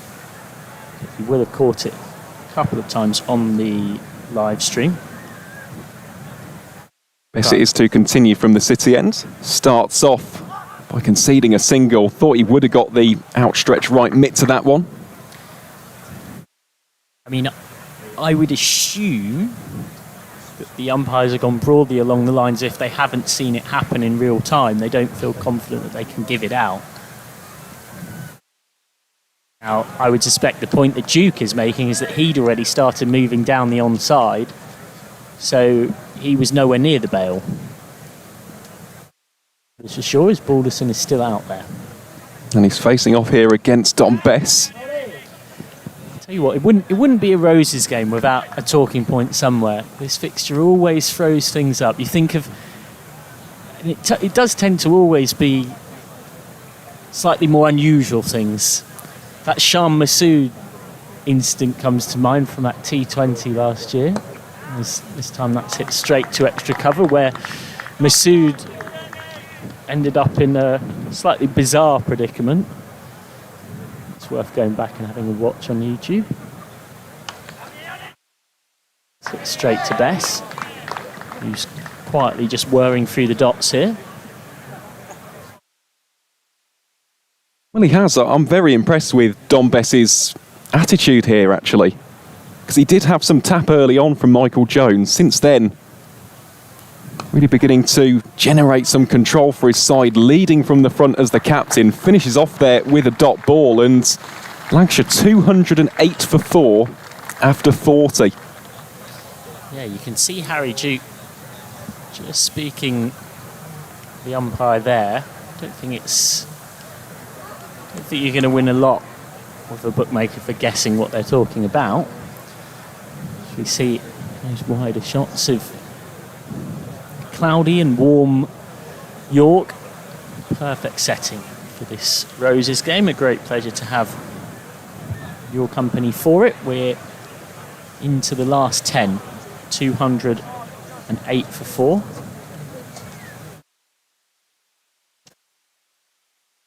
Moriarty for his 9th over then. None for 38 from his first 8.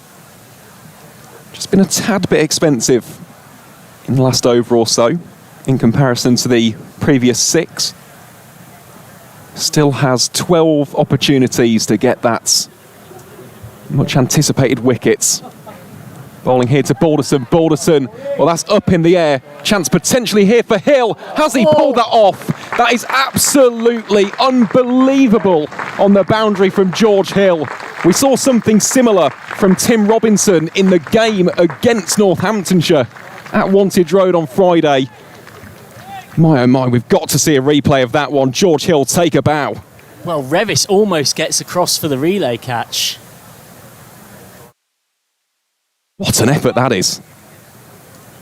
Well, you get all too used to in the modern game how commonplace these are, but don't forget the athleticism of them. He catches it and then flicks it back. Saves some runs off Moriarty's figures. I was just talking a moment ago about these big iconic moments in Rose's games. You think of that Maxwell and Live relay catch a long time ago, more than a decade ago in the T20 once upon a time. Adam Live still out there on the field today, of course. It's a fixture that throws up those kind of moments, though, isn't it? I think of Jack Leaning's catch as well. That immediately springs to mind, more of an individual effort. Balderson implements the use of the wrists. Gains a little bit of extra momentum on the delivery. Allows it to be scooped away for 1. Tell you what, he might go wicketless here, Moriarty, in this spell, but anyone who understands the game will know the value of the body of work he's put together for Yorkshire here. Yeah, he's done a great job. Continues here against Singh. It's up in the air, it's wide of George Hill and goes all the way for 6. Well, that was desperately needed for young Harry Singh. He's struggled to score those boundaries which we're used to seeing from him in second 11 cricket, and that will just generate a bit of extra confidence in the youngster. Moves him on to 32, Lancashire 217 for 4. Really put plenty of muscle behind that particular strike. Yeah, that was definitely one of real power. It's going to sound an odd thing to say, but don't think he timed it necessarily that sweetly. A bigger ground, he might have been caught at deep extra cover. Got a few people asking about the ground dimensions here at York. It's not quite postage stamp stuff, but it's not on the bigger end of things. It's a boundary that I'm assured is, broadly speaking, depending on where exactly you are, anywhere between the high 50s to 60 metres. So a couple of spectators have got themselves some nourishment. Balderson goes for the sweep, just tickles it round the corner for the single. Yeah, there's hardly a bad seat in the house. Of course, that grandstand immediately stands out, just banks upwards, and it's full of people today as Moriarty finishes off his over. Even in the marquee, I imagine that would be quite a nice little viewpoint. Of course, we've got the vantage up here in the pavilion, out towards the housing as well. It's just your typical outground as we see the replay here, this effort from George Hill. And it, as I alluded to, Revis was only a yard or two away from having the chance to take a relay catch. That would have been one to remember. Revis just coming into shot. Hill is charging there from long off, and Revis is coming around from long on. It's best bowls here to George Balderson. It's one of those which, whether it's in real time or slow motion, it just looks majestic. And we are spoilt, we really are spoilt in the modern game, that we look at that now. If this would have been 10, 15 years ago, we would have been losing our collective minds, but now it seems a little bit more normalised, doesn't it? Shouts of catch it. Fielder will be interested. Fielder takes it, and Don Bess gets the wickets of Harry Singh.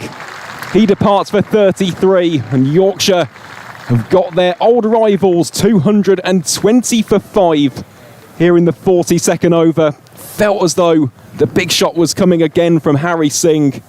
Bess puts it in the slots. Almost plays that cat and mouse with the Lancashire youngster. And in the end, it's a pretty simple catch down at the long on boundary. So 5th wicket falls, and Arav Shetty, another talented youngster, will enter the middle. I must say, from what I've seen of Arav so far this season, whether that's been for Saka or indeed for the Lancashire Twos, I think the word flair comes to mind. He's a very elegant and stylish cricketer. Yeah, we were just saying it was coming towards the point where something had to give, particularly when it came to Harry Singh. He goes for 33 off 56. So that's not a strike rate he would have been particularly pleased with. He did come in, it's easy to forget, when he first came in at a period where Yorkshire had taken a few quick wickets, and a sense of consolidation was maybe needed for a period of time, but definitely towards the end it was time to try and move things along, and sometimes it's not quite your day and things aren't quite as fluent as you would want it to be, but he's certainly 21-year-old from Blackburn, a player to keep an eye out on for the future, but he's gone now, and Balderson and Shetty will try and push Lancashire up. A runner ball from here gets them past 270. Well, this could be quite entertaining, because Arav is a very good player of spin. Usually sets up on a leg stump guard, looks to generate that additional space for him to throw the hands through the ball. Usually quite light on his feet as well. Here he is, facing off against Don Bess, and straight away opens up the bat face onto the onside and gets off the mark. Good intent shown there from the youngster, just 21 years of age. Plays his club cricket for Alderley Edge, which was George Bell's former pastures. He's now at Newton Le Willows in Cheshire. Also played for Grappenhall, which is towards Warrington Way. I know those grounds quite well, actually. Best bowls here to Balderson. Spoke already the fact that he's been playing for Saka, the 16th graduate from the South Asian Cricket Academy. Balderson looks to go aerial, shouts of catch it. Just falls short. The tumbling Adam Lythe would have been a magnificent effort. Just didn't quite get enough on that to bring the stalwart into play. It's very full, struck firmly down the ground. One bounce, two bounce. Has that been shepherded in? Yes, it has. It's George Hill again. And that is quite simply marvellous stuff from the Yorkshire all-rounder. Richly applauded from the grandstand, and I'll tell you what, he's having some day, isn't he, Michael? Yeah, that's two very different types of boundary stops that are both equally impressive. This one just times the flick back with perfection. No doubt of being in contact with the rope or anything like that. 2-2-2 for 5 off 42. You sense Balderson is key now. 65 off 76 in that win against Somerset. He's in form. He's in the runs today. He's looked very fluent.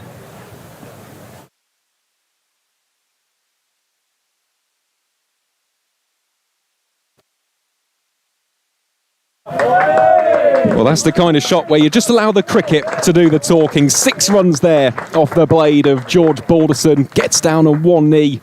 Big slog sweep out towards that brick wall to the left of us here in the pavilion. That is a welcome boundary for Lancashire. Moves him on to 34. The score 228 for 5 at this stage. Yeah, Moriarty just getting that wrong. Outside the leg stump like that, it's basically a free hit, really. Not in a literal sense, of course, but you know what I mean. So, poor ball that was taken advantage of. So, Balderson with that single now has 35 off 30. Still a fair bit of discussion in the Vertu live stream about that potential hit wicket dismissal. Just to reiterate again, I would imagine it's come down to the fact that the umpires can't give something they didn't see. And it's worth mentioning as well that they don't have any third umpire. They don't have access to the pictures that you at home would have seen. Shetty steps into that one. You'll see as well that approach that I speak about sets up on the leg stump. And as soon as the ball pitches, moves the feet. Something for any young player up and down the country. It really does disrupt you as a spin bowler, because it provides something else for you to think about when you've got a busy cricketer at the other end. So that one has been nailed, clubbed straight back down the ground into the advertising hoardings. And George Balderson really getting into his stride as well. 2 sixes already in this over.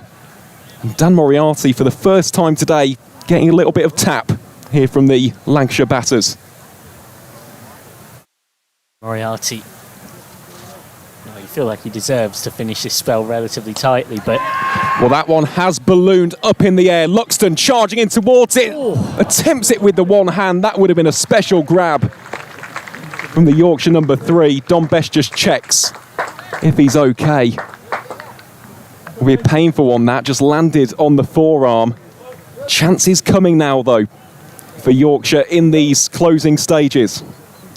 Well, this would have been a magnificent catch from Luxton. This would have been, even by some of the ones from James Wharton, right up there. Well, he got there as well. I mean, the turn of speed. He was deep on the boundary rope. Had a lot of hang time on that ball, and I mean, that would have been one of the great Rose's catches. So we just see the replay of it. Some great camera angles as well. We're so lucky, aren't we, on the Vertu live stream to have such a talented crew. Oh, that's unfortunate for Will Luxton. I mean, to take that while in full motion charging forward is one that even by modern standards you're going to be seeing over and over again. As it is, Luxton just short, and it's 238 for 5. So run a ball from here, we'll get 280. Shetty facing up. It's good maths, that. Far too much time stood in cricket fields and cricket commentary boxes looking at the scoreboard and need to find some brain entertainment. Be an interesting score, that. I think Lancashire would be slightly underwhelmed after the start that Michael Jones made. But then again, it's the ebbs and flows of 50 over cricket. It's Jack White Ball's here to Arav Shetty, short and pulled, shouts of catch it. Great effort yet again from Will Luxton, goalkeeper style, parries it back into his grasp. And it will be 2 runs, well ran between Shetty and Balderson. Yeah, Luxton pulling out his best impression of Hannah Hampton or Jordan Pickford. It was absolutely not a catching chance. It was a magnificent stop in the end because having run in, he then had to adjust to trying to sprawlingly keep it out on the half volley.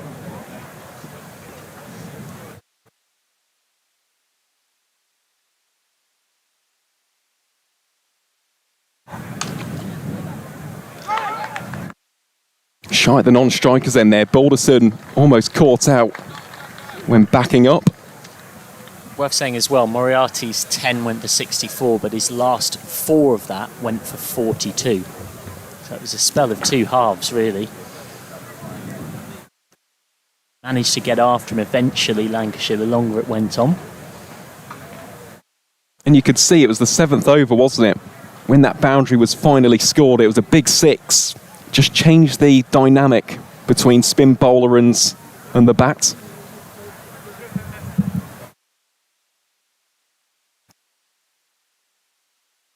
Shetty really busy in the crease, will be smartly ran single. Good rotation of the strike there.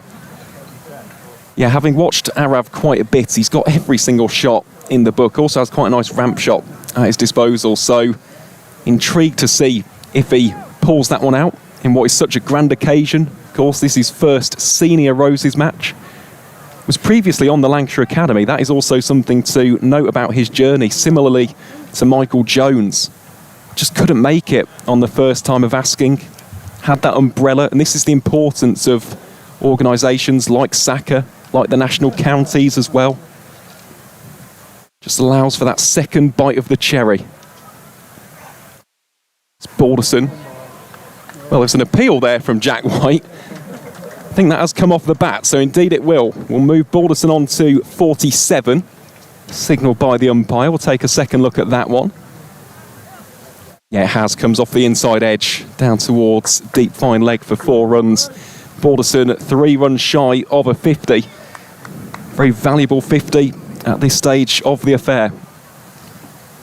Yeah, he's got this habit for Lancashire of scoring important runs. He's done that again here.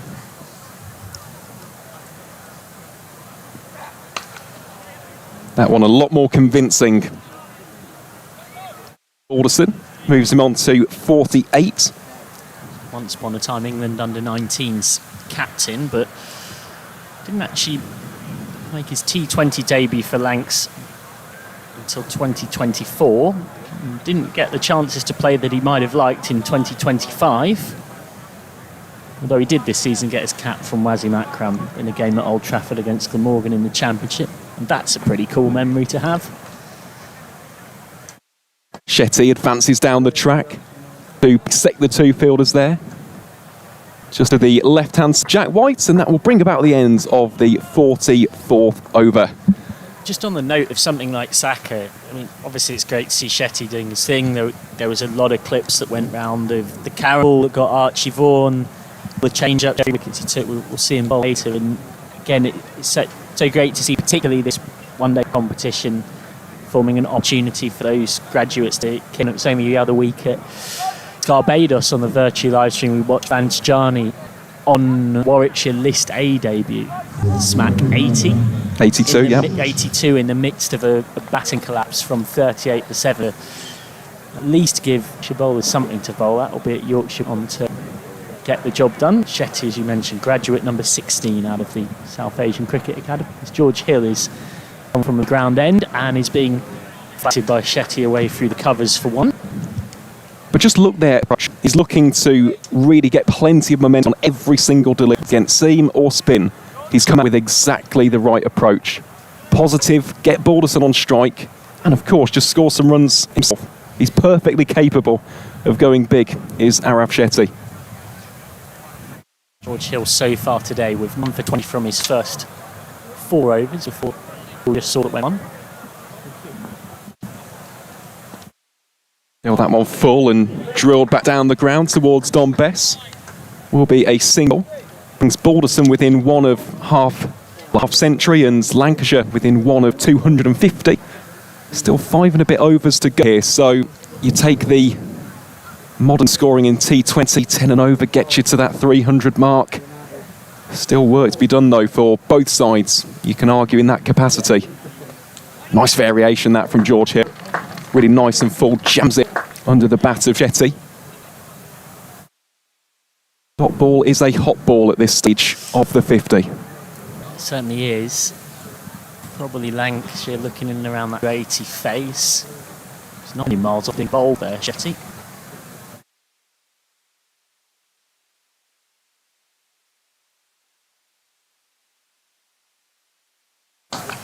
Slight misfit from Will Luxton allows for the men to scarper through, and then 250 up for the Red Road.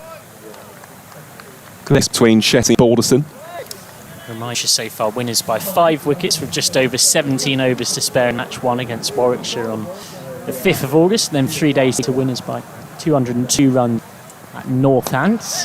That will be 1 more despite the attention of Revis. That's what has put Yorkshire in such a good position in the competition. But right now, George Balderson doing his best to put Lancashire in a very decent spot, because he has brought up a 50 off 38 balls, featuring 3 4s and 3 6, and taken the Red Rose up and past that 250 mark. Real clean connection on one from Shetty, building from Dom Best to limit it to 1, and that will be the end of the 45th. So, Lancashire 252 for 5. Balderson reaches 50 on 9, so 5 overs remain. What do we think in terms of a prediction then? Officially, I will go with 295, I think. And again, speaking just purely in a personal capacity, I would take unders on that prediction. Okay. I would probably take 289. But we shall see. White set to bowl Shetty, who has 9 off 10. Now, does Shetty slip the single to give Balderson the strike? Or did he just look to be out and out aggressive? I would hunch maybe more towards the second of the two. Against White, who's shot in for his 2 for 51 off 8. Being flicked away out to Imam al-Haq. Shetty on to 10 off 11. That flick away. Balderson plotting his next plan of attack. A nicely constructed 50. I think we do have to also mention that he might well have been out hit wicket on 18. You can go back and view that on the live stream by scrolling back and through. Point of discussion, one might say.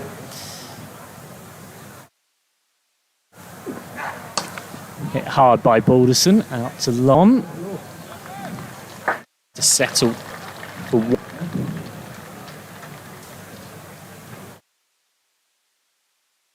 Reminder that given this is the game day, if Lancashire win, they will go top with 10 points from 3 games. They would go above Yorkshire. You have 8 points from their 2 thus far. These 2 sides, the only 2 teams left with an unbeaten record in Group B.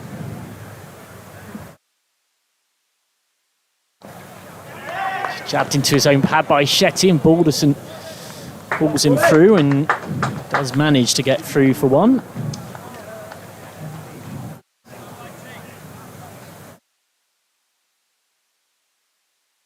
Reminder that if you haven't already, make sure to give the Cricket YouTube Live page a subscribe as well, to make sure you don't miss a moment from any of our Vertu live streams from all of Yorkshire's competitive senior games, as well as behind the scenes content, interviews and highlights, powered by Vertu. Lovely shot through the covers from Balderson. One of the shots of the day. Absolutely smokes that. 2 full from White and gets punished. Yeah, just wasted on it, didn't he? George Balderson picked his spot and picked it very well. Thought for a split second Will Luxton was in the game. Wouldn't surprise us after some of his fielding efforts so far. Seems that he's almost got to 3 or 4 of those chances, but as you mentioned, just picked the gap very nicely, did the left-hander.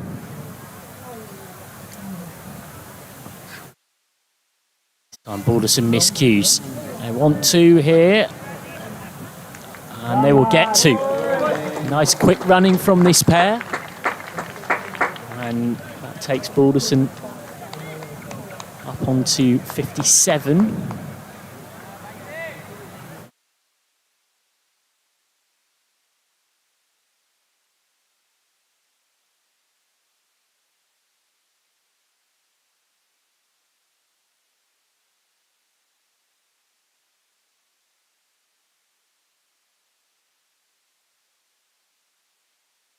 Oh, absolutely smoked by Balderson. Over the sight screen for 6. In the slot from White. And absolutely thumped. Balderson continues this crucial knock for Lancashire that is dragged what was an innings that at one point might have been falling away towards a more than respectable score. Well, he's done an excellent job, hasn't he? It's back-to-back half-centuries as well. Let's not forget that. Scored 65 in the victory over Somerset. That again was a crucial innings at a pivotal juncture in that game. And in this, a Roses match does not get any better or bigger than this. For a Lancashire or a Yorkshire player, he has stood up and been counted. Great shots and an excellent innings so far. 5th list A 50 this is, and as Aaron alluded to, a second in as many games. It's a list A ton as well. And right now, Balderson is watching Shetty face Hill. 4 overs left, 2-6-7 already on the board. And there's going to be 4 more on the board here because Shetty has absolutely nailed that pull shot. There is a sweeper out there, but all they'll do is try and fetch it from in and around the wooden chairs. Shetty's first boundary. Went like a tracer bullet, that one, from Arav Shetty. Just short enough to allow him to go for the pull. Pulls it viciously for 4 runs. Absolutely no chance there for the fielder. How does Hill respond? And that's nicely struck by Shetty once more. Luxton does the fielding. There's a thump of the pad in frustration. Just out of your shot there from Shetty, who wanted to get that away for a second boundary in succession. We're back here on Thursday. Somerset at home. And then on Saturday, Yorkshire's women's team in action against Gloucestershire in Bristol as they chase a spot in the Metrobank semi-finals. Full toss and gets the punishment it deserves. It's a poor ball from Hill, and Balderson, in the form that he's in, is just not going to miss out. No, the pendulum seems to have swung quite a bit in the past few overs, most of which has come, of course, from George Balderson as he continues to motor away. Now moves on to 67, surpasses that 65 he scored against Somerset. Shetty as well, I think, has done a fine job at the other end. Better response from Hill. That will go away for 1. The last few overs, since we hit the 40th over mark with a score 208 for 4, there has been 1 wicket lost and 69 runs added from 6 overs and 4 balls. So been doing it pretty much bang on 10 and over. Hill does manage to get a dot in there though. That real slowdown in the middle part of the innings from when the second wicket fell to the start of that 40th over. There was 71 runs added at almost exactly 4 runs and over for the loss of 3 wickets. So Yorkshire really managed to contain the Red Rose, who've now sprung back into life at the death. Shetty is getting 1 more here. Just felt as though the sting had been taken out of the tail a bit for Lancashire. And then George Balderson, he's come into the middle with exactly the right approach. He's been sensible at times, though. That's something else we should mention. It's not been see ball, hit ball for every single delivery. He got off to a good start, but it comes back to that approach, that intent that he showed. It was getting the ones and twos. It was allowing his partner to get the strike as well and just keeping the scoreboard moving along. He didn't allow himself to be bogged down, whereas we have seen that on a couple of occasions with the Lancashire top to middle order today. I think it's been a very mature and invaluable innings, this. 278 for 5. At this stage, 22 more from the final 3 would get them up to 300. I don't think that is out of the equation. I think actually you can go one further. I think from here they should get 300 with 5 wickets still in hand. Revis is now on from the far end, trying to contain things as best he can. And Shetty was in position to try something a bit outrageous and then ends up kind of guiding the ball almost as if he's using a lightsaber down to short third for 1. Revis 1 for 29 or 4 before that ball. I did say he had the ramp. Yep. Ben Cliff on milk duties. Very important as a professional athlete to get them in. Very good for muscle restoration, particularly with the amount of calcium it's got in it, milk. So if you want to be a big, strong, fast bowler like Ben Cliff one day, or hit the ball miles like George Balderson, then get drinking that. So here's Revis.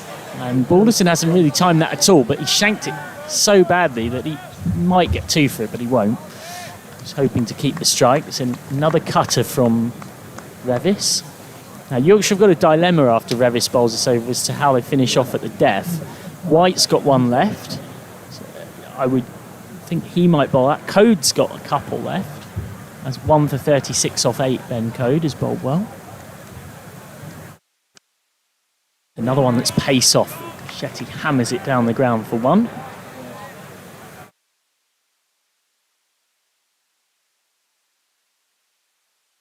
The question there is the rotation, though, isn't it? Do you gamble? Yeah, it's certainly a dilemma for Captain Bess, who should be said as well. I don't think we fully acknowledged it. He came back really well in that spell to finish with 1 for 41 off his 10. There's a swipe and a miss outside off stump. It's curious the way cricket can go. You know, you look at those figures, you'd think, oh, Moriarty's out bowled Bess there comfortably.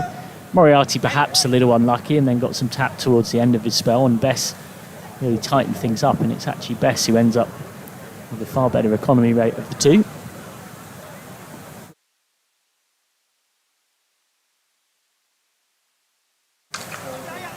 Hit by Balderson straight to cover. Revis just signals that there's no point in Live shying because there's no one to back up in that offside. Live looking a little frustrated but still understanding, and that's because you've got to have those 4 in the ring, and those 4 are short third and then effectively almost 2 short third and then a kind of a short backward point that are very close together and a short fine leg. So in front of square there's only really Live in the ring. Shetty hits that hard down the ground, gets past Revis, will take some stopping, won't be stopped. Lots of power on that one, and the runs just keep racking up for Lancashire, who have all the momentum right now. There's a lot to like about Arrow Shetty, isn't there? There really is. Look at this, arrow straight, just rifles it back beyond the grasp of Matt Revis. Tell you what, that would have been some stop from the Yorkshire seamer if he would have got any contact on that, but just look at the swing of the bat there, gets plenty of energy on it. And this outfield is pretty fast. Yeah, he's quite bottom-handed, Shetty. He hits the ball in quite awkward areas. He's very wristy. And he's one of those people also who's just naturally seems a very good timer of a cricket ball. He's played a lovely cameo here. 23 off 19 with 2 fours. He's rotated well as well. Hill to bowl the final over from the rugby ground end. Penultimate over of the innings overall. That's mistimed and an easy caught and bowled from Hill, who gets rid of Balderson, and by the looks of things has a few words for George Balderson as he heads off. Balderson gone for an excellent 70 off 48 balls. Yorkshire have a key breakthrough, 286 for 6, with 11 balls left of the innings. An excellent hand from George Balderson comes to a close, 5 fours and 4 sixes. If I had to guess, I would speculate that what Hill was saying might have referred to the possibility that Balderson was out hit wicket on 18. What we know for certainty is that Balderson is out now, caught and bowled for a very well made knot that alongside Jones is at 102 and has given Lancashire a decent total. It has, and I think our predictions might have slightly undersold Lancashire at this stage, 289 and 295. 300 has to be the first marker, of course, as Ollie Sutton comes to the crease. He can strike a long ball, though, can Ollie Sutton. Scored 13 outs in that victory against Somerset down the order at the Cooper Associates County Ground. So, I think we're in for quite an intriguing end to this first 50 overs.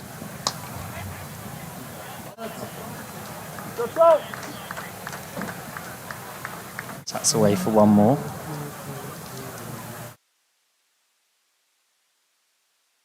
Yeah, they'll get 300 easily. Both of us undersold that, for sure. I can promise you, if you're watching from the other side of the pen, it's not out of any sense of bias, just the fact that commentators, much like all of you, make mistakes and misjudgments. And Lancashire continue to accelerate really nicely as that's guided away through the point region for 1. Well, again, there wasn't anybody to back up there. So Lyth thought about it for a split second, trying to disturb the stumps down at the striker's end. Sutton, I think, would have made his ground, but always worth having a shy. Of course, with the fielder out on the rope, there's absolutely no point just gifting away an easy single. Hill really pushes that one through. It's down to Bessett, long on for 1. Shetty would probably want to take the majority of the deliveries to the left here. He's been out there for longer than Sutton and has been looking really fluent in his innings so far.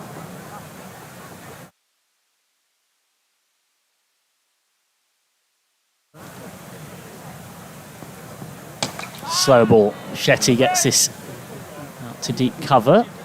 Just another single.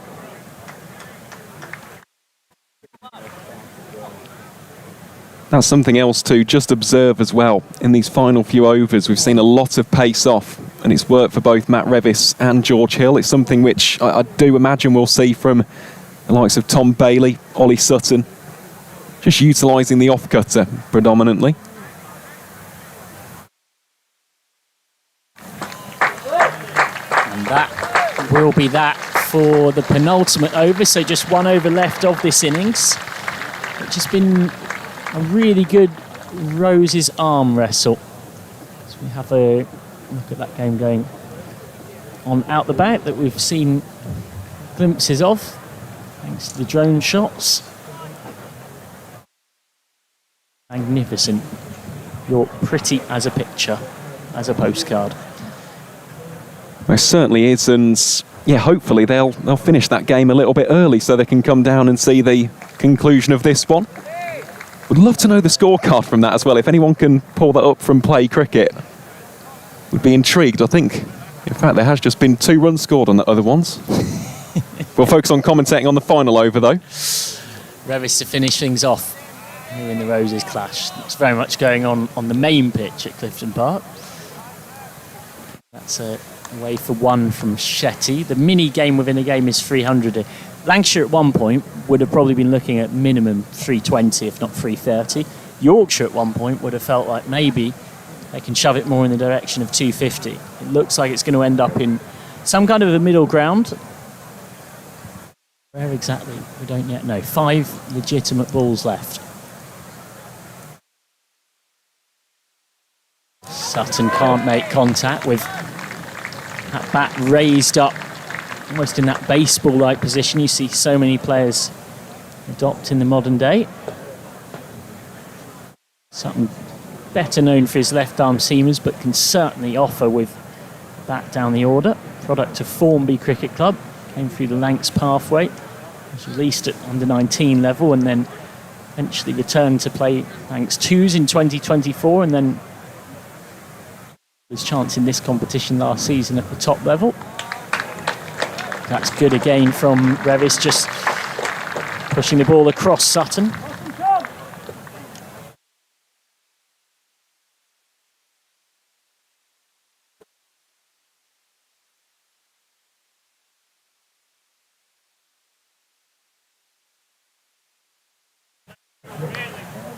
Revis just trying to keep Lancashire below 300. Setting out to deep cover, they want to. Shetty says no. And understandably so, having watched 2 dot balls already in this final over. Shetty says no, I'm in, I'm the set batter, I'm going well, I want the strike. Yep, good maturity shown there from Arav Shetty. Just wants the strike. Who wouldn't want the strike at this stage as well? Not long to go in this first innings. Try and get your side up to 300. Let's see how Revis can round out. Slow ball, Shetty doesn't really get hold of it. We have 1. More good bowling at the death from Matthew Revis. It's a tough job, but he's conceded 10 in 10. Revis since coming back on that City end.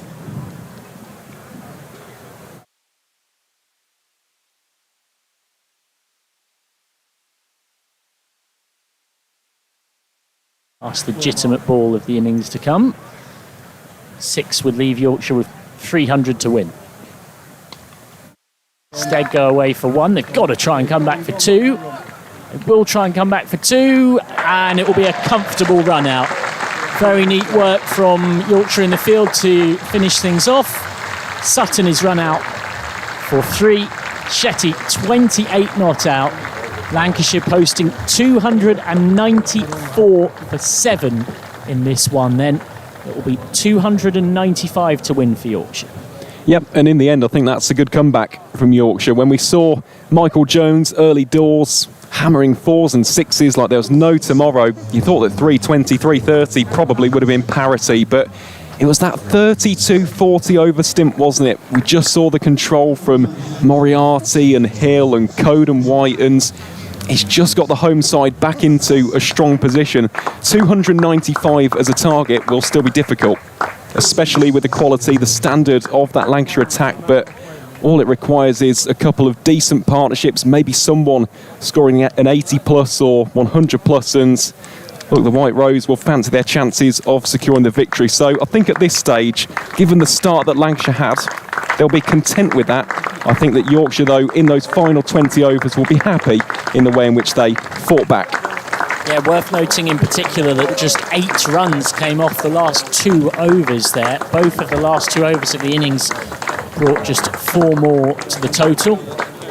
So at the midway point, Yorkshire chasing a 3rd win from 3. Lancashire looking to make it 2 wins plus a no result and go above Yorkshire and go top of the table. At the midway point of things, this game is fascinatingly poised. Michael Jones with 102 off 88 balls. George Balderson with 70 off 48. A lovely finisher's knock. And a wicket apiece for Enco, George Hill, Tom Bess, Matt Revis. 2 for Curtly Jack White. Means that at the midway point of this Roses clash, we'll leave you with some highlights for the first innings as we take a break. We'll be back with you in roughly around half an hour or so. It'll be 295 to win for Yorkshire when we return.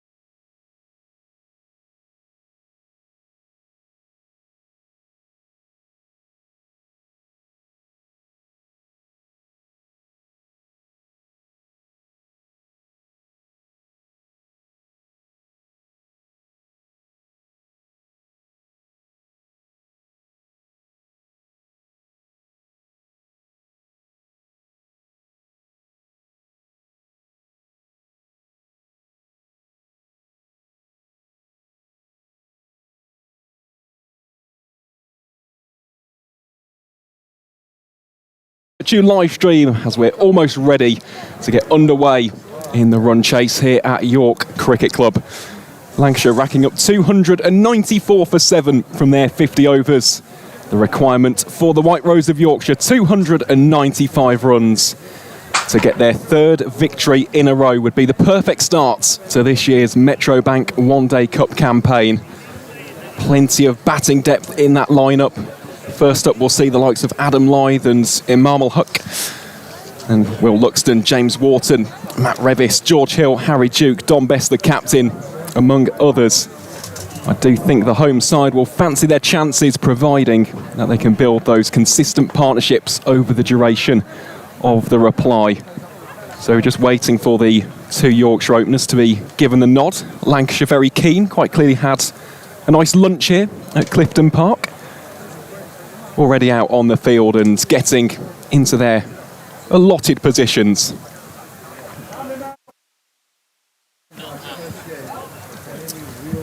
Not something you see every day here. Slightly curious scene. Umpires on the field. All of Lancashire 11 on the field. Adam Lyth is ready, but he is missing an opening partner who maybe has been caught out a little by things getting ready to restart.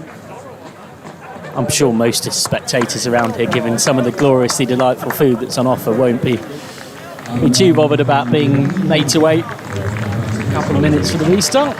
And it is a man worth waiting for, Imam who's having a magnificent Metrobank One Day Cup campaign, despite the man himself telling me that wouldn't have predicted that he'd have ended up in Yorkshire. Of course, he was a late notice replacement for Rituraj Gaikwad. He pulled out for personal reasons. Had a visa issue, which meant that he couldn't play in the championship game against Surrey at Scarborough, but then made his Yorkshire Red Bull debut in the game against Sussex. And then in this competition, Imam with 55 at home against Warwickshire, 159 away against Northants. Has made his way out there at the non-strikers. Adam Lyth is facing up.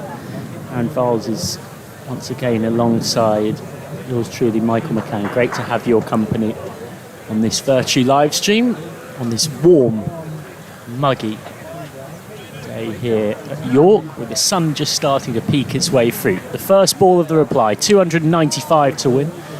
Lyth is just guiding it down to deep third. Brings Imam onto strike. First ball from the rugby ground end. Tom Bailey charging in, the 34-year-old. It's part of that Lancashire side that reached the final of this competition against Kent at Trent Bridge, what feels like a very long time ago now, back in 2022. Lancashire looking for their first bit of List A silverware. Yorkshire looking for their first limited overs title of any description since 2002. So that's what it would mean to both of these sides to go on and lift this trophy.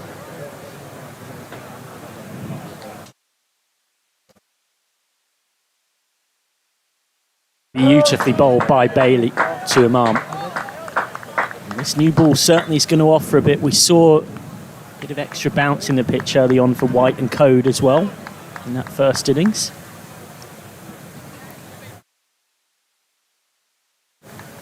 It's a tale as old as time, isn't it, really, when it comes to a run chase. Of course, Lancashire chasing those early breakthroughs, and conversely for Yorkshire, if Lyth and Imam can get the side off to a good start, Imam leaves that one well alone.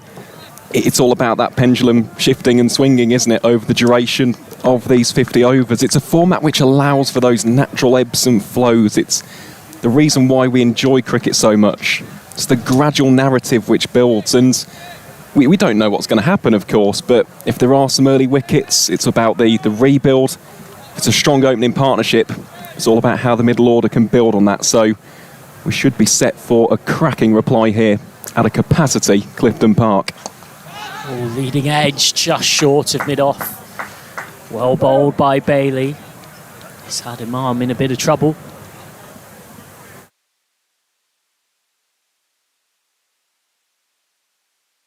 Was left uncertain. He actually, when he senses he's in the wrong place, he just drops his hands on that and at least plays it softly, which possibly helps him avoid popping up a catch. We'll get one this time. Well, had Bailey picked it up and swooped clean, he might have had a chance, but turns out to be a relatively well-judged single. And what I mean by that, before people writing saying, oh, well, it's clearly out of control of the shot, is you can sense as a batter when you're not in the right place, and you can at least just softly drop your hands on the ball, and that was probably part of what meant it didn't carry to mid-off from Imam's bat. Meanwhile, nudged into the onside to get him off the mark.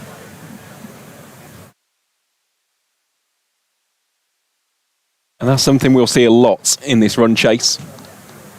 It's those quick singles. It's something which Imam did masterfully at Wantage Road. Scored plenty of those, 159 from singles and twos as Lai just pushes that one out into the offside for no run. The end of the first over here in the second 50. Yorkshire 2 without loss. Yeah, Adam Live still searching for his best form with a white ball this season. Scores of 6 and 3, the 2 Metrobank games so far, and he actually lost his place in the T20 side at one point because he wasn't quite scoring the quantity of runs that he would necessarily like.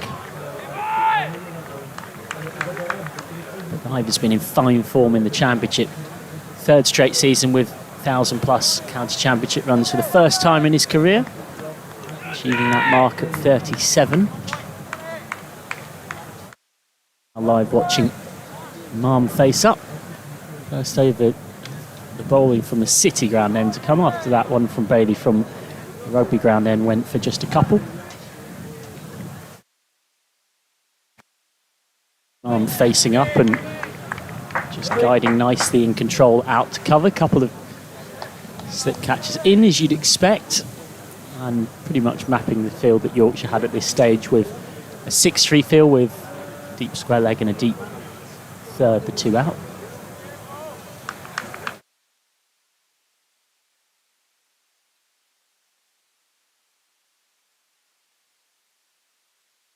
Oh, well bowled. Really nice areas this, and 2 left-handers at the crease. DC teams often tend to try and get a right-hander up at the top. Well, Luxton opened in some of the T20 campaign for Yorkshire for that exact reason. A point or two, but 2 lefties out there, 2 very talented international left-handers, should be said. So Imam guides that one away, albeit one's international career is a little more recent than the others. Adam Live with 7 Test appearances for England back in 2015. Imam Ul-Haq still very much fighting to be part of that Pakistan ODI side. He played in Mount Maunganui and in Wellington a few months back. That was his last senior competitive cricket before this Yorkshire late notice move came about. A little bit of extra bounce has got Imam both admiring the ball and just looking at the pitch as if to say, what did that one do? It's a nice start this, isn't it, from both Balderson and Bailey, the 2 Bs for Lancashire. Just take a look at the replay on this one. Has risen quite a little bit. It's almost catching the outside edge of Imam's bat. Just held its line on that occasion. Alone that time. Balderson, of course, will be feeling very confident after his 70 off 48 with the bat. Key part of getting Lancashire up to 294 for 7.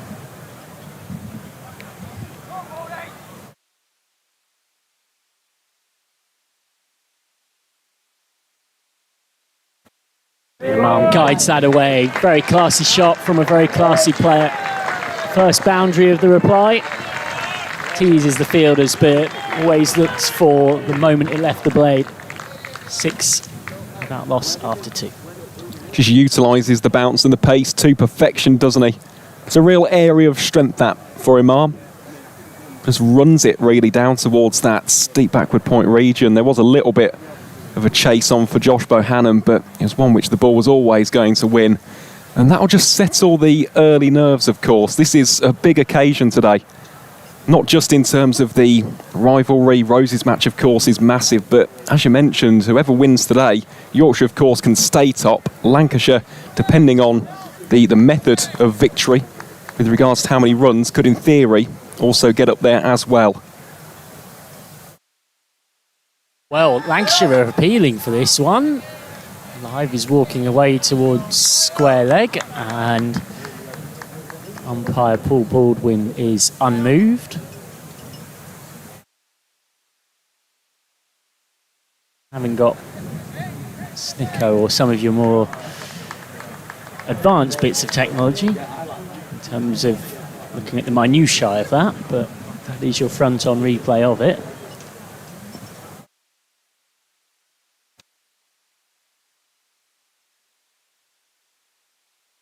Just guiding this away up into the onside for one, and modern day Yorkshire great Adam Live.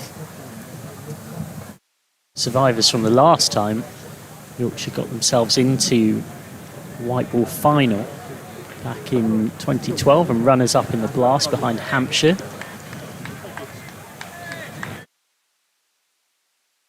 He's 7 years old, still going on as strong as ever, Adam Live.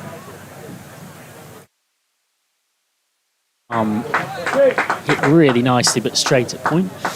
Live adding, I ain't stopping anytime soon. As long as the club want me, I'll be here. Such a good role model for the youngsters.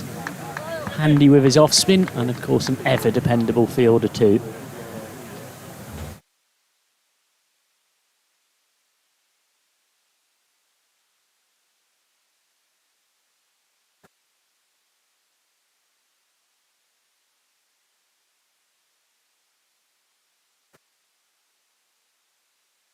Just guided away by Imam. Knew exactly what he was doing.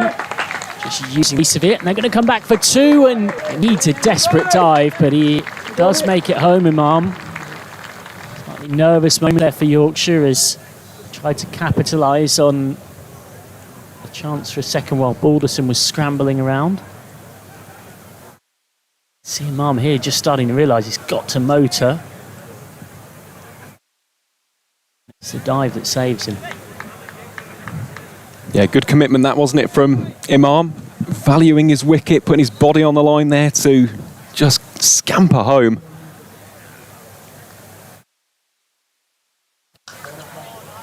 Just pushed back on the back foot by Imam, who's quite a character.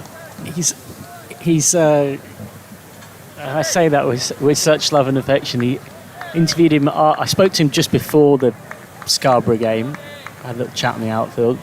Interviewed him afterwards and then spoke to him today. He is absolutely loving life at Yorkshire. I think it's safe to say he didn't expect to be here, but he's been warmly welcomed, and he's been in the runs as well, which always helps. Bouncer and punished by Imam, picks it up so early, and Bailey just not quick enough to really trouble a player of Imam al-Haq's high class with a bumper, dispatched for four. Yep, dismissive, wasn't it? Like swatting away at a fly, that, from Imam al-Haq.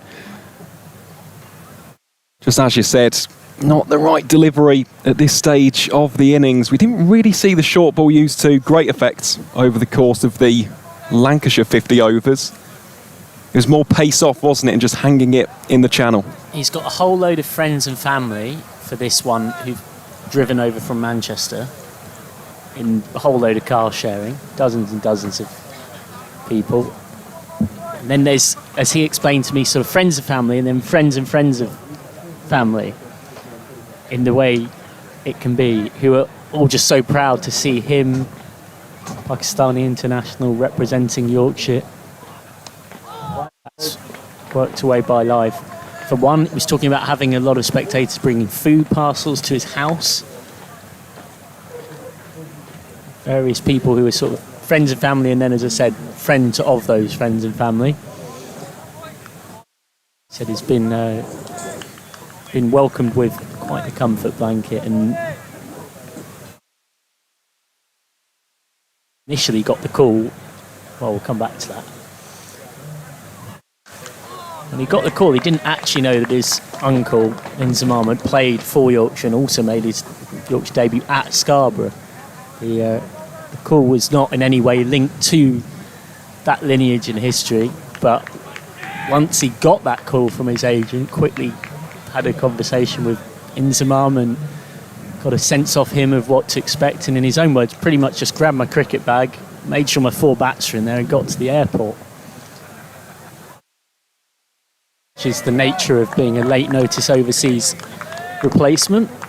And saying he actually got the initial call from his agent straight after he'd done a really tough gym session for a couple of hours. And he said, look, this sounds great, but can I just phone you back in 20 minutes when I've had a chance to just process? And his agent pretty much said, well, no, not really, because I need to get you on the next plane.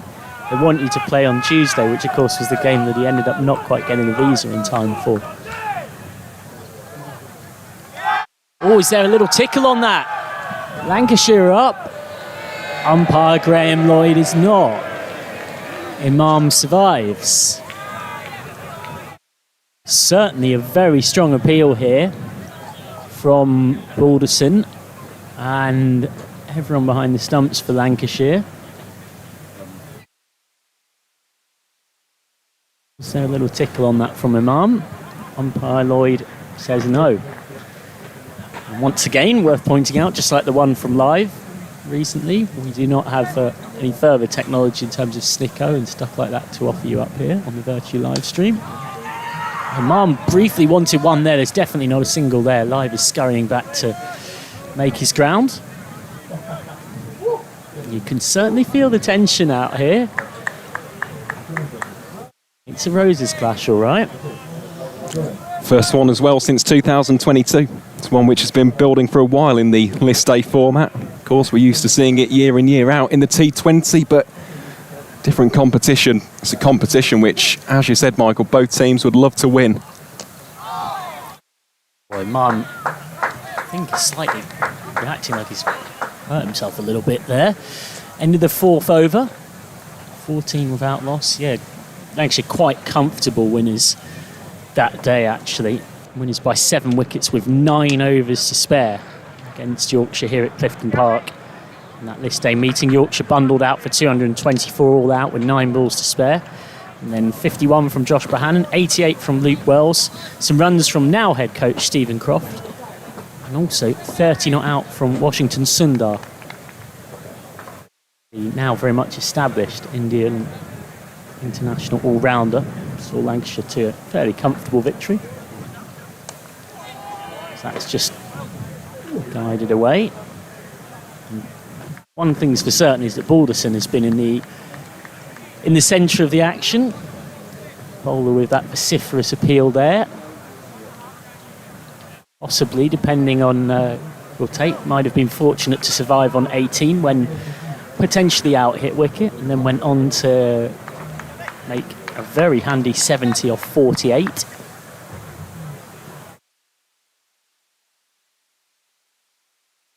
Left alone outside off.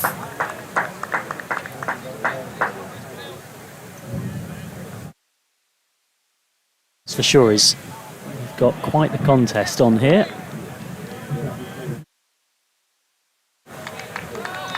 There's definitely a lot of chat in some quarters about this being some kind of secondary competition to the 100. I think try telling that to many people who are here at York today. That on the field or off it. Maybe again, well left by Live. Well, of course, in its current guise, the One Day Cup has changed compared to the previous iterations of the competition. Counties now see it as more of a developmental cup, which is where you can play your youngsters, your trialists, your impressive academy players. But exactly what you just said there, Michael. Tell that to the players, tell that to the fans. 5,000 in attendance here. This is hundreds of years of history between these two clubs, between those two badges on the respective shirts. You can never, ever take that away. Oh, that's really nice once more from Bailey, who's got things really well lined up against Live here. I wonder at what point does Live feel like he's got to do something different? Just touching upon that, it's a very different approach, isn't it, that we saw from the Lancashire openers. Of course, Michael Jones being the aggressor, chiefly scoring his runs down the ground and striking in the V and out towards mid-wicket. We haven't really seen the same intent to go big from the likes of Lythe or Imam just yet, but they're happy to just get those singles and rotate the strike. It's very much a fire and ice approach between the two. Oh, that's well bowled by Bailey. He sensed something was coming against Live. Finds the outside edge of Live's bat, away for one. Bailey's giving Live all sorts of problems here. Live just coming across that one. I mentioned that he is struggling for form a little bit when it comes to white ball cricket at the moment, Live. Just 9 runs in his first 2 innings in this competition, albeit in red ball. He's been in Sterling nick all summer.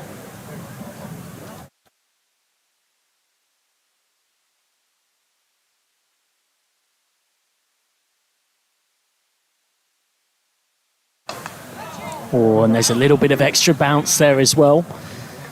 The tall Bailey.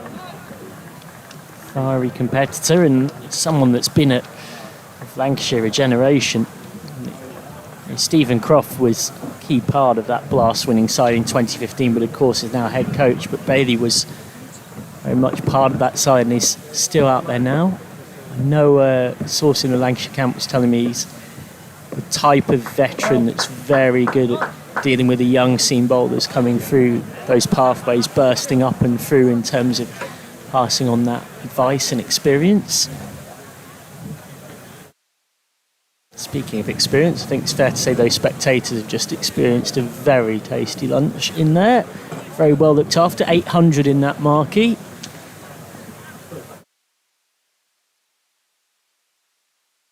Lovely shot from Live down to deep third for one off Balderson.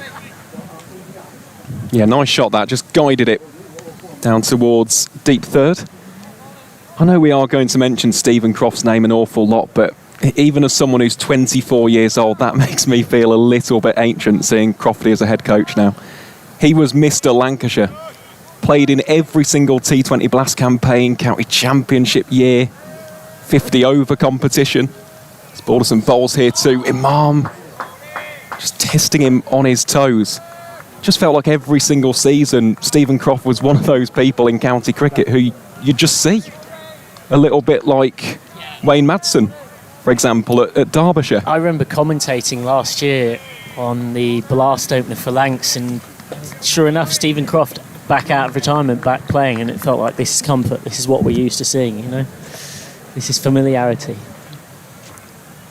Take two here for Balderson. Against Imam, really testing outside the eye line of the left-hander. What you would describe as test line and length. Of course, Croft, he has done a lot of coaching, and I will give my first shout out to Blackpool Cricket Club. Of course, he's a product of that neck of the woods in the northwest. Also done a lot for Lytham. He did a lot of junior coaching. That was kind of his first venture into it. Then started off as the Lancs 2's head coach. Now, of course, head coach of the first 11. So Imam looks to rotate the strike there.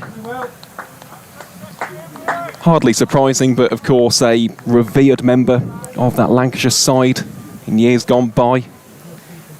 Yeah, and spoken like a true Lancastrian, he said, I've got fond memories of Lancashire's wins over Yorkshire. Adding it was my first time at York for that game in 2022. I enjoyed that. They had a great crowd on. It seemed like a really nice cricket club. We think outground cricket is brilliant, myself and the lads. Balderson here to Imam. There'll be no run. That doesn't surprise me with regards to that sentiment. Of course, Lancashire playing quite a bit of outground cricket at the minute, playing at Egbert a little bit later on this month, which, by the way, is a lovely cricket club. I've been there up towards Liverpool way. Of course, already mentioned Stanley Park, and then Sedbergh School. Yeah, unfortunately, Lancs there for that opener that got rained off against Northants. Balderson continues here.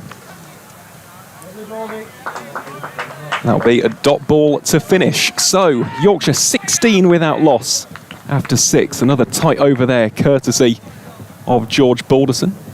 Yeah, Croft added, it's great to get out and about and on the road to different grounds. We're looking forward to going back to York. Well, right now, Crofts, Lancashire are in quite the arm wrestle at York. It's a great pleasure to be bringing it to you.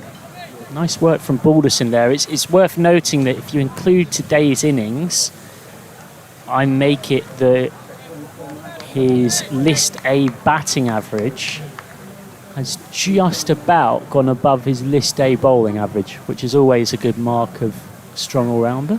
So here's Bailey, just has Live guiding back. Live is just searching for his best rhythm here. He's been quite well pinned down by some decent bowling. He's 5 off 12. He's not had a lot of strike either.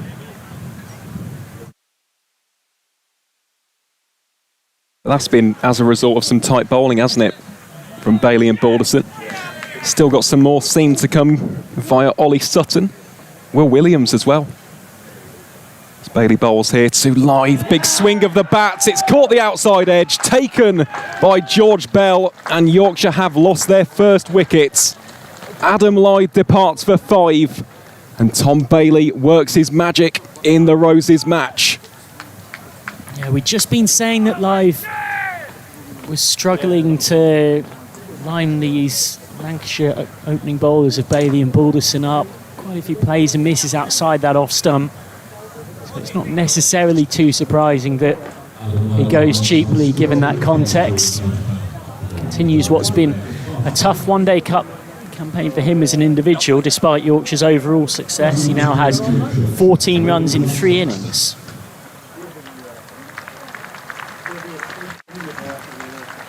So out comes Will Luxton, who's been one of the stories of this season for Yorkshire. You may remember that 90 not out of 46 in that mammoth partnership with Johnny Bairstow to give Yorkshire victory at Old Trafford in the Roses clash. Of course, Lancashire got their revenge in the reverse fixture, but Luxton, who got his maiden ton last season in this competition, is someone you would say this season has started to become more consistent at first team level. It most certainly is, and yeah, it feels like I've said this multiple times on the streams this season. I was there for that 105 at rugby school. Really was an exhibition in white ball cricket, and of course, touching upon that 90 not out in the Roses match, those no-look 6s, they were very special. Luxton just leaving that one alone. Yeah, Johnny Bairstow said he's a special talent, isn't he? The way he strikes the ball so clean and free and fearless. It's something that is a gift. There's been hints of this coming over a little period of time. There's no reason why, if he keeps learning, keeps progressing and developing, he can't take that next step because of the way in which he strikes the ball. There is a difference to some other players.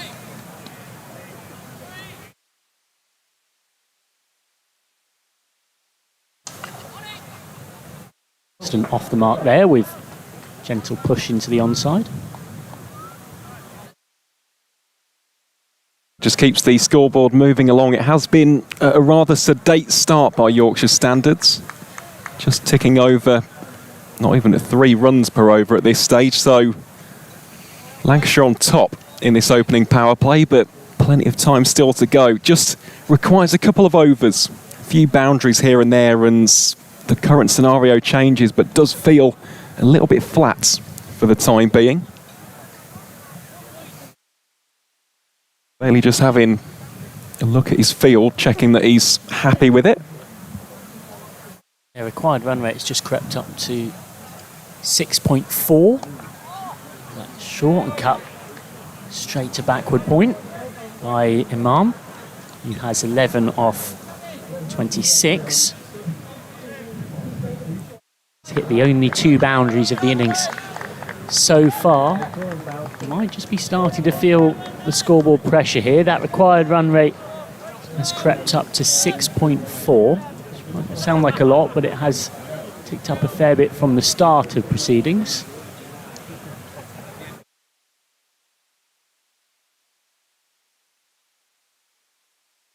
5.9 when the players headed out for the resumption. Slight change in the field here as well, as deep backward point has now been moved out. Tell you what, the sun has also suddenly started piercing through. I can feel my arms burning. We finally got the sun out to match what has been temperatures in the high 20s today. Yeah, currently about 28, 29 degrees. For those tuning in actually in the ground, remember to stay hydrated. Slip, slap and slop, get your sun cream on and put your hats and sunglasses. It's Bailey bowls here to Imam. Really confident, punchy shot through the covers. Chase on here for Josh Bohannon. The ball ultimately wins out on this occasion. Great way to round out the 7th. Yorkshire now 21 for 1. Imam has 15 of those, and yeah, that really is the pick of the bunch. Rode with the bounce, got into a good position and placed it absolutely delightfully. Yeah, you wouldn't really blame Bailey there for thinking I haven't bowled a particularly bad ball at all. It's just a really compact, fantastically timed drive from Imam, whose pedigree in this format shouldn't be forgotten. This is a guy with more than 3,000 ODI runs at an average of 47, 9 ODI tons, including 151 in the Cricket World Cup 2019 against England in a high-scoring defeat at Bristol. And as Luxton is playing and missing from the first ball of Balderson's new over, Balderson's bowled very nicely from that city end. He's conceded just 6 in 3 overs so far. Worth mentioning as well that Imam, overall career-wise in the List A format, is approaching 5,000, which would be some going, considering that, as you mentioned there, the lion's share have been in ODIs for Pakistan.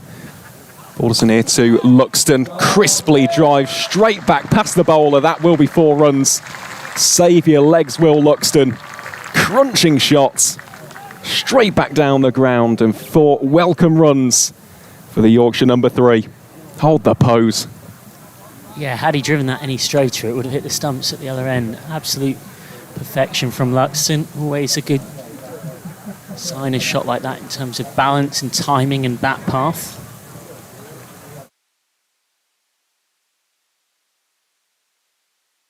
Throws the hands at that one slightly. Bit streaky, allows for the single to be taken as Bailey rockets it towards the non-striker's end. Yeah, just looking before this game with the conversation with Imam, who will be on strike now, was on 4,857 runs in the formats, averaging over 45, which is a really strong record. And of course, people can beg to differ when I say this opinion, but I think he's the right style of batting option for this Yorkshire unit. As he drives there, will be cut off by Marcus Harris, the Lancashire captain. But it feels like he's a perfect foil for the likes of your Lyths, your Luxtons, your Whartons. We saw Matty Revis come out the other day and blast a barnstorming career best 69 at Wantage Road. Is that something which you look at and agree with, Michael, or do you see it slightly differently in terms of his archetype up the top of the order? Yeah, I broadly agree. I think in a way he's... An anchor isn't quite the right word, because I don't think Yorkshire see him as that, but they do see him as the player who people can bat around. That 155 was a perfect demonstration of the fact that it's not necessarily going to slow down. 159, I beg your pardon, off 130, but he sped up as things went on. He's that type of player. Again, that is another crunching shot. We've already seen one from Luxton in this over, and Imam says, well, Will, whatever you can do, I'll try and go one better. And this now is the release that Yorkshire needed. It was a difficult start, struggling to get those runs flowing.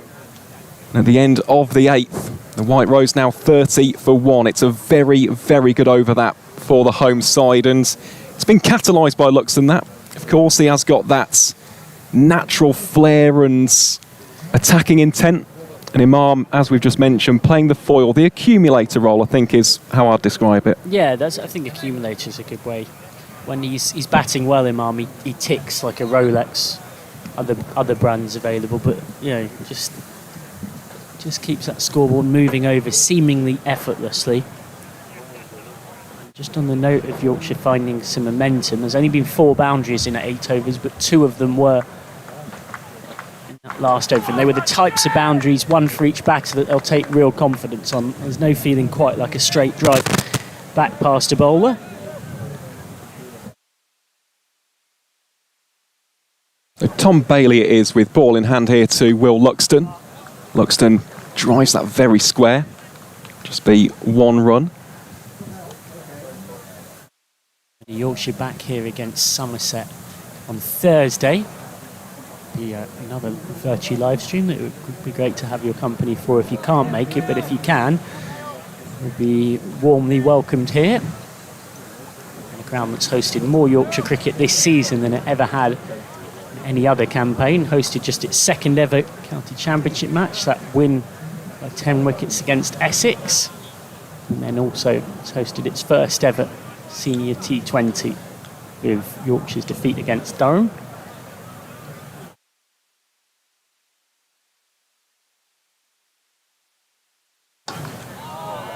Nice strong defensive shot that from Imam. Yeah, Johnny Bairstow put it best. It's a great club. It really is. Every single time we've been here so far this summer, always smiley on the gates. Everybody so warm and welcoming, and I know we alluded to it after the innings break, but the food here really is delightful. It's delectable, in fact. I'd go 1 up. I'd say it's delectable. It's that good. Yeah, it's been fantastic effort as well. Don't underestimate the job it takes for an outground to be hosting a sold-out fixture like this. Roses clash, of course. That one tucked around the corner by Imam. Will be another single. And outground cricket, there is something very endearing and special about it. And this is what the One Day Cup allows. It allows for cricket to be spread out to the wider county, the wider community. I mean, we've seen some wonderful scenes so far in the Metro Bank One Day Cup down in Welbeck as well, for Nottinghamshire. Yeah, and you think of school holidays as well. I know Somerset in their home game got really good crowds in too. Chance for kids in their school holidays to get out and be inspired. Maybe it is to Luxton. Big swing of the bat. There's appeals all over the place there from the Lancashire fielders. Umpire unmoved as the jeers go up from this sold-out crowd at York Cricket Club. I'll have to take a look at the replay on this one. Bailey looking to induce the edge. Oh, in fact, it beats absolutely everything. Yeah, I was going to say, my first instinct is I would assume the appeal might be for a very unlikely LBW rather than a caught behind, because that's missed the, you could see it even off that first replay. It's gone past the inside edge by quite a distance, so you wonder whether there's a little bit of codology going on there, maybe. Possibly. Better from Luxton. Just tightens up the approach on that one. I should caveat that by saying there was absolutely, definitely some kind of a noise. Hopefully we'll get another look at it. I think it's maybe just flicked the sort of thigh pad around that region, top of the pad on the way through, because it cut in so much that it definitely beat the inside edge of Luxton's bat.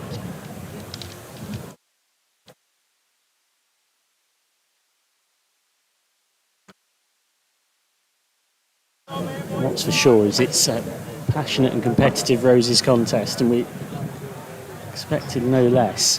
It's been compelling viewing, and there's many chapters to be written in it yet.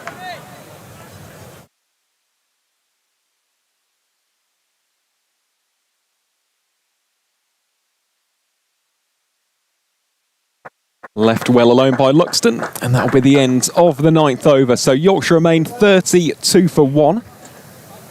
Take a second look at that. That really has jagged back, and I'll tell you what, I don't think that's... Definitely not hit it. No. Absolutely. Like, I'm always a a little hesitant just off one or two replays up in the commentary box to say with absolute certainty, but that was quite clearly it's done. It's one of those. It's done too much. Yep. It's too good of a delivery. A little bit less. It catches the inside edge, and there's a catching chance behind the stumps. As it is, Live still the only batter to fall. Caught Bell Bailey for 5 of 13. Wilson here to Imam. Yeah, Bailey actually after that over has come off, so it will be young Joe Moores out on 12thers. Hoping to see him in this competition. He's definitely someone to watch out for. Only 16 years of age. Been given that first professional contract. He's another proper 360-degree cricketer. Is young Joe Moores has bowled us some bowls here too. Imam al-Haq. For the time being, he is just on as the 12th man for Tom Bailey. Just looking here at the field as well. A little bit of protection for Balderson out on the onside. Got a man out at deep square leg, and the aforementioned Joe Moores is down at deep third. Other than that, it's a relatively split field in the inner circles. That one very full, clipped away through mid-wickets. And time almost stops. The crowd holds its breath and admires a glorious cricket shot there from Imam al-Haq. Just leans into the shot, whips it away, and finds acres of open space on the onside. Great cricket. Yeah, like any top player, just makes it look so simple. Poetic from Imam. Then rocks onto the back foot, and that is good cricket.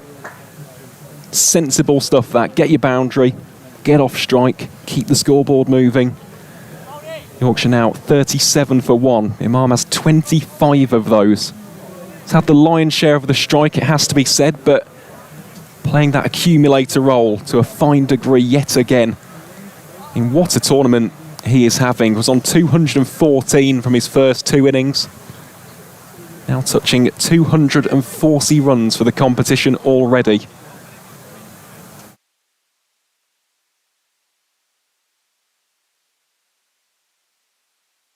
Sluxton, that's a bit of an edge down towards deep third. Will be a single down to Charlie Barnard. Have the adjustment in the field, of course, with this left-hand, right-hand combination. Really has been one of the standouts, hasn't he? Alongside Will Rhodes of Durham, formerly of these pastures. Yeah, someone who once upon a time was a quite young prospect coming through as an all-rounder at Yorkshire. Full-blooded drive that for no run from Imam. And that will also be the end of the 10th over. So at the end of the first power play, Yorkshire 38 for 1. The White Rose require 257 runs from the remaining 40 overs to get their 3rd victory on the board.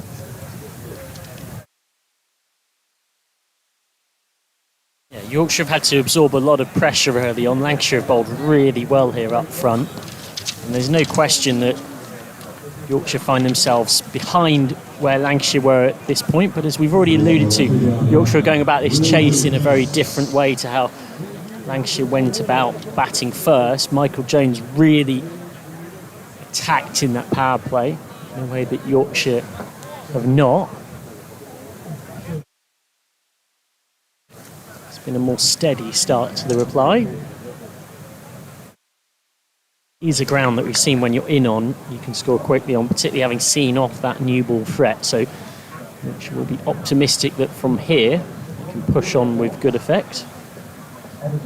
Change of bowling as well from the rugby ground end. We'll see Will Williams, aka Will Squared, coming on to bowl here in what is his last one-day cup campaign for the Red Rose.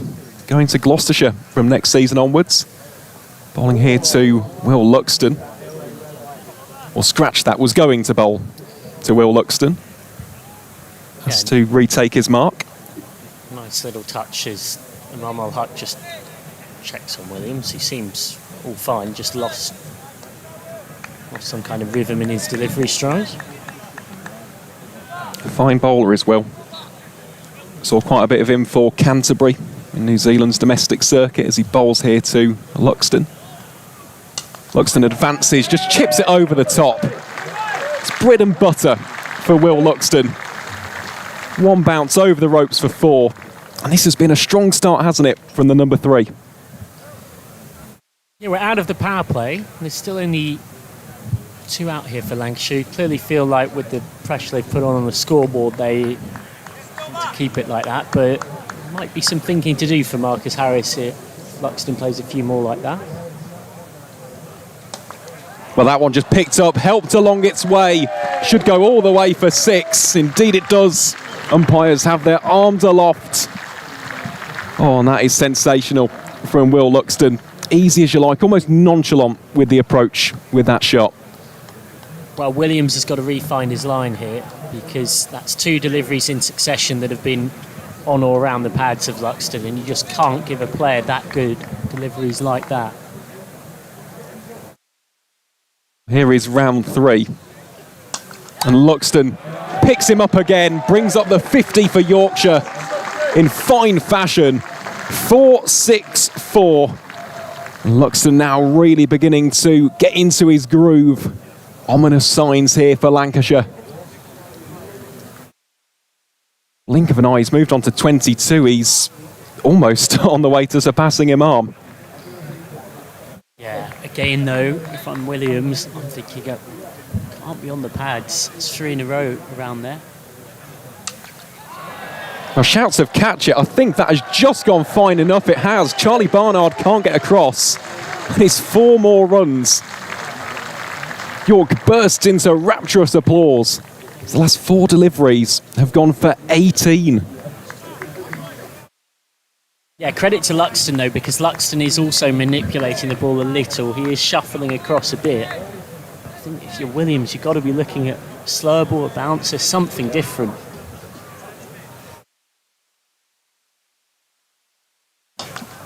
Luxton aerial down the ground. There's a chase on here for Ollie Sutton. Will he get there? I think he has just about. Scoops it back in. It won't be 5 consecutive boundaries. However, that's some excellent running between Imam and Will Luxton. Turn the 2 into a 3. What an over this is for the White Rose. We spoke about it here on commentary, the fact that there needed to be that pressure release. It was a sedate start by the home side's liking. Will Luxton injecting the life and the tempo into this run chase as we would expect. He goes on to 29.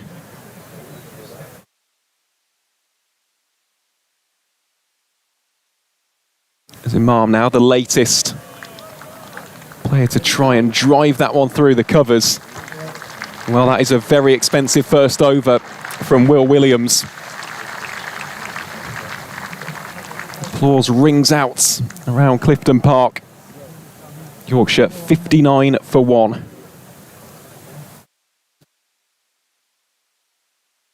Thoroughly entertaining stuff that from Will Luxton. Well, how 1 over can change how everything looks and feels.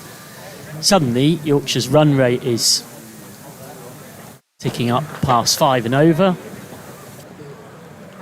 And Lancashire have got a dilemma or 2, and they won't be the last team to have a dilemma due to the excellence of Will Luxton. Had comfortably his best ever T20 Blast campaign. He's continuing it in the 50 over format. This time he's just nudging away through square leg. I know there were certainly more than a few people I know across the county cricket circuit who were a tickle surprised to see him not getting picked up as a wild card in the 100. Of course, often that can depend on what very specific player role someone's looking for within that competition, and by the nature of the wild card as well. Much like a lot of recruitment in the 100, it can often be linked to the particular ground that is done through. Not always the case. What I mean by that is, anyone will be familiar that the Oval Invincibles have very strong links to Surrey. The Northern Superchargers have very long, often historically quite strong links to Yorkshire, etc., etc. But what is for sure is if you're a Yorkshire fan, I think you're desperately hoping there isn't any late notice injuries for the Northern Superchargers. And meanwhile, you're delighted to see Luxton out there with Imam. Well, he is just an eye-catching cricketer, isn't he? Of course, at times it does lead to his downfall, but when it pays off in electrifying fashion. As Imam just guides this down to deep third for one. Imam will just keep ticking. He doesn't really need to do anything different. That's kind of his role, to be the accumulator, the glue of this Yorkshire batting lineup. Oh, this is interesting. George Bell has got the helmet on, so he's going up to the stumps. It's something we saw earlier with Harry Duke and Ben Code. Yorkshire implemented this tactic. It's to prevent Luxton from just advancing down the wicket and hitting straight. So let's see if this tactic works for the Red Rose.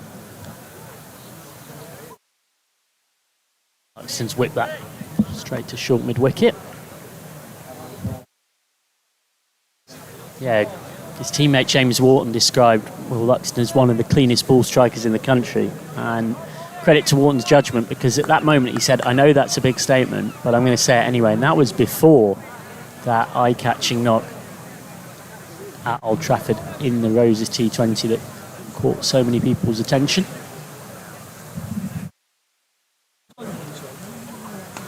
Luxton that time is just guiding that down to deep third for one.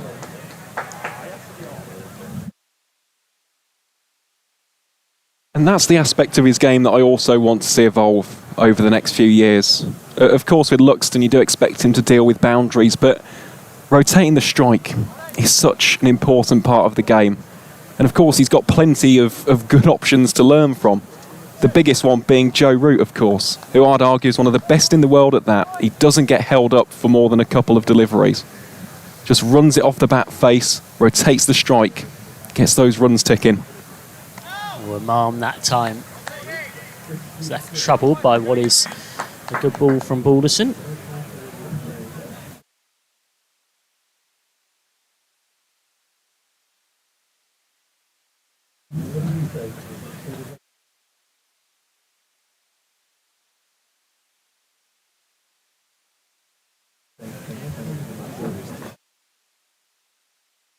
So, end of the 12th over, 62 for one. Now, there's going to have to be something different at this end because of the carnage that was inflicted on Williams by the bat of Luxton. And it is going to be a treat of watching the 16th Saka graduate and someone who's already made quite an impression in quite a short space of time. Arav Shetty, 3 for 34 off his 10 against Somerset. He's got all sorts of tricks. He got Archie Vaughan with a carrom ball. Take him on at your peril. This is going to be fascinating, dude. Yeah, it is. Got plenty of variations. Good to see. Got the arm ball. Got your bog standard off break. Of course, has got the carrom ball. The carrom ball is quite noticeable in terms of the actual delivery of the ball itself. You'll catch it on the replays. It's very distinct compared to those previous variations. And again, he's another one. He mixes up his pace quite nicely. I spoke about that with Dan Moriarty. Moriarty, of course, has the luxury of being a bit taller as well for a spinner, so he can extract that extra degree of bounce. But Shetty really is a fine young operator.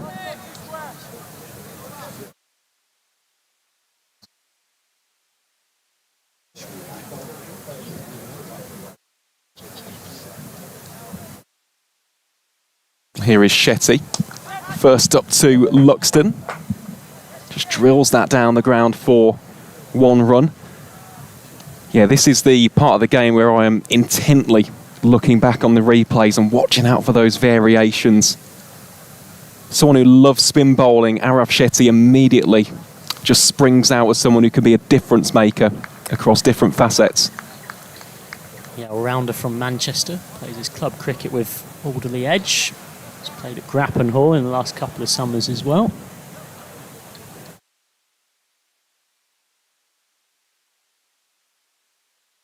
And he's got Imam just guiding that one back now. Historically and stats-wise, famous last words, he's a very good player of spin. Imam al-Haq. So it'll be interesting to see how he goes about facing young pretender Shetty. Imam this time is just guiding that to long off for one.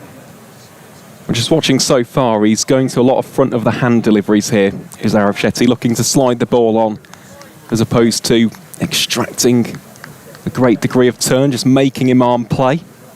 This is where we could see the carom.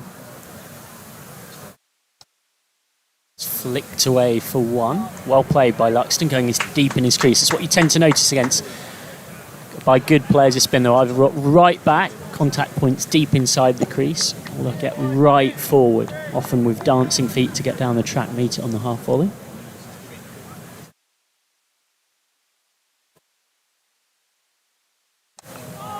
So again, that's just worked in the gap. There's some O's and oohs and ahs. That's all part of the fun of a spinner being on. Even when the ball comes out the middle of the bat, it's about trying to create something. So Lancashire absolutely doing the right thing to get behind their 21-year-old twirler.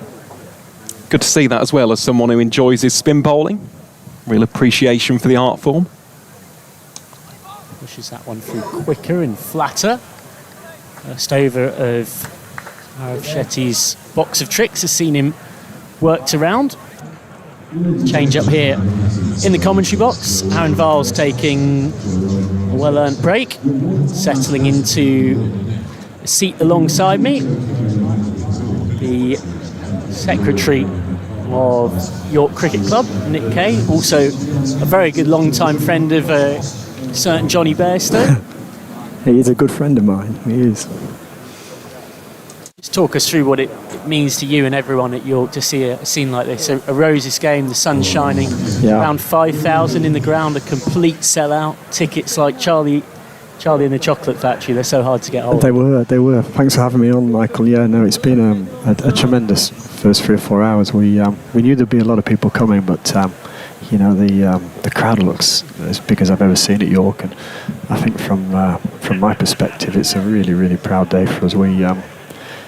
We hope to try and put on a real special show for the Yorkshire members and those attending today. And I've never seen the ground look better. So we just need a Yorkshire win now.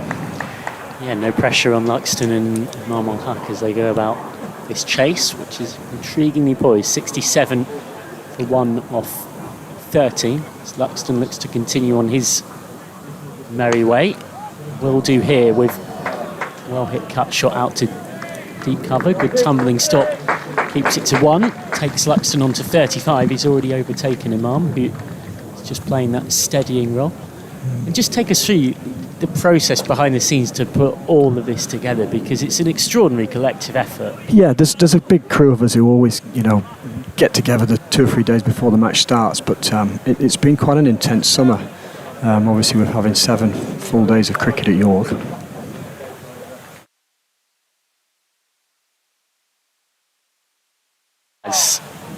Well, there was just a slightly strangled appeal from Williams, who's changed ends, but it's given instead as a wide. Yeah.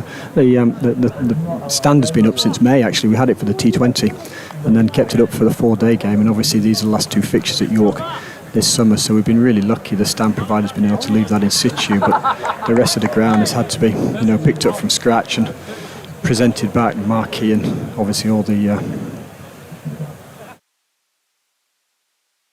nice touch shot from Imam.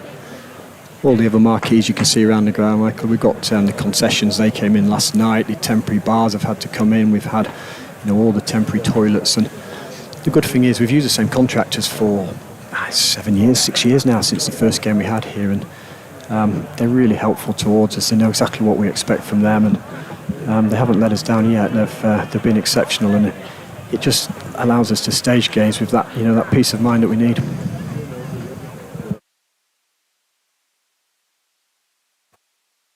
And again, Luxton just using that touch shot this time down to third to good effect, just to keep the accumulation going. Yeah, York this summer hosting just its second ever Yorkshire Red Bull Senior County Championship game. That was the 10-wicket win against Essex, hosting a defeat against Durham in the T20, York's first ever senior T20. For those that don't know, it's hosted a lot of Yorkshire second team and academy cricket over the years, but this summer's on a scale that's never really been seen before for this venue in terms of Yorkshire first team games.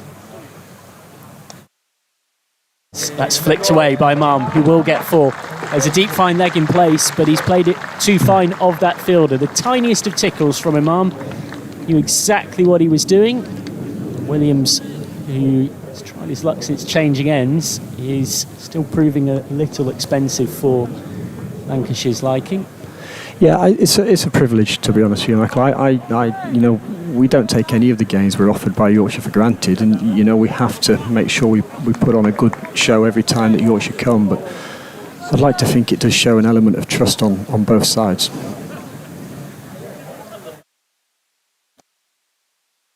It's just guided in the gap for 1 more, 76 for 1. This partnership well past 50 now, worth 59. I really enjoyed the 4-day game. I mean, that was great. The crowds were manageable, but obviously Yorkshire won, which made a massive difference. I was just about to say, from Essex being how was your heart rate on day 1 when Essex were 222 for 1? Well, you mentioned... He says with a smile on his face. Yeah, I'll come back to that in 1 second.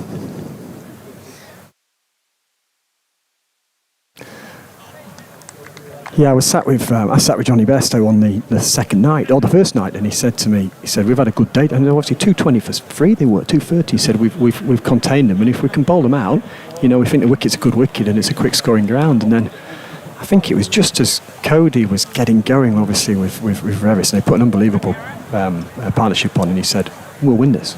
I was like, "Johnny," he goes, "No, we'll win this." And then sure enough, 3 down, and obviously straight away. The game changed literally in a session, didn't it? Yeah, in shot there was Benko, described affectionately by his teammates as the oldest looking man in county cricket. Code hit 89, Revis 150, both career bests.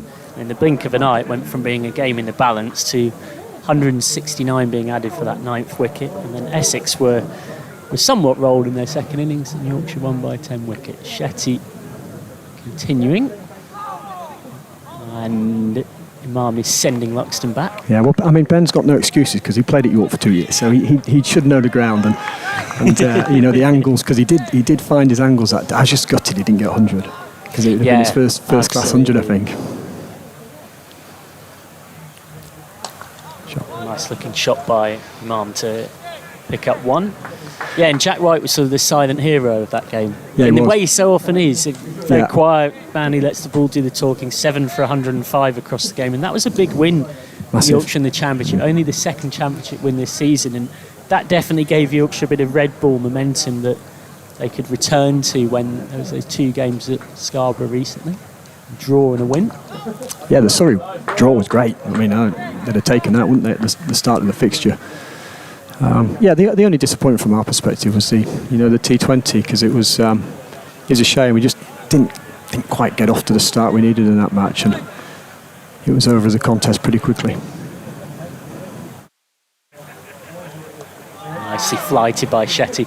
Yeah, of course, there was definitely some irony in that T20 and the magnificent spell of bowling from Matthew Potts that day, but actually with the bat, it was something of a Yorkshire legend in his own right. Alex Lees, who did a lot of the damage, as well as a bit of Will Rhodes in that Durham side too. Yorkshire will get a bit of chance for revenge. Those 2 sides meet at Scarborough on the 22nd in the One Day Cup. I think it was a good toss to win though that day, because nobody had ever played a T20 at York, so nobody knew what a good score was. Yep. We batted first, and maybe 160, 170 would have been, and we were obviously aiming for 250, and it fell apart a little bit. Yeah, Jordan Thompson said words to that effect as well. Shetty's pushed that through, shorter, and again, just a little period of accumulation here. The voice you hear alongside me, Nick Kay, secretary at York Cricket Club. What do you think? Ended the 14th over 79 for 1, in fact 15th, 80 for 1 or 15. What do you think are the things that people most do not see or appreciate about an outground hosting like this?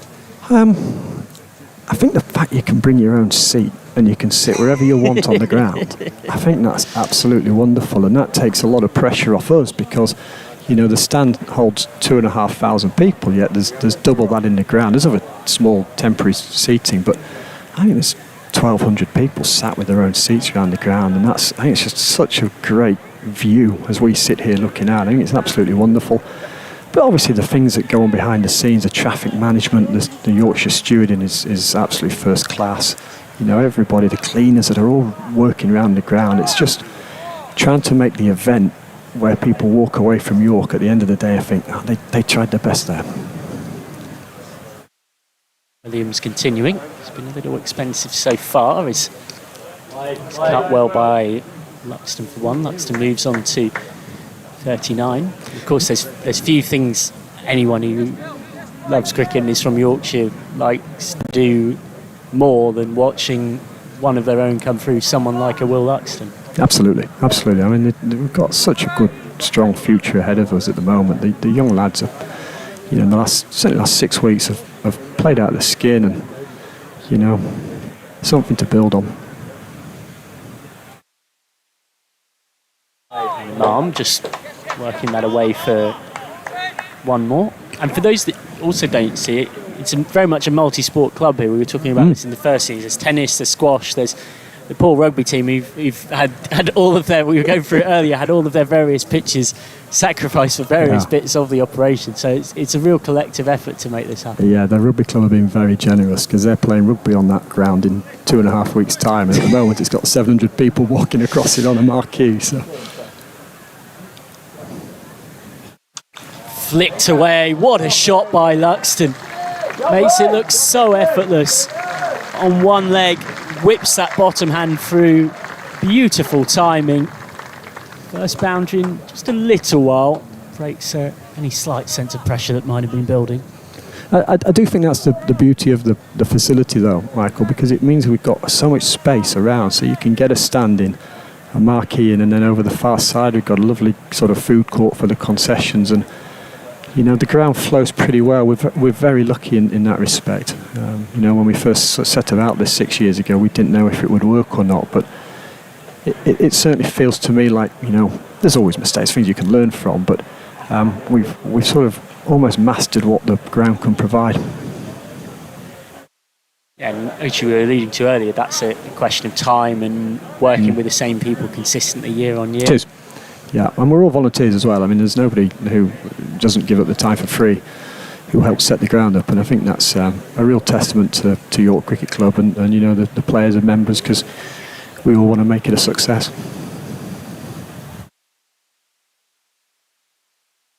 And this time driving out to deep cover. Takes him on to 44.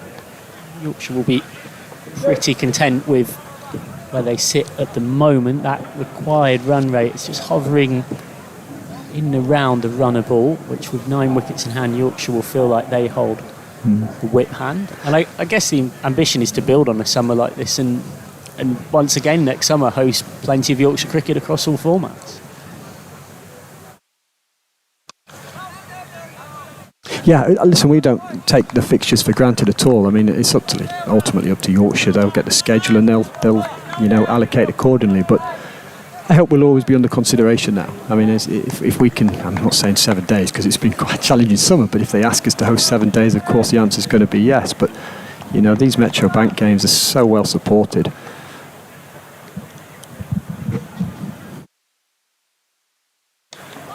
Yeah, Imam just flicks that round the corner. Certainly, there's such an appetite for cricket in Yorkshire and to support a team with that Yorkshire badge on as well. Yeah, you're right, Michael, but I also think there's a real appetite amongst every cricket supporter out there to enjoy outgrounds. I mean, I'm completely biased, as you'd expect me to say, so... But I think as you go around all the counties, you see the larger crowds. You know, I'm not saying Headingley's not a great atmosphere, because clearly it is, but it needs to have a good amount of people in to make that atmosphere. But here we've only 4,500, but it's really cosy. Everybody's round, and it's a different experience for people. Yeah, and you look at these shots as well. Such a beautiful place to come and visit on a wider level too. We've been talking earlier on about the Fat Rascal scones, the beautiful gardens, the city walls, the seemingly millions of different versions of walking tours that are available. You can take any tour you want. Shetty continuing here. And she's mystery spinner looking for a breakthrough. Straight at backward point. The nighttime ghost tour is quite So exceptional. I genuinely might well be taking that tomorrow. That's quite probably It's on the agenda. one of the ways that we're spending that day between the two games. No, just bringing it back to that championship game against Essex, there was a really nice shot that did the rounds on social media of Johnny Bairstow coming and thanking all the ground staff for their efforts after that Essex game. So there's that real connection as well from the Yorkshire dressing room to what's going on at York. Yeah, I'm glad you mentioned, because the ground staff, they're incredible. Ben Harris, who's our head groundsman, he hasn't slept for 4 weeks, I don't think.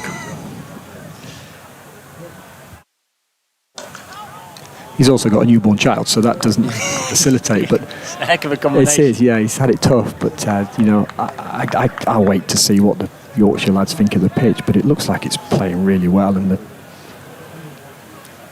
It's been a pitch that's rewarded good cricket. So that's flicked away for one. It's done a little bit for the new ball, but also if you've bided your time and played good cricket shots, you've eventually got rewarded, and it's certainly taking a bit of turn as well, so you can't ask for much more than that, really. No, and with the dry weather as well, keeping the outfield lush. He's had the sprinklers on night and day.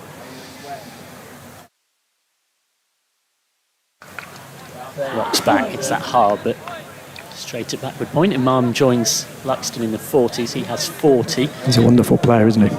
Absolutely wonderful player. So quietly effective. Yeah.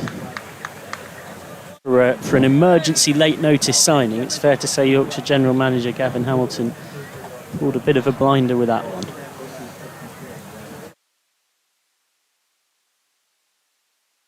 There might well be two this time. Just tend to be in a mode of a lot of singles at the moment. That was worked into a gap that allowed Luxton to get a second. End of the 17th, 93 for one. But yeah, there was that lovely moment where Bairstow really made a point of going out and speaking to all that team of the ground staff and saying thank you so much for your efforts. Yeah, and I mean he's brilliant at that, is Johnny. As some people, don't always get him, but he's just a wonderful human being, and obviously an unbelievable cricketer. And he's a York lad, born and bred. He's played at this club. He knows a lot of us personally, and it was a real nice touch to go out and shake all the hands. And let's have it right. Everybody wanted Yorkshire to win, so we did all we could to facilitate that victory for Yorkshire, and I think him and all his team appreciated it. Williams continues. Imam just works him for one. That's not to say we doctored the pitch or anything like that. I was just about to say, yeah. But the intention always was to produce a fair cricket wicket, and Johnny and the coaching staff said if you put us on a fair wicket, we think we're the better team, and it proved out to be the case. Yeah, it's a key victory actually, that beating Essex in terms of that fight for position in Division 1 of the County Championship, and it was even more important for Yorkshire because there were so few other results with the Kookaburra Bulls. So a great testament for the ground staff for producing a result wicket with the Kookaburra. Because there was a lot of struggles with that in other parts of the country, it's not unfair to say. And I think if you looked at the social media comments after the first day, everybody was just writing the game off as a draw. It's turgid and there was no chance of a result. But no, I think Yorkshire should take, or will have taken, a lot of credit for what they did on that first day to stick in. Having lost the toss and being invited to field first, the fielding that day was outstanding actually. Really, putting Essex under pressure from ball one, and yeah, they got their rewards.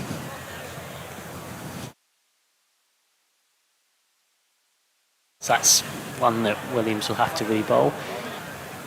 Yeah, it's that kind of game where Essex being stopped from piling up a big score, 400, 450, 500, changed the dynamic of it, and that's what ultimately gave Yorkshire the chance to near enough match that first innings score initially, and then obviously Revis and Code do their thing, and the next thing you know, it's into a tricky third innings type scenario. That's hit Imam near enough where it hurts, I reckon. There's some appeals for Williams. Well, Williams now looks to be limping a bit. Imam looks to be limping a bit. I don't think anyone's come out of that particularly well. My first instinct was height. And that replay again confirms as much. Well, this will give an idea on height. Yep, it's got him in any of the more painful areas. It's got him thump on thigh pad, and he's Nice looking straight drive. Yeah, it's some good Yorkshire. As a Yorkshire, it's been really quite proud. Obviously, it's helped with having Adam and one to two Imam being called up, but I think that's one of the reasons why the crowd's so good today and is going to be strong on Thursday, because Yorkshire taking it very seriously. Yeah, Anthony McGrath, Yorkshire head coach, has talked very openly, as have multiple players on various occasions, of Yorkshire certainly aren't seeing this in any sense as a development competition. This is a big chance for Yorkshire to go and win a limited overs trophy, and that is the correct terminology, because it's not a white ball trophy for the first time since 2002, because those of us that watched that Cheltenham and Gloucester win will remember that back then it was still played with a red ball, as umpire Lloyd has seen something that has just halted us there. So a long time ago, that 23 years ago now, making a lot of us, I would imagine, feel quite old, and reminding you of that win the final against Somerset. Also, Somerset in at Somerset, a Yorkshire face on Thursday, and I'm right in saying York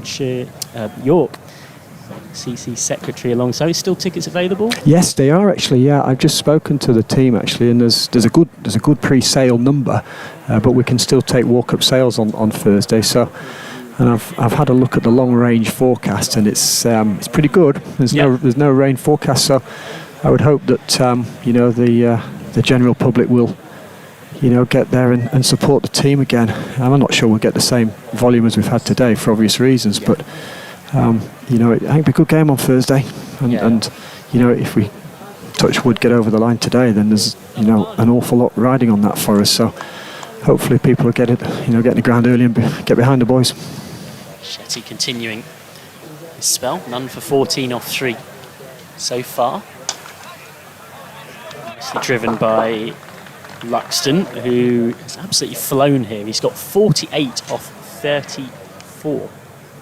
He is motoring. He needs 2 for a half century. And again, though, is made to wait for reaching that particular landmark here. But yeah, we should still get a good crowd in. Oh, yeah, without a doubt, Michael. I mean, we're looking at the numbers. Luxton will move on to 49 here. It'll sound surprising, but the actual hospitality tent was a lot easier to sell out on the Thursday than even for this game, because I think it's a better day of the week for the businesses to come and entertain. So closer to the weekend. Closer to the weekend, yeah. People take a Friday off and recover from a long day in the sun. You've got a 4-day weekend. Yeah.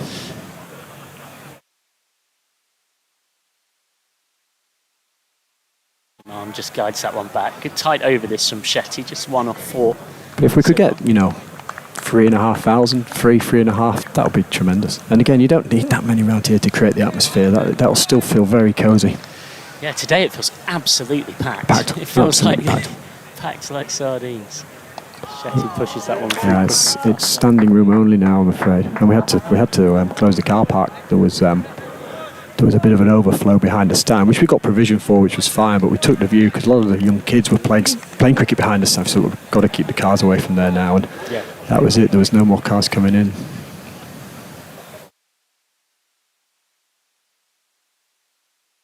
Oh, short, absolutely smashed towards us in the commentary box. Big 6 from Imam al-Haq, picked up the length from Shetty, who dropped too short and gets punished. 6 for the Pakistani international, who's on to 47. Yorkshire bring up their 100 in style in the 19th over, and thankfully it clobbered into a part of the pavilion structure rather than hitting anybody. It landed on top of our second scoreboard, and we've had scoreboard trouble today, so I'm hoping there's not been any damage done, but yeah, thankfully nobody was on the end of that. 103 for 1 off 19. Oh, here it is again. Shetty just dropped short, and Imam, like any good player of spin, goes really deep in his crease to then access that power point off the back foot and then the bottom hand coming through. And for those that maybe don't know, though, they've been listening to us the entire time, they would have heard, as I introduced you, a good friend of Johnny Bairstow's growing up So just give us a sense of what it's been like following his cricketing journey and all of that. Oh, I'll just let this ball go.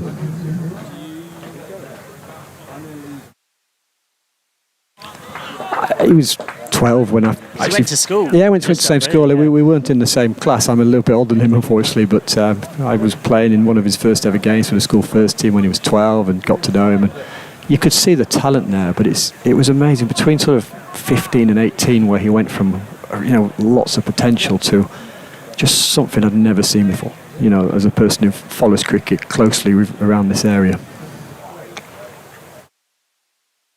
Oh, beautifully bowled. It's good keeping from Bell as well. And he's very humble. So you ring him, he picks up the phone. He keeps in touch with all his old school friends and everybody who he's been associated with. So he's always there on the phone to have a chat if you want to discuss anything, and vice versa. And it's the first score to look out for. It's if he's playing, the kids sit and watch. We just we're one of his biggest supporters. But he's given us an awful lot of enjoyable afternoons in front of the telly and live. Yeah, and of course Bairstow gave Yorkshire supporters some unforgettable memories in that partnership with Will Luxton, who you're watching now face up. They put on 167 off 76 on the 11th of July at Old Trafford, Yorkshire's highest ever T20 stand, in Yorkshire's fourth highest ever T20 score, and it was the highest ever partnership against Lancashire in T20 by any county, which is it was pretty remarkable. Brutal.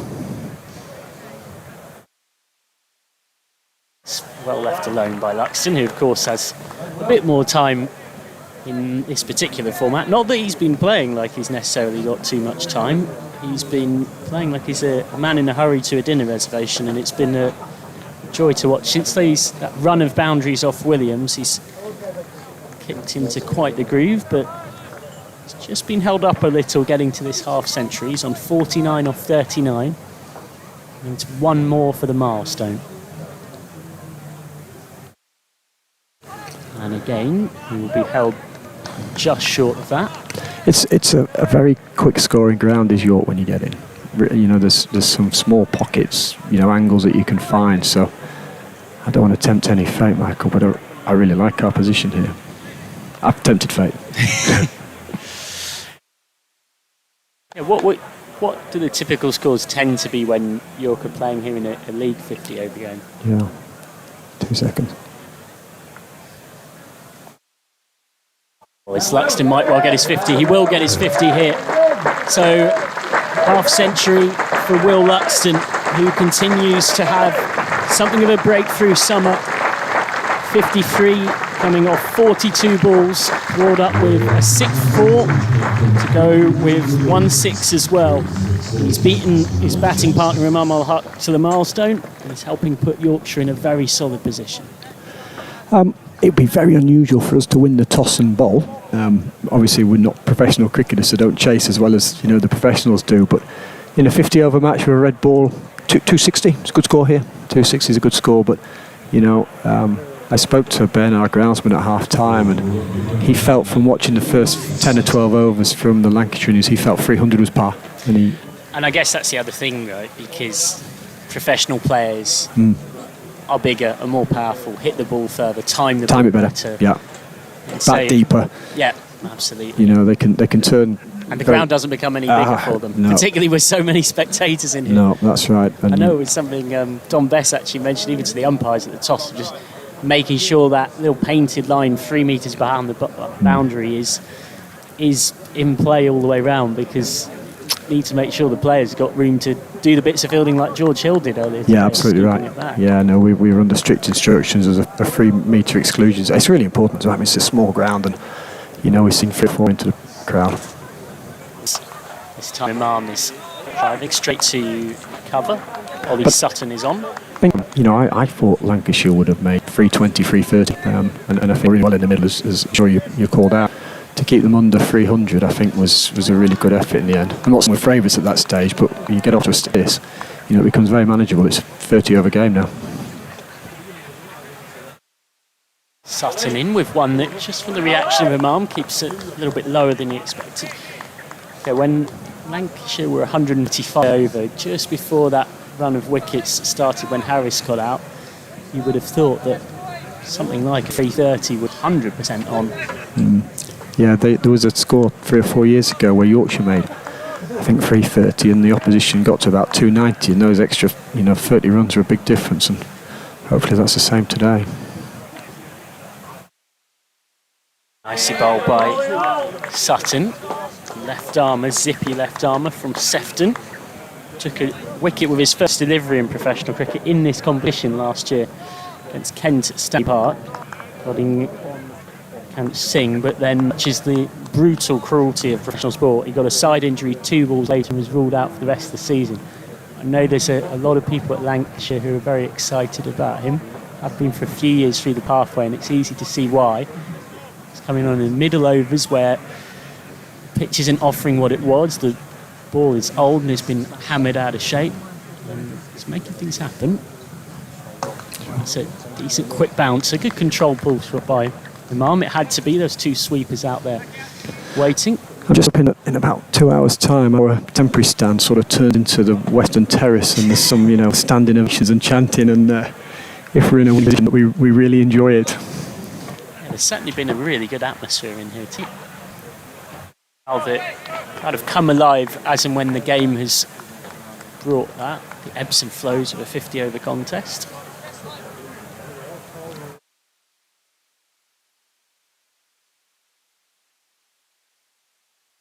Sutton again, and that's going to dribble away through third for 4. Not sure that's quite what Luxton meant. It's a bit of a toe ender, but he'll take nonetheless. 4 more to Will Luxton's tally.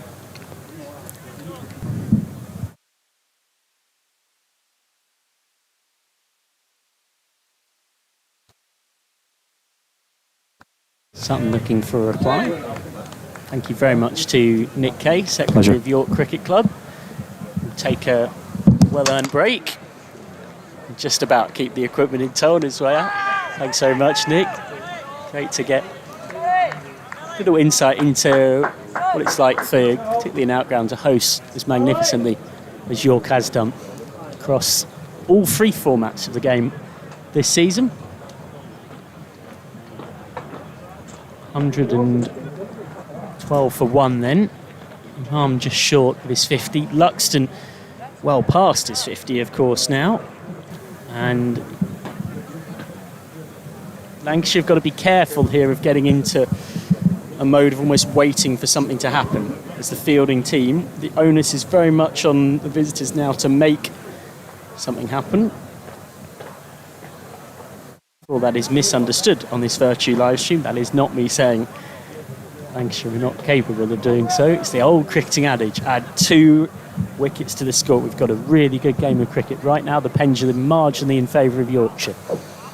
Marginally being the key word, as Imam is guiding into the onside. He's on 48 off 69. He is 2 runs away from making it 3 consecutive 50-plus scores, and one of those, of course, was 159 against Northants. Aaron Vowles just settling back into the seat alongside me. Yeah, he's been a serious signing, hasn't he? Imam al-Haq. Of course, had that career best 159 that he spoke about at Wantage Road. Facing off here. Looks to drive that one down the ground. Single should be taken. Indeed it will. He moves on to 49. Yeah, I was quite enjoying that, actually. I was listening to the live stream back in the pavilion. Nice, of course, to have Nick on. Provides plenty of extra insight. Yeah, it really makes you appreciate all the different bits of work and stories behind York hosting. Quantity, as he referred to it, 7 days of first team cricket, far more than hosted in any previous summer before. What that's meant to everyone here. Great to see such a good turnout as well, isn't it? That grandstand has been packed today. It's Williams bowls here to Luxton for no run. Yeah, I'm curious about these bowling plans from Lancashire, and at what point does Marcus Harris start to think about maybe introducing a sixth option, because Williams is in his sixth over. He's bowled 5.2 so far and he's gone for 46.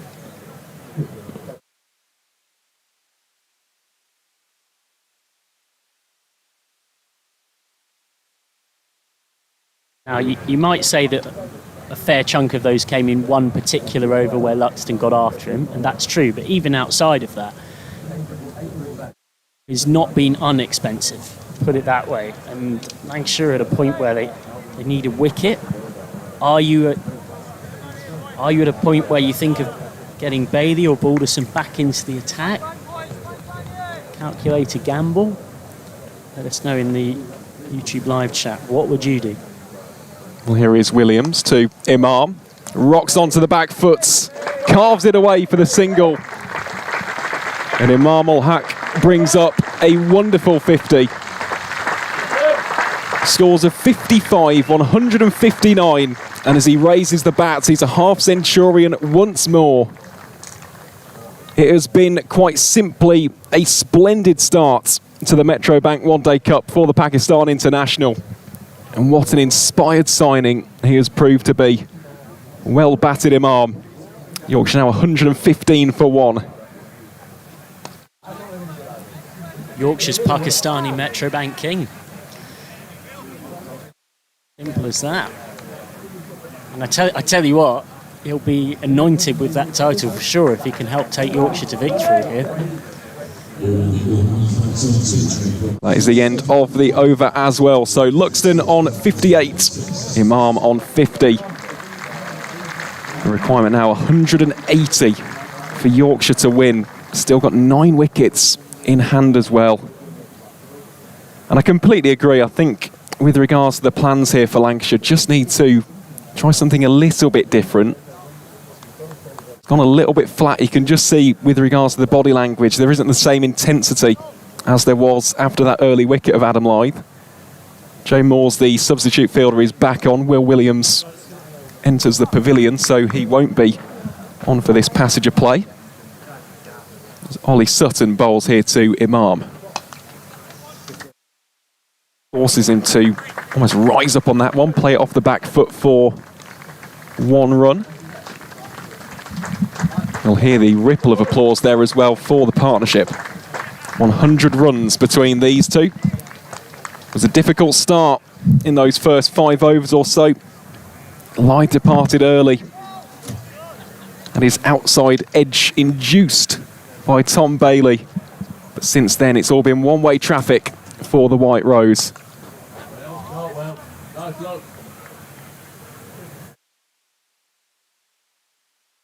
Shetty fires that one in.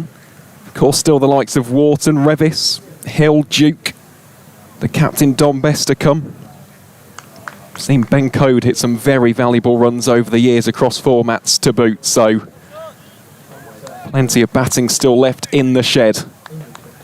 Does beg the question, when will Marcus Harris turn to Charlie Barnard with a left arm finger spin? Happy to continue with Sutton as Imam disdainfully pulls that away out towards the vacant cow corner region. Stand and deliver stuff from the Yorkshire opener. And that is brutal batting. Not the right length there bowled from Ollie Sutton. Arguably the incorrect line as well. Bowled it straight into the hitting arc of the left-hander. And a player of Imam's calibre is not going to miss out on that one.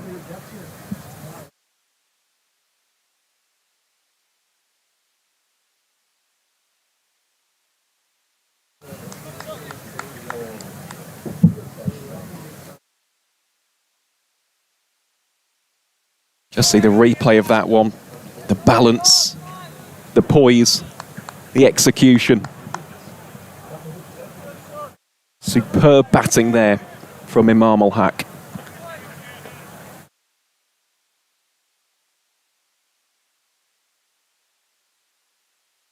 That one just beats the effort of the fielder. It's racing down towards the grandstand. In fact, it goes for 4 runs.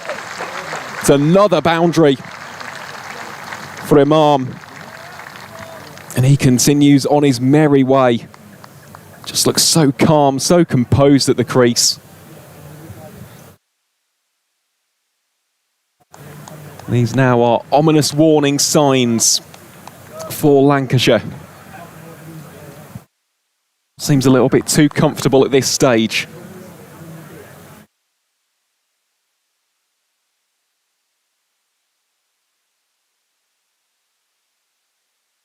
An easy single there for Imam. And that will also round out the 23rd over. So Yorkshire 126 for 1. Luxton on 59, Imam on 60. Appears to have all of the time in the world out there in the middle.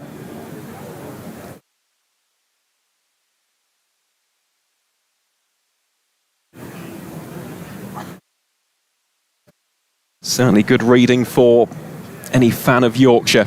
And Marcus Harris must have been listening to the commentary, because for the first time today we are going to see a little bit of Charlie Barnard coming on to bowl from the city end. Left arm finger spinner offers something a little bit different with regards to his approach. More of what you'd describe as a flat and round arm bowler compared to the likes of Shetty and Dan Moriarty. Looks the bowl stump to stump, bring LBW into play. Balls famously took 10 wickets in a second 11 championship match against Yorkshire up at Stanley Park in 2022. Dismissed Luxton in that game, along with the likes of James Wharton, Noah Kelly, Yash Vagadia and Harry Duke as well. And as if that wasn't already impressive enough, was also Lancashire's leading wicket taker in this competition last season. Bowls here to Imam. Steps into that shot and plays it down the ground.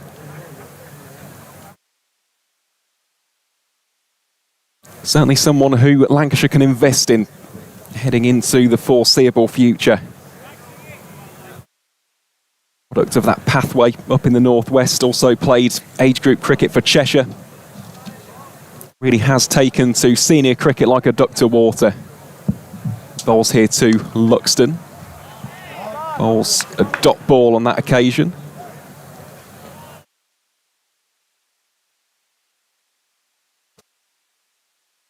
Just provides a different challenge here for the two Yorkshire top order bats. Bowls that one very full.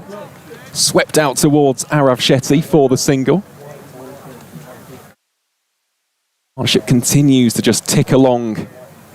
Every single run that these two can get makes it so much easier for that middle order.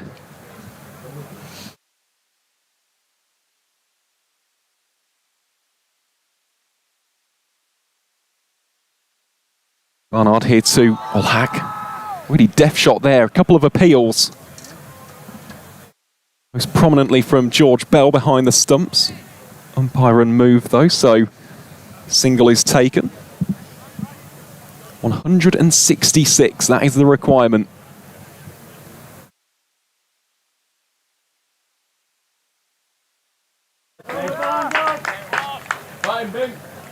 Of course, we almost must say a massive thank you to everybody tuning into the live stream today. Had some great figures, just looking at the concurrent viewers. Been hovering between about the 7,000 to 10,000 on the stream. Great to see the appetite for not only what is a historic rivalry as we see the end of the 24th over, Yorkshire 129 for 1, but also to see the support for the Metro Bank One Day Cup. Of course, in recent seasons, people would argue it's had its prestige ripped out, but the heart and soul of this competition continues to remain and will remain for many, many a year. Those badges, whether it's the white rose, the red rose, or any of the other 16 counties in the first class circuit. This tournament, this format means so much to so many people. Yeah, and the thing to remember about that is Yorkshire haven't won a limited overs competition since 2002. Lancashire haven't won a major list A competition in this century. Sutton here to Imam. Rockets that around the corner towards Shetty for the single.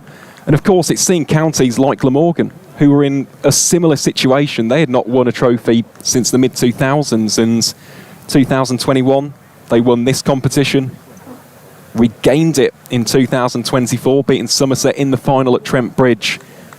Counties need to view this as a genuine chance to get silverware, and it is difficult for clubs like Lancashire, who are missing 14 players, Surrey missing plenty as well.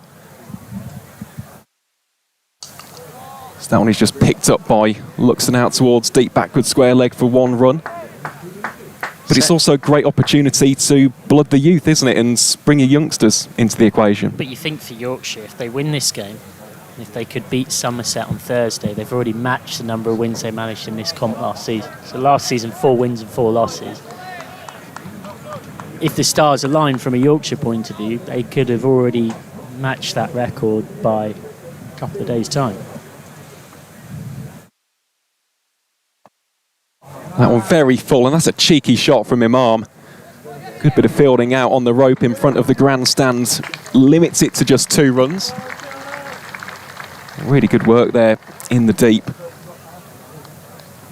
And of course, in this competition, the One Day Cup is a little bit fickle in that regard. If you win 6 of your 8, I mean 7 out of 8 would be perfect, because you're nigh on nailed on to win the group and secure that semi-final. But there are times when even 5 or 6 is more than enough. It's all a case of peaking at the right time. Yeah, and it definitely makes that difference. Getting the top 2 in particular means that if you end up with a knockout game, at least it's a home game. And of course, if you win the group, you get that direct home semi-final berth. Mickey Lewis doing a lap with Ben Code and Jack White, who were back into the Yorkshire side today. Will be interesting to see how that Yorkshire Scene battery gets rotated for Thursday. There'll be a fully rested, ready to roar in Ben Cliff and Matt Milnes pushing for selection.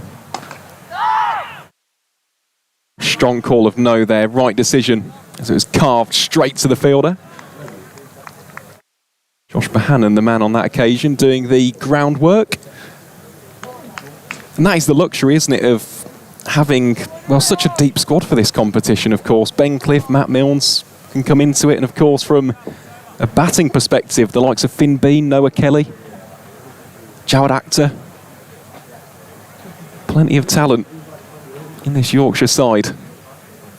Sutton here to Luxton. Luxton has absolutely clobbered that one all the way for 6. There was never a doubt about that. And that is an emphatic way to round out the over. Will bring about the drinks break. Great way to catalyse it. Will Luxton. Well, we said it, he's a man in form. And he's seeing that ball very, very nicely out there at the minute. Yorkshire 140 for 1 after 25 overs. The requirement, 155 runs for the victory, a 3rd straight in this year's Metro Bank One Day Cup. It's a lovely shot from Luxton onto the top of the nets. And it very much confirms the fact that thus far it is advantage Yorkshire. It's interesting you mentioned those young batters. Got the likes of Noah Kelly, left-handed opener Will Benison, who's just signed a rookie professional contract. He plays not a million miles here for Sheriff Hutton Bridge. David Bumble Lloyd, who's watched a fair bit of them because that's in his neck of the woods, described him as a proper player. And Yash Vagadir, who came through playing his club cricket in Hartlepool, that again is another pushing for selection. But right now, players like that are left frustrated in waiting in the wings, which is a great problem for Yorkshire to have. Ultimately, that's what you want. They're also getting the opportunity to train with the likes of an Imam al-Haq. Don't underestimate what you learn from that in Anthony McGrath's words. We know he's got that international class. His list A record is sensational. Played nicely at Scarborough, and for him to get in and did what he did at Northants with that 159 was fantastic. We've seen him in practice since he's been with us and how he goes about things.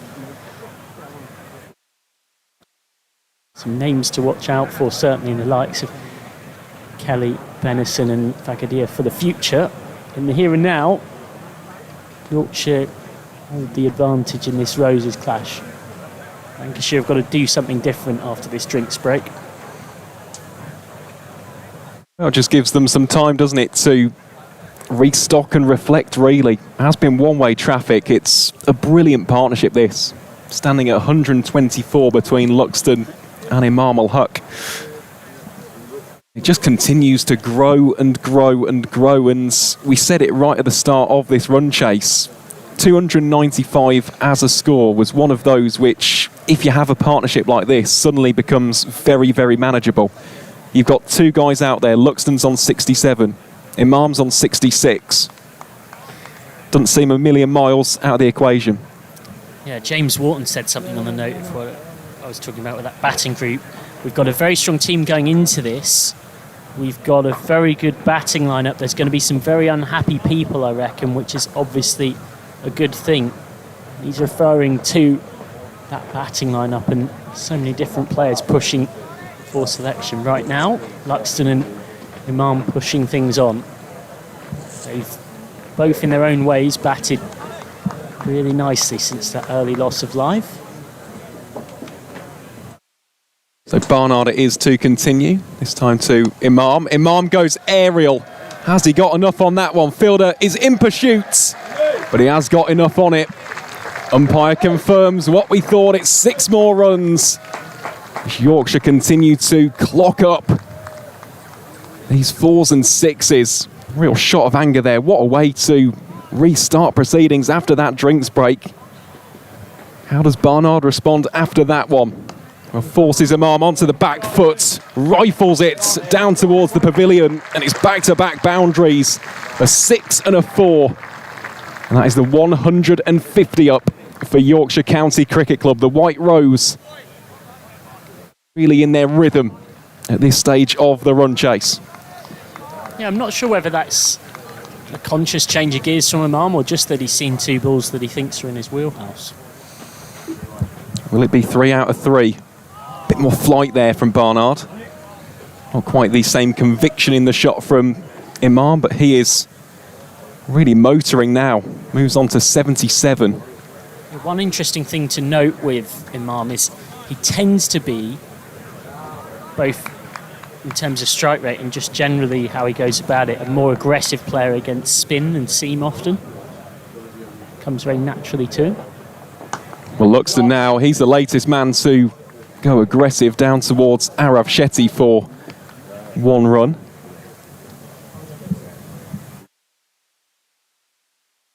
He does feel like someone who'd be very difficult to bowl to as a spin bowler. He's got multiple facets to his game when he's playing spin.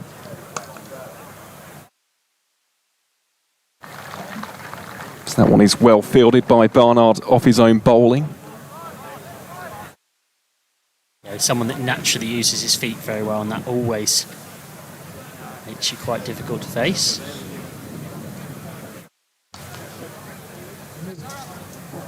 Not for the first time today, utilising the back foot to useful effect. That will be a single to wrap up over number 26. So Yorkshire 153 for 1. Imam is on 78. Will Luxton on 68. And that required run tally now 142 from 24 overs. More than manageable at this stage.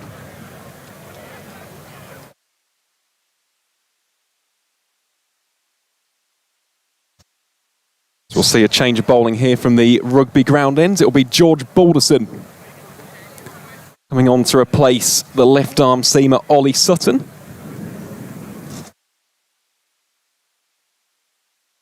Sutton going at 9 runs per over from those first 3. So Marcus Harris just shuffling the deck of cards somewhat. Balderson none for 24 from his first 6.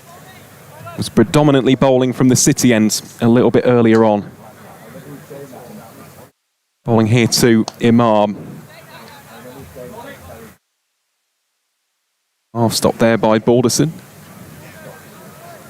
We do hope that you're enjoying the coverage as well here on the Vertu live stream with commentary from myself, Aaron Viles, and my excellent colleague Michael McCann. So some great work from our cam operators and producer today. Really has been a delight to bring you the action here from York. Imam tucks that away into the onside. Should be 2 runs. Indeed it is.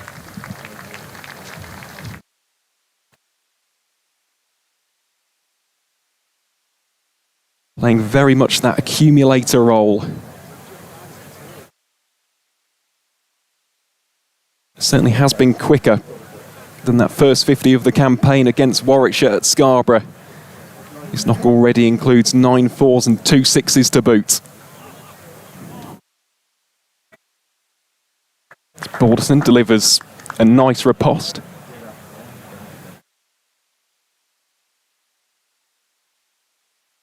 Question for Lancashire now is, where does this next wicket come from? Is it a case of a sharp bit of fielding, a magic delivery? Is it a case of changing to a different ploy? All of those thoughts racing through the mind of Marcus Harris. Imam pushes forward for no run.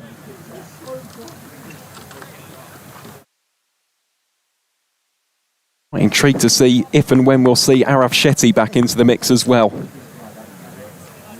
Still wicketless is the young all-rounder, but none for 21 from his first 4 is not too bad going at all.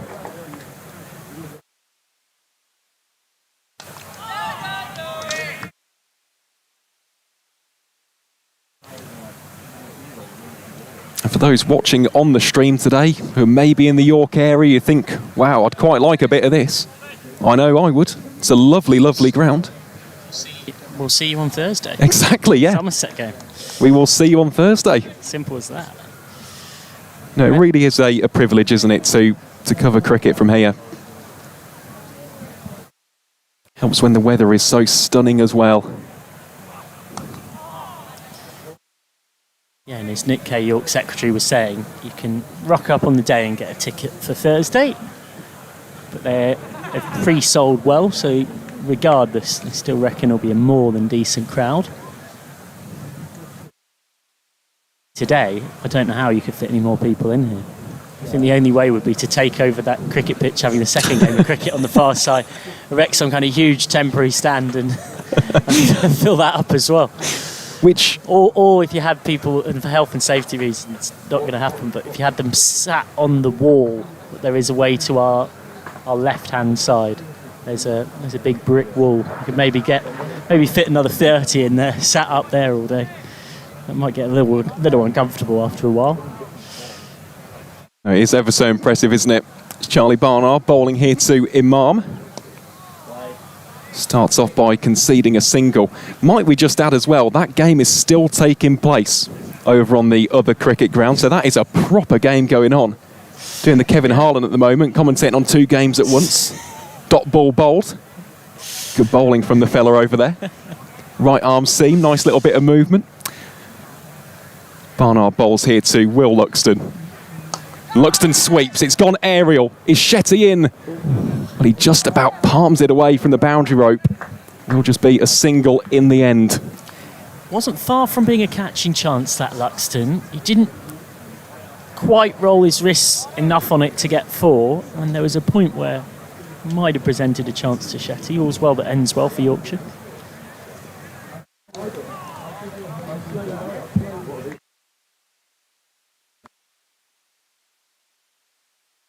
There's no immediate rushes there with regards to the change of intent from these two. Already done their job with a 100-plus partnership.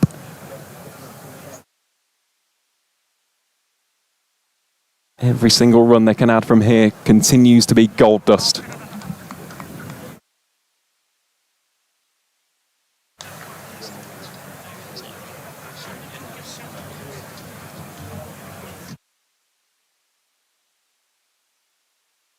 That ball worked out towards backward square leg for a single. 158 for 1. The longer this partnership goes on, the longer Lancashire's desperation for a wicket increases. And the more Yorkshire will feel in control of the contest. That required run rate is still hovering in and around 6, so nothing for Yorkshire to be too concerned by.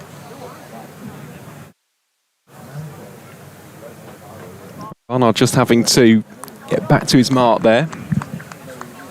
A few words of encouragement being offered by Ollie Sutton in a short square. Luxton steps into that one, drives splendidly down the ground. For one run, and that will signal the end of the over. So we'll have another change in the commentary box here. I shall make way. I might go and have a watch of the other game. Keep my eye on both at the same time. I'll keep you updated as best as I can. But I'll make way, and I'll leave you with a few words from Michael McCann. Yeah, Aaron Val's taking a well-deserved break and settling into seat alongside me, a man who, unlike Aaron, is not going to try and watch and commentate on 2 games of cricket at the same time. A man who, like me, will primarily have his focus on the Roses clash that's in front of us. A very good sunny late York afternoon to Yorkshire General Manager Gavin Hamilton.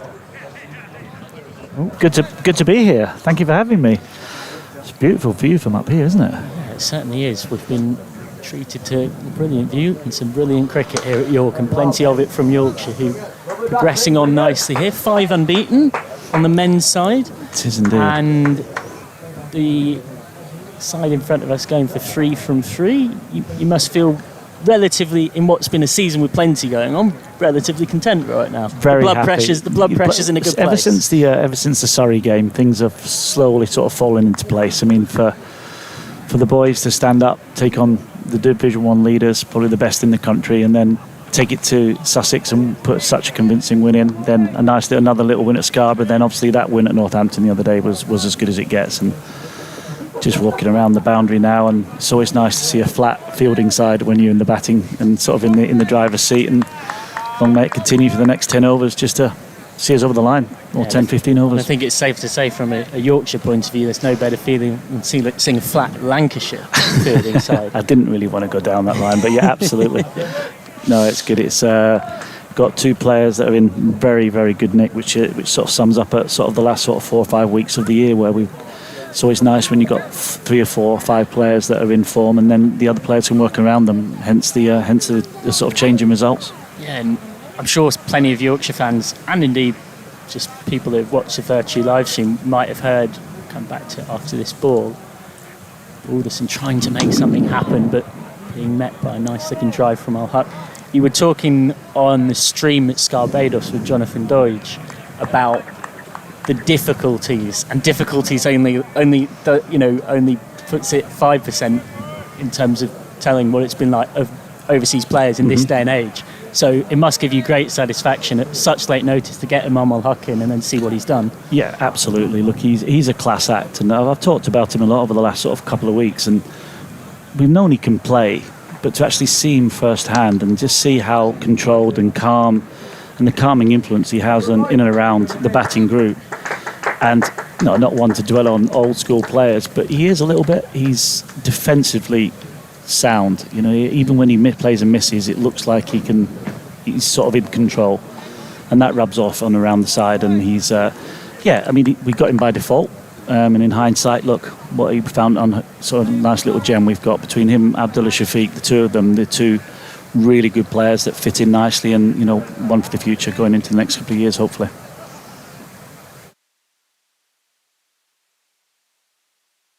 Down the track this time. Obviously, those are 2 very familiar names, both Pakistani internationals. Shafiq, once he was one of Yorkshire's most impressive performers in that T20 campaign. Was there a link? You sort of alluded as if there might have been there in the way the 2 were acquired. Was there a link that was made with Shafiq, or were they independent of each other? Completely different. Yeah, Abdullah came in for those 2 or 3 games. Obviously, we had issues with his visa as well, and obviously Imam came in on the back of Gujraj not being able to come, Gaikwad. So that was all very rushed. I mean, obviously we couldn't get him on that Thursday. He didn't turn up on that Thursday, shall we say, for personal reasons, and we had 48 hours really to turn it round. And like I said, what a gem we've unfolded really. And like I said, he just slots into the side so well. We've got until the end of the year. More importantly, we didn't plan to have an overseas player for the Metro Bank, but the way it's sort of worked out, and sort of keep him in and around the side, and just start to develop that continuity around the squad. And you can see by the performances that people are starting to understand their roles in the team, and they're just settling in. I mean, maybe a couple of months later than we thought in the season, but we knew it would happen at some stage. Yeah, and there was always going to be difficulties in the season, as that goes away for two. Stepping up to Division 1 in and of itself was always going to present a challenge. And this competition in particular, we talked about it in the commentary box already today. 2002, Cheltenham and Gloucester Trophy. That's the last time Yorkshire won a limited overs title. Is that right? Goodness me. So is that swept away beautifully before by Will Luxton? That's another lovely shot from one of Yorkshire's young pretenders, someone who, off the top of my head, I'm not actually certain he might have been born when that triumph was. Don't say stuff like that. Yeah, I was there, so don't even say. Was secured. No, but yeah, that absolutely highlights where Yorkshire have been over the last 23 years. Yeah. And obviously highlights as well the importance of every competition we play in. I think Mags mentioned at the start of the year we talked about coming into Division 1, and he doesn't like the word transition, and nor do I, and it's very much about finding out about the players, and we're here to try and win every single game. We're not making this into a development, inverted commas, a development tournament. We're here to put out the strongest possible side we can every 6. Oh, there's shouts of catch it, and Luxton's caught on the rope. Will Luxton, who's batted so magnificently for his 77, has to go. Couple yards more on it, and it would have been 6 more, but instead, one of Yorkshire's finest young batters is gone. 169 for 2. That second wicket partnership finally ended at 153. A warm ovation for Will Luxton, who will troop off disconsolate for 77, possibly thinking what could have been Rose's century, etc. And it looked like it was all there for him, but regardless, he gets a great ovation after what's been a fine innings. Wasn't far away, was it? A couple of yards. Gone for 77 off just 63 balls, 8 4s and 2 6s. What you don't quite see, because our cameras are following the ball, was that the look of sheer frustration from Luxton. Perishing, caught right on the rope. Really well judged catch out there as well, should be said. And Barnard's got the breakthrough. Now this is still a game that Yorkshire will feel like they hold the whip hand in. And out to the wicket comes James Wharton, who is in a good bit of form after 66 off 75 against Northampton. Like Luxton, having come through the pathways together, is someone who, when he gets going in a very different way to Luxton, is a joy to watch, particularly hitting in that straight V with those big long levers. He certainly goes from ball one. Warts. He's not one to sort of to try and get himself in, which sort of questions sometimes. But yeah, he certainly goes hard, and he hits the ball exceptionally hard in areas where he can sort of he likes to manoeuvre the field as well. So, like you said, we've got a couple of lads in decent nick still there, and we've still got a few more lads to come in that have sort of got a few runs in the past few games. Wharton this time, it's just blocked back. Just to complete a bit of administration from a couple of minutes ago, Will Luxton born on the 6th of May 2003. So he definitely won't remember that 2002. So he wasn't born. Cheltenham and Gloucester triumph was literally not born until early the summer after. As Wharton this time is just pushing at that one. Nicely bowled by Barnard, who pushed that through quicker and flatter. He's got the breakthrough, which Lancashire will believe can go and potentially lead to more. This was the dismissal, 169 for 2 off 29. You'll be disappointed with that, Will. But it just goes to show the confidence he's got in himself. We're talking about this afternoon around boundaries are irrelevant nowadays. If they've got fielders out, they'll just back themselves to clear it all day long. And 8 times out of 10, he'll probably knock that straight over his head. And I guess that's a big change as well, because you'll be quite modest about it. One that played for England, played for Yorkshire with great distinction. That's a great change from your era. One of many things that's really evolved in the game. Huge. Absolutely. Talking to Matthew Wood about it this afternoon around just what I said about he's been relevant and fielders are out. One of the days where if we got caught long on like that, we'll be scolded when we came in, or we should see the game hold, that kind of thing. The whole mentality around these lads now is just to hit, back yourself, don't have any doubts. And trust your instincts, and that's exactly what he's done. Of course, part of that is just a little bit bargain in a sense. Absolutely. Saw that with Harry Brook in the Test match. It was almost a magnificent 100, and then perishes what some might say too many, but in the way that he thinks, if he plays like that for another half an hour, it's game over. Question that, what are you going to do from ball one? You got 110 or something, wasn't it? You know, he hasn't changed the way he plays. Field here means that what should have probably been hot ball is going to go 4. So 4 bonus runs for Imam al-Haq. 89 is now 11 short of that magical free figures. So much attention to do in this statistical game of cricket.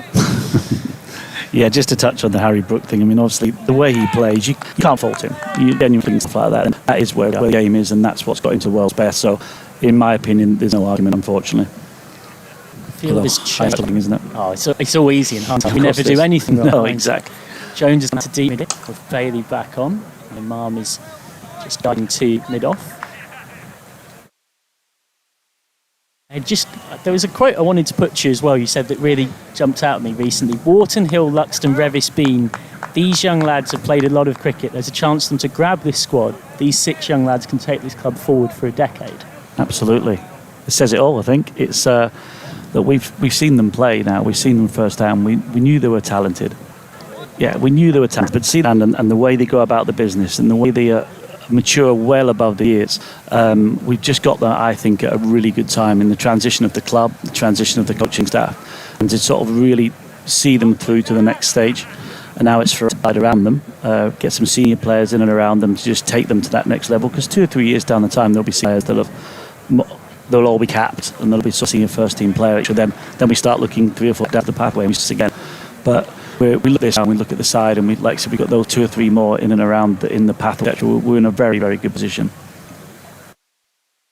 And is still yet to get off the mark, just bring that down to point. Yeah, so you mentioning 2 areas in the squad we need filling to allow these players to come through. Yeah. So is that sort of a fact that there will potentially be signings from outside potentially? Potentially, and we'll obviously be very selective around our overseas signings. We're going to get in really early around that, but I can't stress enough, it's to build around these players.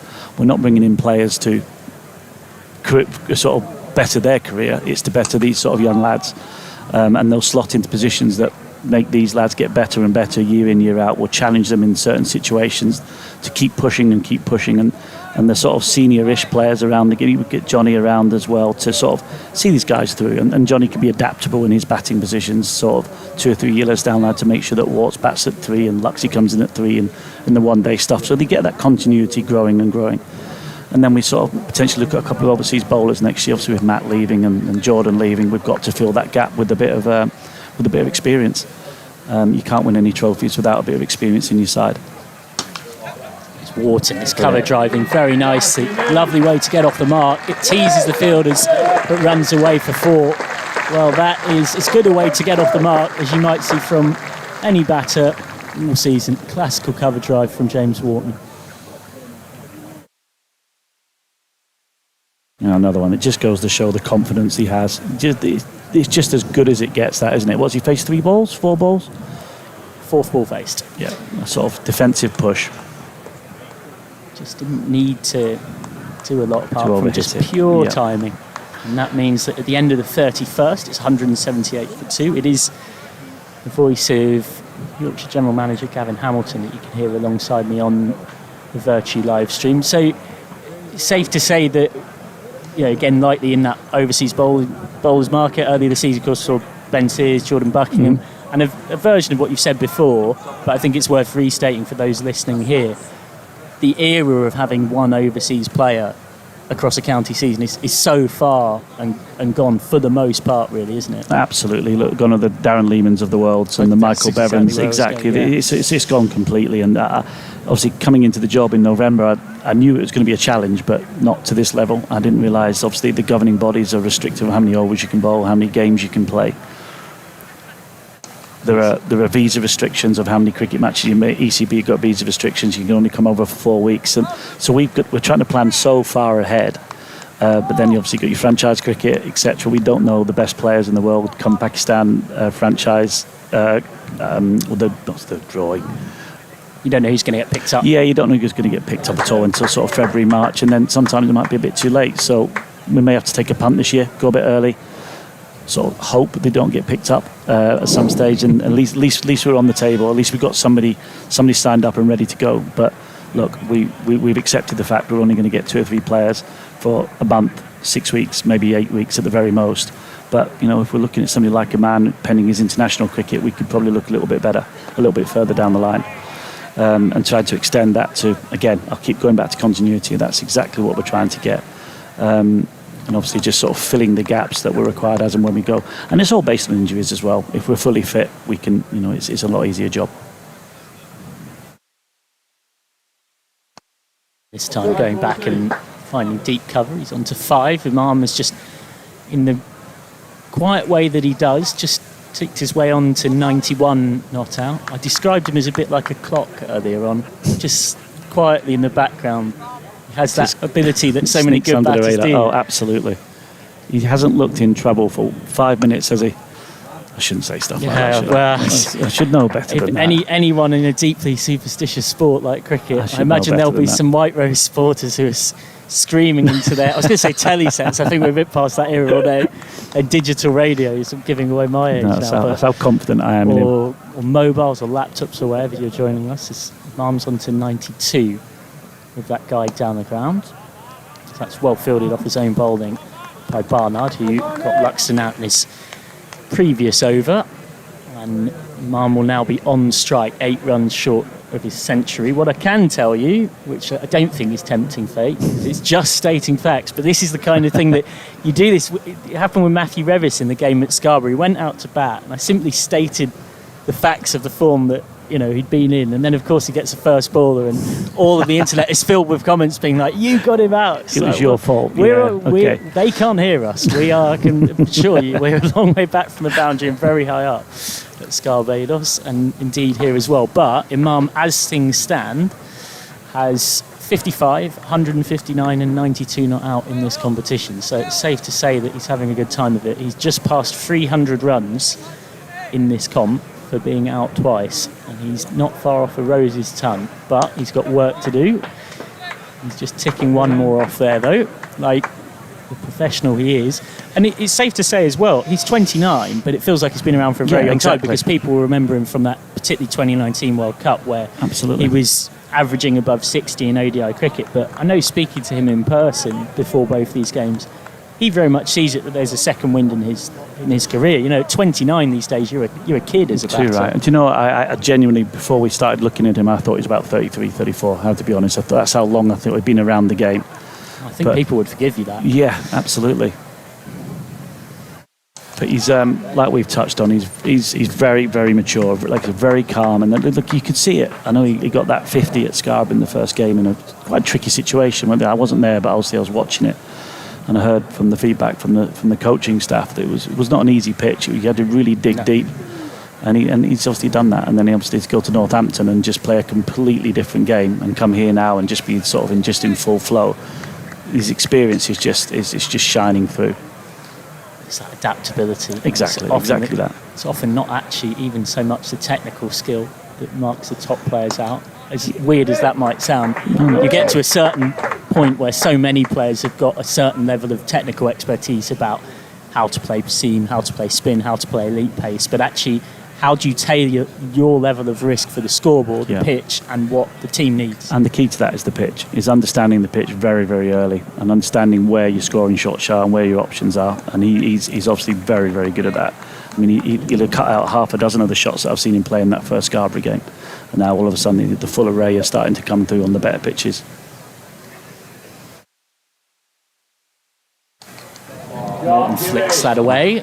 Might well have his second boundary. Instead, it's well cut off out there, so we'll pick up a couple. Yeah, that innings at Scarborough was the kind of knock that a lot of people on a scorecard would look at and think, oh, well, low scoring game, they were always going to chase that.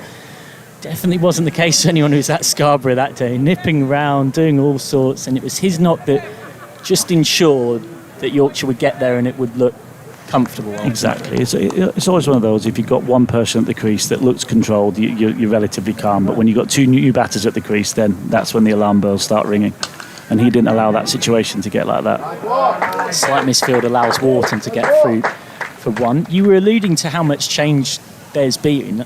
I think it's safe to say in a lot of senior leadership positions, it's easy to keep track of who might be left rather than who's changed across the men's and the women's team for this coming season. And it's worth touching on the women as well. Yeah, absolutely. They got to the T20 Blast final, defeated by Middlesex. Currently have taken, I think it's safe to say, a policy of really looking to blood those youngsters ahead of being back in Tier 1 next season. As that will be wided on height. Yeah, exactly that. Look, the women have had a fantastic start to the season. Lost the last couple of games, obviously, but look, we decided at the end of that T20 final, obviously there's 3 or 4 girls I think have gone into the 100. A lot of the other counties, Tier 2s, have gone down the loan market route. We've just gone, wait a sec, we've got a fantastic pathway. Let's utilise this. Look, we don't want to say results aren't important, because they are, but what I always said from the start of the year, the importance if we get 3 or 4 of the academy girls, stroke pathway girls in the running, or potentially looking for contracts, or potentially coming into the frame next year, I find that success.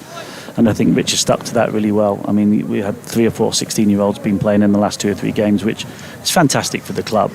And like you said, the whole restructure going into Tier 1 next year, we're going to have to look at a new assistant coach and all the CPA requirements of the support staff. So it's a big rebuild. CPA, for those who don't know. The county, oh my goodness, I've lost track.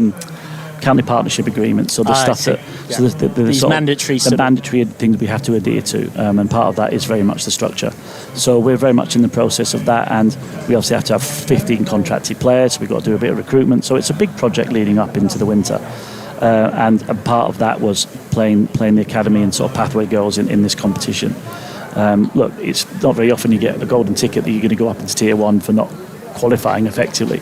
So we're utilising that, and it's been a bit of a blessing being in Tier 2 this year. It's allowed us to nurture half a dozen, 8, 9 girls. I think 12 girls have played in first team cricket. They haven't been contracted. So we're in a good place.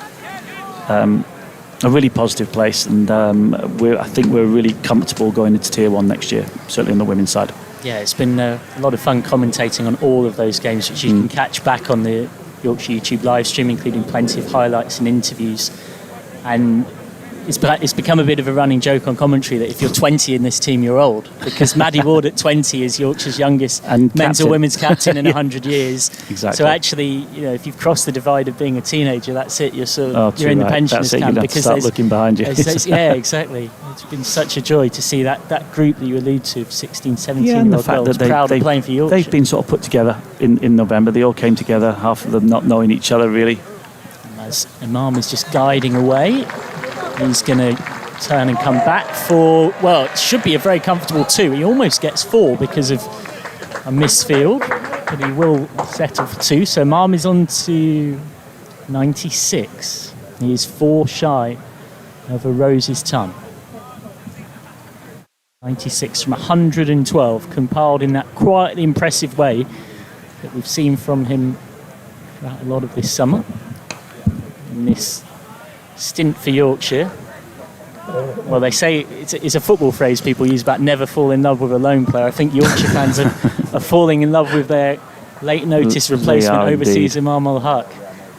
I've wandered around the ground a couple of times today, and the comments I've had around has he signed for next year and where's he come from? Should have done it 4 months ago. You can imagine the Yorkshire members. It's always easy being general manager of Yorkshire it's too easy. From the armchair. And this time, he's finding that sweeper out at deep cover for 1 more. But yeah, plenty of names to watch in that women's pathway. Amelia Love took a 4-for on debut as a 16-year-old. Jeannie Lee, who bowls a mixture of leggies and offers. She's fantastic. Amelia Oliver's come in and made runs with the bat. Ellie Nightingale. There's a lot of names you're going to be hearing a lot about. of them they've shown parts of games where they can compete and they belong there. Now it's just getting that consistency and sort of getting the right people at the right time in the right places. And like I said, like with the men's game, challenge. Certainly this year, and just sort of really push them to the limits. And going into next year, we know what we've got, and then hopefully in 2 years, sort of develop a full package.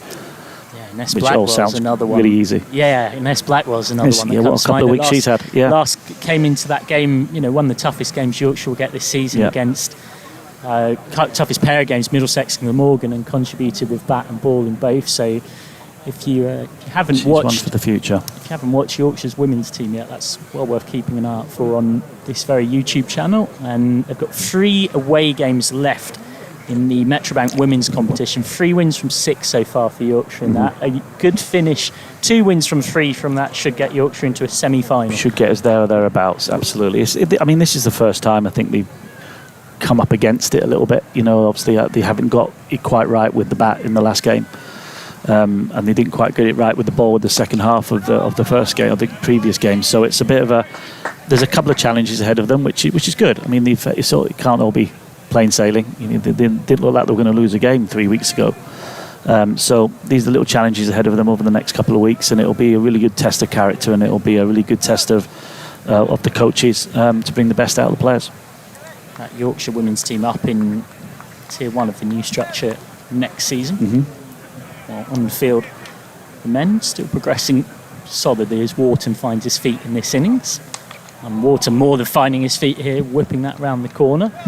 He's on to 12, and Imam on to 97. He has been in the 90s for a while. You wouldn't say he's looked particularly nervous, but he has been in them for a while, and I would imagine there are plenty of more superstitious members of this capacity crowd at York who've been frozen in their seats, hoping to see him get there. There's no hurry. We're in a nice position. As long as he's there, that's all that matters. Wide run rate still hovering just over a run a ball. Imam al-Haq, 3 away. And will still be 3 away for now.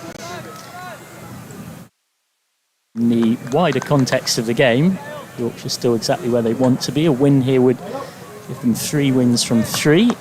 And will keep Lancashire down in 4th on what is the only game in the competition today. And then it's Somerset on Thursday here at York. Plenty of tickets left for that one. You can rock up and get them as well, which is always nice if you want to wait and see what the weather's like. But I'm repeatedly assured it's going to be pretty much like 30 today. degrees, isn't it? It's 30. We're going that high. Wow. Arm this time just squared up. It's nicely bowled by Bailey, who's been brought on here quite expressly as the experienced bowler to try and make something happen. And I'm right in little Burley told me you're still playing occasionally. I played on Saturday. It was my son's 21st birthday, and I said, look, I'll play with you, of course I will. And I batted number 8, and I think we were 30 for 6 when I went in. Oh dear.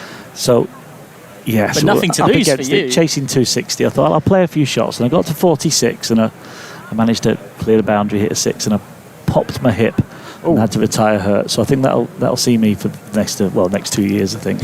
I don't know. Every single game I play, I seem to get a niggle every time. I'll probably put it down to a bit of age, I guess.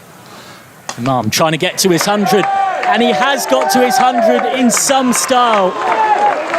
Imam al-Haq goes to 100 in the Roses match with a 6. What an innings from the man who's becoming Yorkshire's Pakistani Metrobank king. 103 not out of 118 balls. Scores of 55, 159, and now this in the Roses match. He is having quite some Metrobank One Day Cup. Yorkshire's late notice overseas last-minute replacement signing. He's having quite the time in the Yorkshire sunshine. That's how you get to 100, isn't it? Puts the nerves away. As we said, he never really looked... He was just knocking it around. He didn't necessarily look too troubled. I'm not saying it again. Now he's got to refocus, having got to the landmark. And he will. Yeah, there's a very high proportion of players, interestingly, more often than not, that actually get out just after scoring the 100 than in the 90s, comparatively. Absolutely. Of course, this is sort of hundreds of thousands of innings, because essentially in the 90s, they focus even more, such as the determination to get there, but then there's a moment of a concentration switch off. Of course it is. And that little switch off, the sort of pressure release, and like you said, it only takes a fraction of a second to switch off, and then that's it. And if anything, it's more of a cardinal sin to get out in just after 100 than it is before. And just guiding this away. He's on to 13, end of the 35th over. 202 becomes 204, beg your pardon, for 2. And right now, Yorkshire will be pretty happy with where they sit. And the information of Al Haq's 100 just being read out across the PA, 10 3 sixes, 103 not out off 118. We were saying earlier on the live stream as well, had the pleasure of a few informal chats and interviewing him as well after Scarborough. He's not just a lovely man, but he seems to be genuinely just loving and embracing this very unexpected adventure where, in his own words, he's done this. Wharton is left in a slightly uncertain position, guiding that, well, trying to guide that into the onside, I should say. This very unexpected adventure where he does a hard gym session one day, he gets a phone call from his agent, the next thing he knows he's packing 4 bats and his cricket bag to come over to Yorkshire. Yeah, exactly that. Look, he's told me the story a couple of times. He was getting his feet up and just getting prepping for another season this winter, etc. But he's just taken to it like a duck to water with us. And like you said, he's such a nice lad, and he's just got this really nice influence around him. But yeah, he's made it very clear he's so keen to be in and involved in and around the county game, which just goes to show what it carries still around the world, the county cricket. And I think that the fact that he got on a plane within 24 hours of asking him says it all, really. And thank goodness he did. Yeah, Imam really starting to put Yorkshire in complete command. This partnership just consolidating after Yorkshire might have been worried following the loss of Luxton, and that's going to be 4 more as well. So the runs continuing to pile up. Beg your pardon, it's gone for 6 in fact from Imam. Really times this nicely. This was the footwork we were talking about earlier against the spin. One to watch for the youngsters. He charges down the track, but it's in its own way it's measured. Meets the ball on the half volley, gets those fast hands through it. It looks destructive, but in a way those feet are almost ballerina-like. I mean, it's the commitment to the shot. You know, there was no half-cock in that. He was just straight in. He knew exactly where he wanted to hit it and just committed to it. He's gone again. And he's gone again. Now he's going to have some fun. And that is over the sight screen. Well, we're getting the full range of Imam Al Haq's hitting now, and Lancashire are on the brutal receiving end of it. He's that kind of player who takes his time to set his innings up and get going, but now he's going right through those gears. Suddenly, in the blink of an eye, he's hit 4 sixes.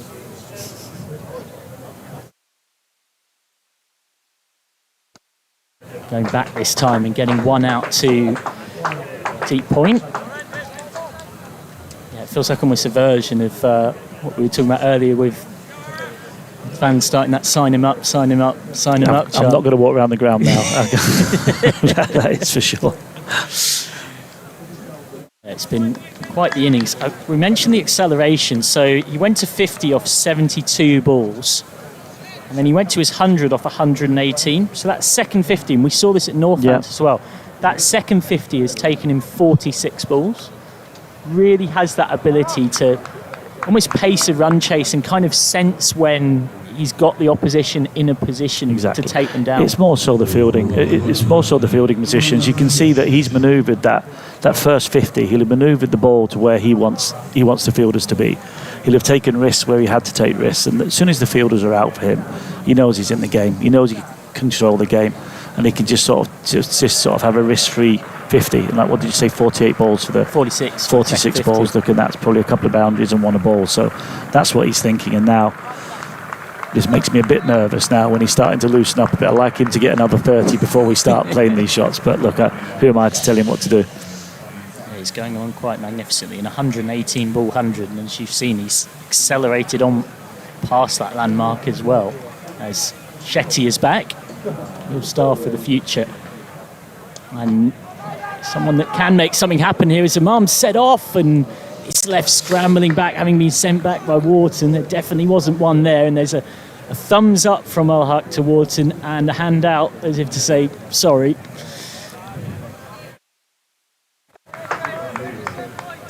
As well, that ends well for Yorkshire. On to far under that.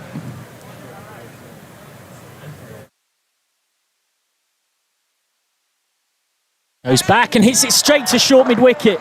Gone. Well, he's absolutely nailed that, Imam al-Haq, straight at Michael Jones, and he can't believe it. Aaron Shetty gets the breakthrough with one of the less brilliant deliveries you might see in bowl this season. If you're being harsh, you might call it a long hop, but Shetty's bowled plenty of good deliveries that haven't got their reward, and al-Haq is very slow to troop off. He must have thought he got 4, but instead he has to go 117 off 124. He is deservedly getting a standing ovation from this York crowd. What an innings. Yeah, it's as good as it gets, that. Like I said, I was getting a little bit nervous towards the end there, but look, what a job. And who else do we need to come in now? Revis, who's probably in the form of his life now, so just back for another 10 overs, see us home, take all the nerves away. But my nerves away, more importantly. Well, the beauty of live sport, and Gavin Hamilton, General Manager of Yorkshire, alongside me, will not thank me for saying this, is of course the unpredictability. That's why we all love it. Don't say stuff like that. That's why there's so many of us here waiting, excited to see what will happen next. But, well, that's the wicket. Shetty just pushes it through quicker and flatter, and you can see what it means to him. He knows he's pumped up the 21-year-old. What a big, big breakthrough that is. And there is still work to do here for Yorkshire, who need another 75 to win off 13 and a bit overs at 5.49 and over, with 7 wickets in hand. But Matthew Revis launched a one-man assault at Northampton with his new List A best, someone who's rewriting a lot of his career best this season, 69 off 33. So even half of that again would be very handy for Yorkshire. And these are 2 of that 6 you were describing going back to earlier about the future of Yorkshire for a decade. Exactly that. Look, they're both very, very confident. Look at the presence they have at the crease as well. This is what you look at where players belong. And from what we've seen all year, they belong at this level, and they belong, and like I said, they have that presence, and they look like they can take control of the game. And they played enough cricket, but not a lot. Like I said, they're not classed as a senior player as such yet, but they've got the ability. They read the game well, and like I said, it's the club's in a very, very strong place going forward with the likes of these lads. I'm sure you would have seen that stat about Matthew Revis being the first uncapped Yorkshire player since 1945 to score that many championships. Yeah, I've had a comment on that as well, as you can imagine. So it's an impressive stat, I'll have to say. But what a 12 weeks he's had. Yeah, ever since that knock against Nottinghamshire, 90 at Trent Bridge, 93 red, just left stranded, and then I'm not going to let that happen to me again. No, the rest is history, as they say. Yeah, exactly. Look, we criticised the couple. It's the best out of a couple of players that sort of kicked their season, I think. So I don't want to say long it can't continue, but thank you very much to Yorkshire General Manager Gavin Hamilton. Thank you for having me. Been a pleasure. Really appreciate it. No, thank you. Gavin is just heading off to get a well-earned glass of water and just gently reminding himself that Yorkshire hold the pan in the contest, whilst hoping that they see it home. So, well, if you're not reporting to that, sure, you hopefully still found it a really interesting discussion in terms of how things work at a club like Yorkshire behind the scenes and where things are at in terms of contracts, the women's team, and everything moving forward in terms of how you go about recruiting overseas players and what Yorkshire's plans are for the future. Really appreciate Kevin coming and giving us his time. Such a busy day.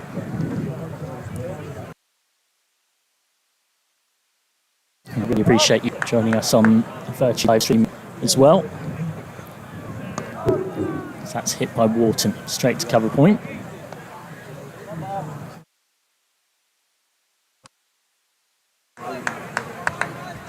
Yorkshire looking to see this one through. So very much plenty happening here. Had a couple of wickets to the score and it could look so different. Going to come back for 2 here, and despite the efforts of Balderton, they will get back.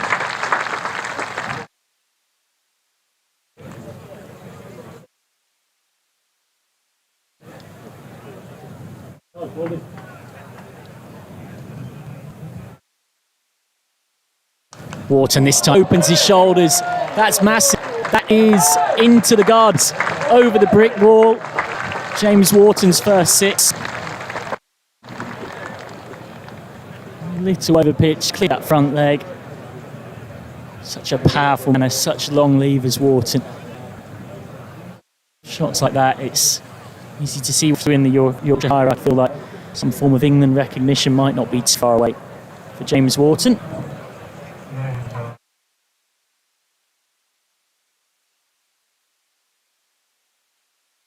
Just a note of Imam, one YouTube commentator, TX200AA, saying give Imam a Yorkshire passport and keep him. I think it's to say that's a sentiment that many other White Rose fans will have. And we've just got a bit of a delay here because the umpires are going through the boxer ball, because that cleared literally the ground. The of York Cricket Club was cleared. Yeah, let's not get it wrong. That was a wonderful innings, wasn't it, from Imam? I was just a little bit gutted that he got out for 117 because he was 26 shy of 5,000 career list day runs. It's a bit of a stats man. I would have loved to have been there, but no, that was, well, quite simply breathtaking, wasn't it, from Imam al-Hakams. What a season he is having. Wharton this time going back, and this mix up here, and Wharton's having to scurry and has just about made it home on the dive. Well, it was behind square, it was Revs' goal. Rev said yes. Wharton wasn't really sure, and then eventually Wharton did hurry his way to the non-strikers, and the throw came in, and he scrambled back. It really was a scramble, wasn't it? Last-ditch dive there to save his skin. 2-3-1 for 3, it remains. Steps into that one, plays it stiffly down. That'll be a single to round out over 98. Yorkshire 232 for 3. The requirement 63 runs for the victory. Would be a nice victory for more reasons than one. Spoke at length about the importance with regard to the race of that top spot. Yorkshire currently occupying the top of Group B. Victory here would really consolidate, cement it, and give them some lovely momentum into the game against Somerset right here at York on Thursday. Tickets are still available, as we've been reliably informed by Nick Kay, the secretary of the club. We see some more of Arav Shetty from the rugby ground ends. Falling here to Matt Revis. Yeah, Revis just ticking on to 4. For now, will play himself in. There's no real need for him to be in any great rush. The tower you can hear in the background is the raffle from the marquee. Just in case you're, maybe a couple of the people already mentioning in the comments are unsure what that noise is. Shetty continues, this time to Wharton. We've rightly raved about Arav Shetty. Took 3 for 34 against Somerset with some delicious spin bowling, like proper connoisseur spin bowls wickets, and then he gets Imam al-Haq with a long hop. Yep. This is the nature of the beast, isn't it? Oh, that one strays down the leg side. Just wait and see if there was some bat on that as it scurries away towards the grandstands. It is, it's 5 wides. That does not help Lancashire's case, certainly helps Yorkshire's.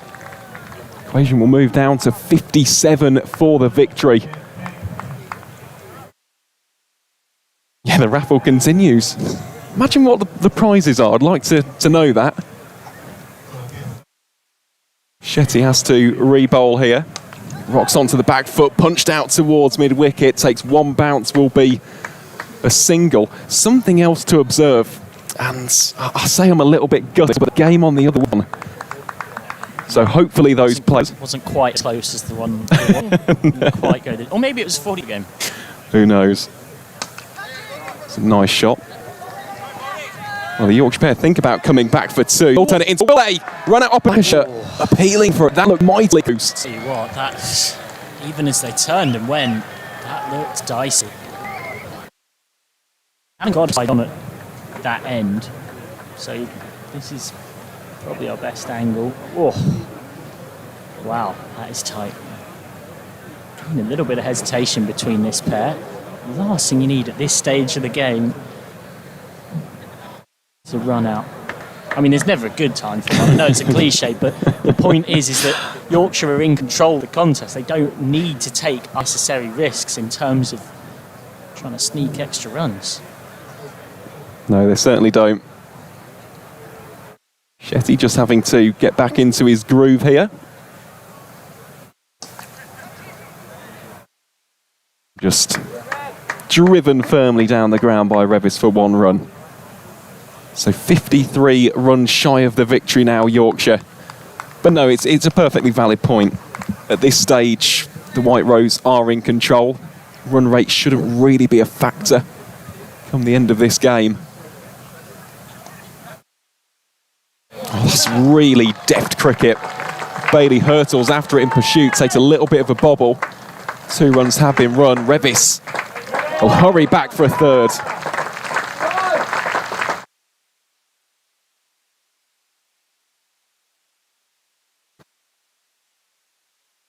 Well, it is a characteristic of this Yorkshire batting unit. They run incredibly hard between the wickets. And that is the difference, isn't it, between the two sides? You can make that argument with Lancashire. They didn't quite turn those 1s into 2s and the 2s into 3s. It's interesting you say that. Yorkshire head coach Anthony McGrath said in the build-up to this one, you can see the way we're running between the wickets now, for example. It's a lot more aggressive. I think we were a little bit passive early season. There's always a period of change. New coaches coming in, players getting used to coaches, vice versa. But you'll see now with the bat, there's a real template there. Everyone's buying into it with the ball as well.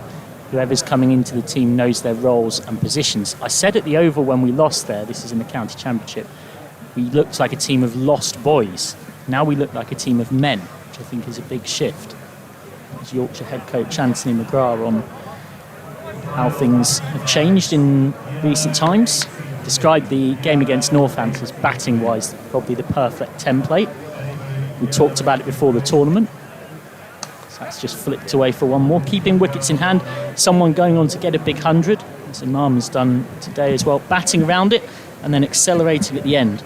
I think we got over 100 in the last 10 overs. That was in piling up that huge score against Northampton of 374 for 5. Of course, many of those runs came off the bat of this man, Matt Revis. Scored a career best 69 after getting out for a duck against Warwickshire up at North Marine Road. Yeah, that was brutal towards the end. Every single delivery, it seemed, was going to go over the rope. On our bowls here to Revis.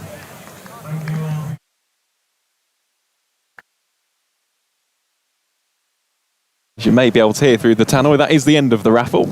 Congratulations to all the winners. That's a staple part of sort of outground cricket bingo, isn't it? A bit of a raffle going on in the background. Love to hear it. And great to see as well. Nobody is left. It's still as packed as it was at 11 a.m. here. That one is short and hammered away on the onside. Balderson will do the mopping up. Will just be a single. What else constitutes outground bingo out of interest? I feel like Let us know in the YouTube live. This is what it exists for. I feel like the announcement asking someone to move their parked car, Yeah. that usually crops up. I think you're also looking at, and York's very good for this, superb in-ground catering. Yes. Provided often by a van. As we're seeing some beautiful overhead shots of the wider area. I reckon you're also looking at bring your own chairs, which of course York is big on. Bring your own furniture. We've got a lot of time for that. Dogs have got to be right up there. Dogs at outgrounds, that's just iconic. Yeah, seen a couple today. But it always makes me sad when you see a cricket ground and there are some that don't allow dogs in. I just feel like that's such a constituent part of it. As long as they're well behaved, they're not harming anybody. What else have we got? Ice cream vans, in very specifically, I think it's part of the outground experience. So let us know any more that come to mind. If there's a competition at the moment that embodies outgrounds, the Metrobank One Day Cup's got to be up there. Balderson is back. Now this is one of Lancashire's last big gambles to get a wicket. It's coming in now from the rugby ground end. Number 30 off his 8 so far. He's got this over and 1 more to try and make something happen. Bailey's got a couple left. It's going to be interesting to see how Captain Marcus Harris juggles his bowlers, because you don't want to save overs for bowlers that end up being not really of use. And Yorkshire only need 48 to win off just under 10 here.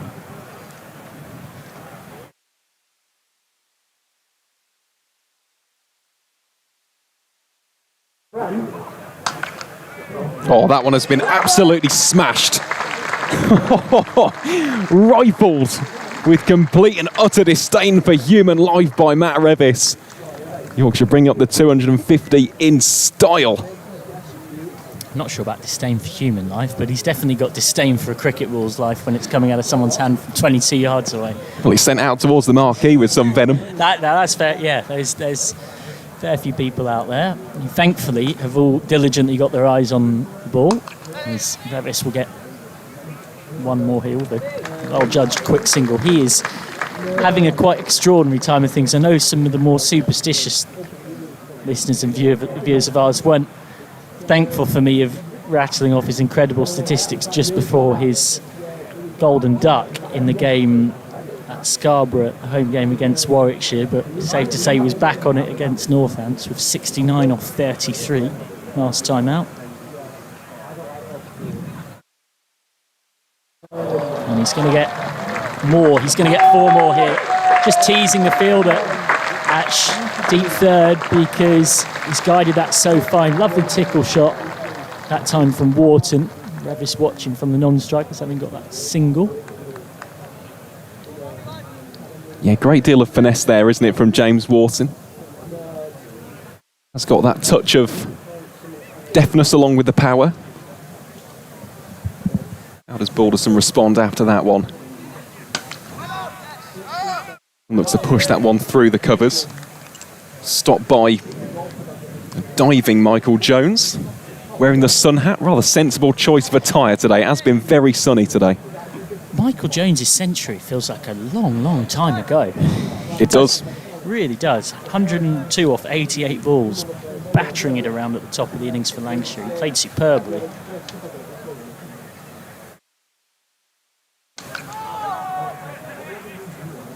Nice areas that from George Balderson.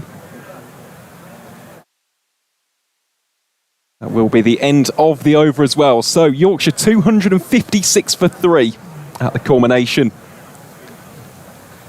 41. The requirement now just 39 runs for the victory. Yorkshire would like to think from here the game belongs to them. Certainly in terms of the table it would be a big moment. As we see some of Jones's smiting from earlier on. He was in quite magnificent form. I guess Lancashire's one frustration will be from his magnificent work.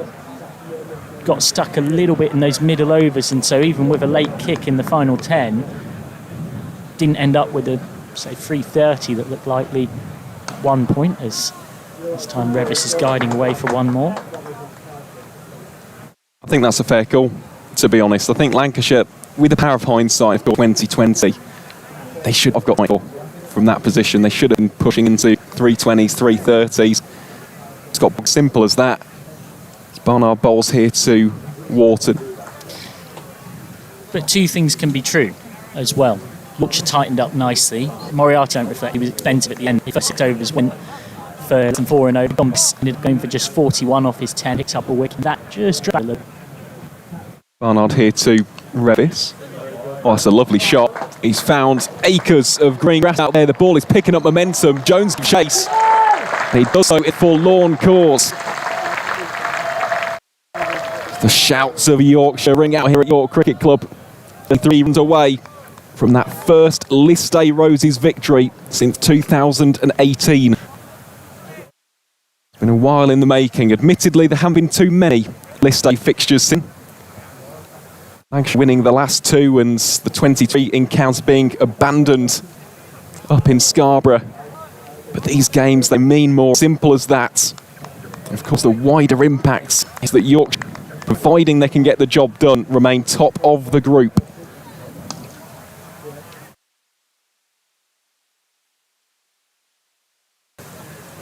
Stay top of the group, but extend that advantage. They go 4 points clear of Somerset in terms of that race for a knockout spot. 4 points Somerset and Durham, who both had 6 from 3. It's positive if you want to look at it one way, Yorkshire's game in hand on those sides.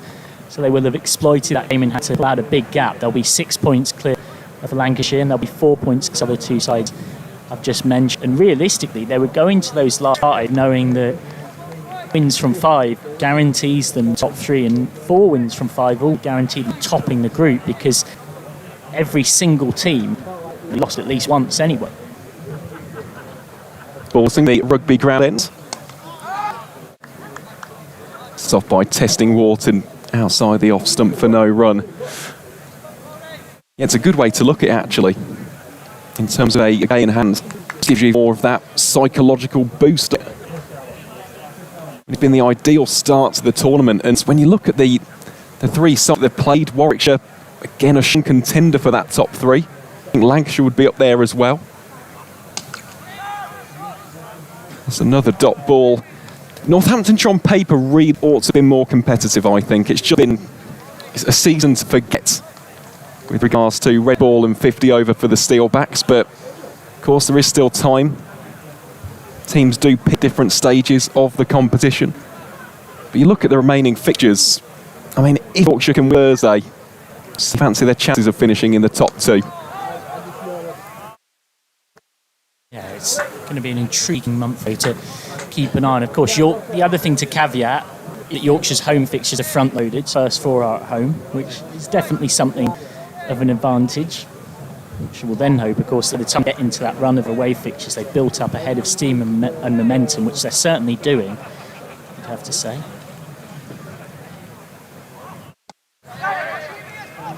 Nice early call there between Wharton and Revis. Bit of a throw down to the non-striker's end. No harm done, another single. Moves it down to 32 now, the equation for the victory.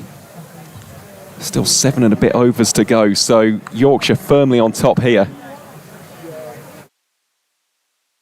Big over could be the game, realistically.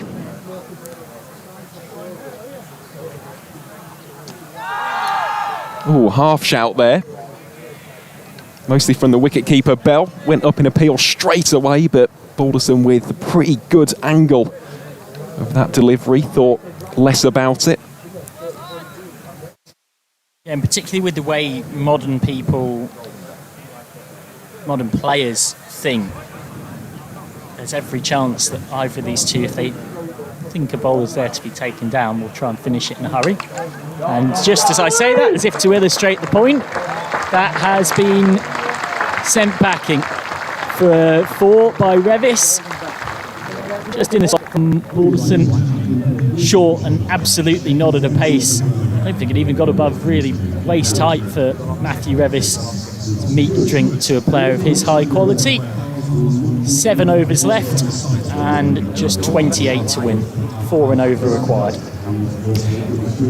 Still, either way, been a good stint that for George Balderson. None for 44 from his 10 overs today. We'll be disappointed to end it in that fashion, conceding the last ball boundary, but either way, he has had a tremendous time of it here at Clifton Park. Played a big hands with his batting innings as Ollie Sutton will get us underway from the City end. In just a few moments' time, once everybody is set. We do have some important information. The other game that was at Clifton Alliance Cricket Club was the MCC playing members against the North Area MCC Hub under 15s. Any more details on the result from Bill Rodham would be appreciated. Oh, definitely. I'll have to give that a look on Play Cricket. I've been wondering that all day. Thank you very much, Bill. Thanks, Bill, for the message. Much appreciated. Legend. Sutton, that one's short. Pulled away. Has it bisected the gap? No, it hasn't. Will be cut off there by Michael Jones for just the single. The other big question, of course, have the players from that match been allowed to watch this game? Oh, yeah, they have. Yeah, they we have. already knew that. Yeah, absolutely. They get through admission. Brilliant. So I'm sure some of them will have dropped in to see the end of the Roses contest, and particularly if you're an under-15s cricketer, that's a great opportunity to come and watch contests like this, as Sutton's trying to make something happen. You can definitely see why there's a lot I've spoken to in the Lancashire Powerplay who are quite excited about Ollie Sutton. A left armer, can move the ball at pace, he's got a nice rhythmic action. He's not had a lot of luck with injuries, but you sense that this is someone to keep an eye out for, 100%.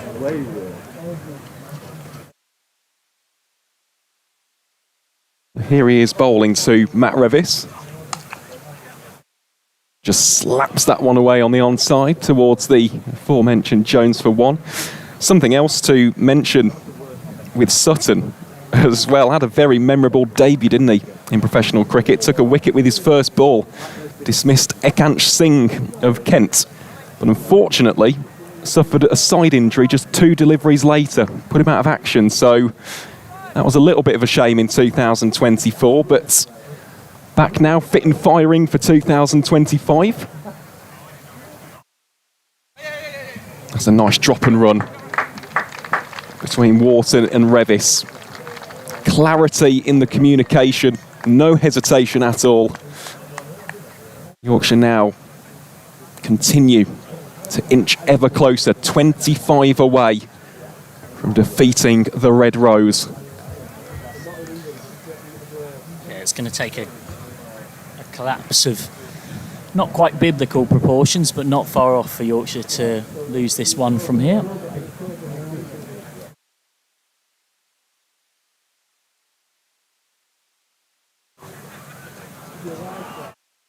Wide given. We've already seen the bumper in this over from Ollie Sutton. Took a little bit of pace off that compared to the previous one, but umpire does signal a wide, so 24 now, the requirement for Yorkshire. And once it gets below 20, you can see a real shift in body language from both sides. Fielding unit almost just waiting for the inevitable.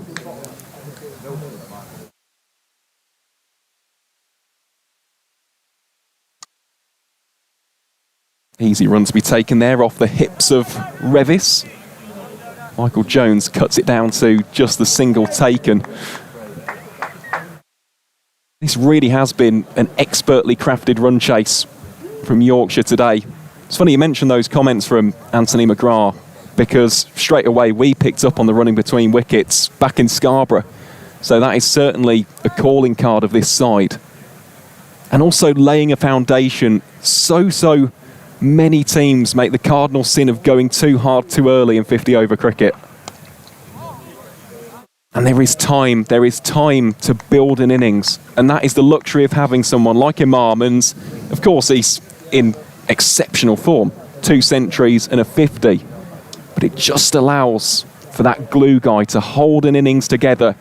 And it gives the likes of Revis, Wharton, even Luxton, the likes of Duke and Hill, it gives them that opportunity to go big a little bit later on. And you look as well, Yorkshire were 39 for 1 off 10 before Luxton exploded into life with that run of finding the boundary 4 times in a row off Williams. 1 of those went for 6, 3 of those went for 4. So they were quite prepared to actually, almost in a way, go a bit old school in terms of that power play period, actually see it as it's a good wicket-taking opportunity with the new ball for Lancashire. Let's work our way through that and build out from there. Safe to say that, as things stand, that has been a quietly clinical way to negotiate the run chase. Marcus Harris is at that point as a skipper. You can see the 3 of them deliberating it with Balderton and Bailey. Is it the point where you start to bring players up? Well, I think that is the exact conversation Harris is having. Lancashire, for the time being, don't opt to do that. So it will be Bailey to Matt Revis. And I think if we are to take a retrospective look at this from a Lancashire point of view, they'll look back on overs 30 to 40 and they'll see that as a missed opportunity. Yeah, so it was when Harris went. So there was a period of 17 and a half overs where they scored at just in around 4.5 and over and lost 3 wickets. They lost a lot of momentum. Oh, stand and deliver stuff. Save your legs, Matt Revis. Big swing, clean connection. Now the equation goes below 20. Just bask in the glory of these replays. Big whack of the bat for 4 runs. How does Bailey respond after that one? Just 19 runs to defend. Well, goes short, helped around the corner. Well, there's an appeal from Bell, half appeal from Bailey, and in the end it's been given as a wide, much to the delight of the crowd here at Clifton Park.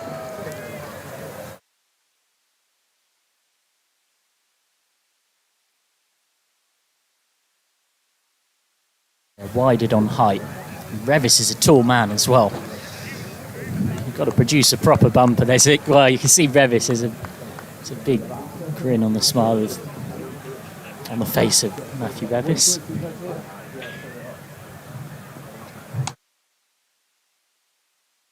Dot ball next up, that from Tom Bailey. It's a 277 for 3.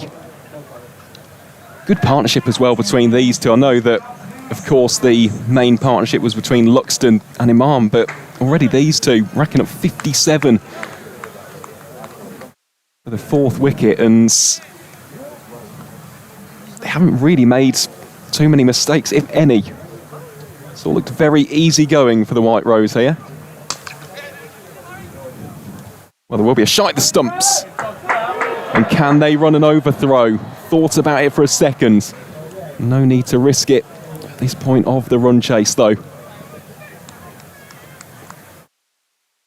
I think the other thing to mention, and you did touch upon it, Michael, as much as Lancashire can look back on that and go, well, we really should have cashed in a bit better. And yes, every ball didn't need to go to the fence. Yorkshire's bowlers did an amazing job, especially the 2 spinners, Jack White, Ben Code as well. Just nipping that seam back. Just wrestled back that momentum. And it killed the early swing of the pendulum, didn't it, which Michael Jones had delivered. Yeah, there's been 2 fine hundreds in this match that almost perfectly demonstrate the different ways to go about batting in a 50-over game. Much more, in some ways you might say, modern approach from Michael Jones and a much more classical approach from Imam al-Haq. Both in their own ways, very effective. Tempted pull shot there from James Wharton. And that's the beauty of the format, isn't it? The fact that there is so much time. It just depends on the individual. As we see the end of the 45th over. Yorkshire 278 for 3. Wharton on 38. Revis on 29. And 17 is now the requirement for the win. But you can have different schools of thought. So, for example, a Michael Jones. Someone like a Nyrin Donald, I know that he's not playing in the One Day Cup, but he was the same in 50-over cricket. There are some players who like to attack the power play. Ed Pollock at Worcestershire, formerly of Warwickshire. But then you also have your accumulators. You have your guys who are happy to bat out for the majority, if not all, of the innings on a good day. There is space for both approaches as Sutton bowls here to Revis. Short and swung away towards deep square leg for 1 run. But it's about balancing your batting styles, and that is why I bring up that point about Imam. I think he just balances this nucleus that Yorkshire have got incredibly nicely. It's not so much a fire and ice approach, because I don't think he's ice. I don't think he's a slow run scorer. He's methodical in his approach. But he's someone who can back for 10, 15 overs to not score tons of runs and then come back very strong indeed as Sutton sends that one wide. Well, you can kind of understand this, I think, if you're a Lancashire supporter, because he's just bending his back and trying to make something happen. Lancashire desperately need a quick wicket or 2 to try and induce some sense of panic in the Yorkshire dressing room. You might have seen Bell just throwing a sort of look up to the sky in frustration there, and that kind of sums up the mood for Lancashire right now.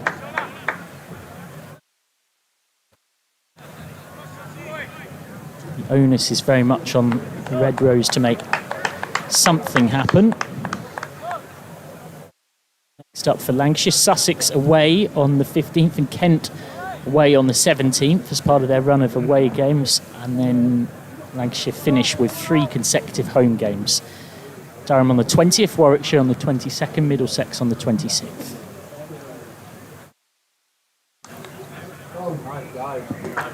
Another simple single taken there by Matt Revis. Down the onside, so 13. Now the requirement for Yorkshire in what has been a thoroughly professional display. To only be 3 wickets down after 45 and a bit overs is some going. It really is, and Will Luxton and Imam Huck deserve a tremendous amount of credit. I imagine they'll get the vast majority of the plaudits and headlines. Sutton here to Wharton. Wharton goes for the swivel. Bell appeals, but no connection on that. End to win then. It's the 12th wide of the innings. Go with a couple of no balls as well. Yorkshire had 12 extras, so Lancashire have gone just a couple past their rivals on that metric.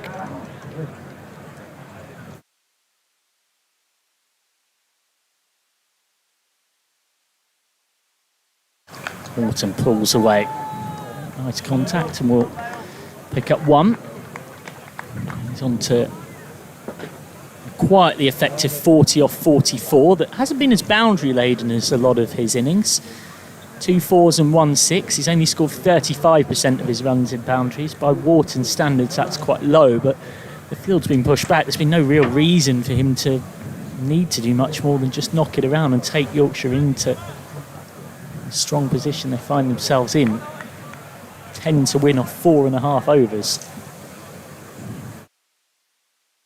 Marcus Harris now just bringing another up into the ring just to try and tempt Revis into something. He's bringing Shetty a little further around at deep square leg. Revis pulling with real conviction towards the bar for a vital boundary in terms of taking Yorkshire closer to victory. A pull shot of real conviction. He's a tall man. It's very hard to get a well-directed bouncer to Matthew Revis. Has gone for 4. Wondered for a second if it might have travelled for 6, but not quite. Low, flat pull shot.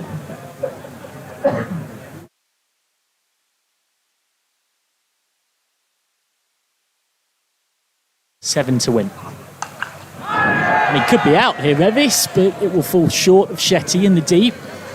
They'll come back for 2. 290 for 3 then, with just 5 to win off the final 4 overs, which reflects very well how nicely Yorkshire have managed this run chase.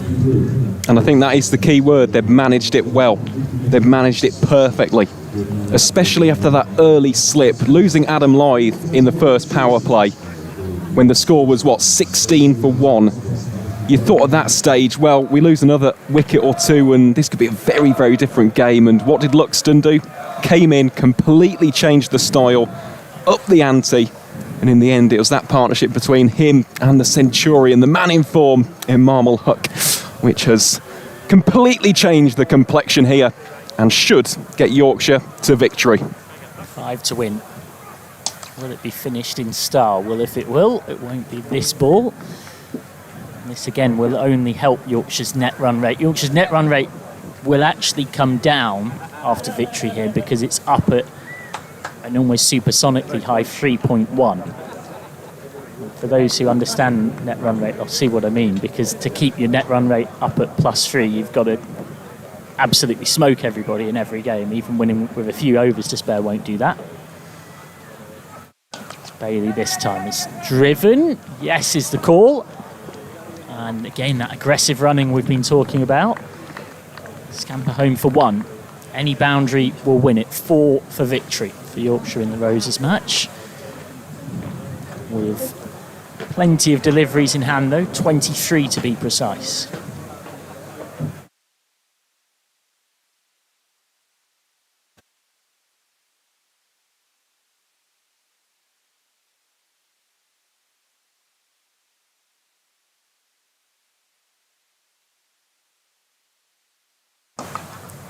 Straight at extra cover. Cricket has this funny way of providing these slightly anticlimactic mini moments, in the sense that pretty much all of this watching crowd now, bar truly what possibly the most extraordinary game of cricket of all time, or certainly one of in terms of finishes, knows who's going to win this, with 4 to win off 22. But it is Bailey's job to try and delay the inevitable, or the near inevitable. Bumper, and that keeps low. And that's another dot. 4 to win off 19. Beg your pardon, I think it's 4 to win off 20. It's a very relaxed looking Yorkshire dugout, as you would imagine, with the scoreboard set as it is.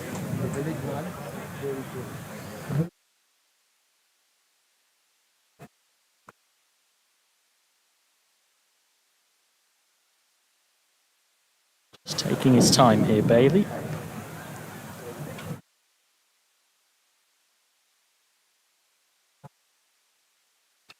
Smashed away, and that will be the winning runs.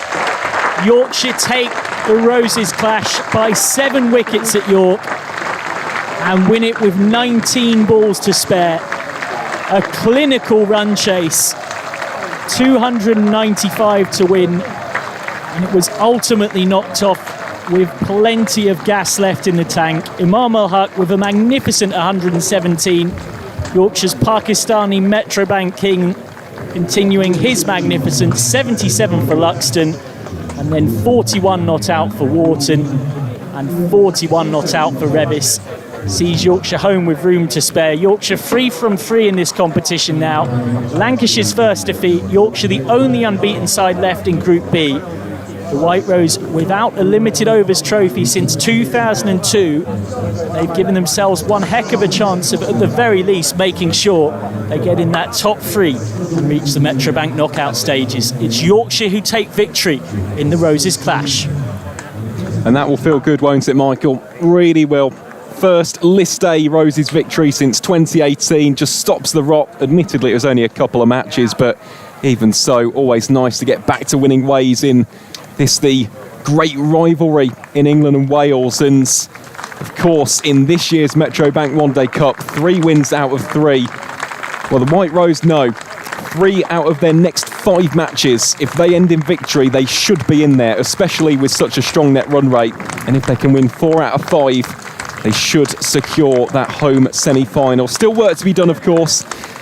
Next spot on the journey to the semi-finals will be right here against Somerset on Thursday the 14th of August, but I think it is a word which we've used a lot on the broadcast today. That was a thoroughly mature and professional display from the White Rose to emerge victorious by 7 wickets.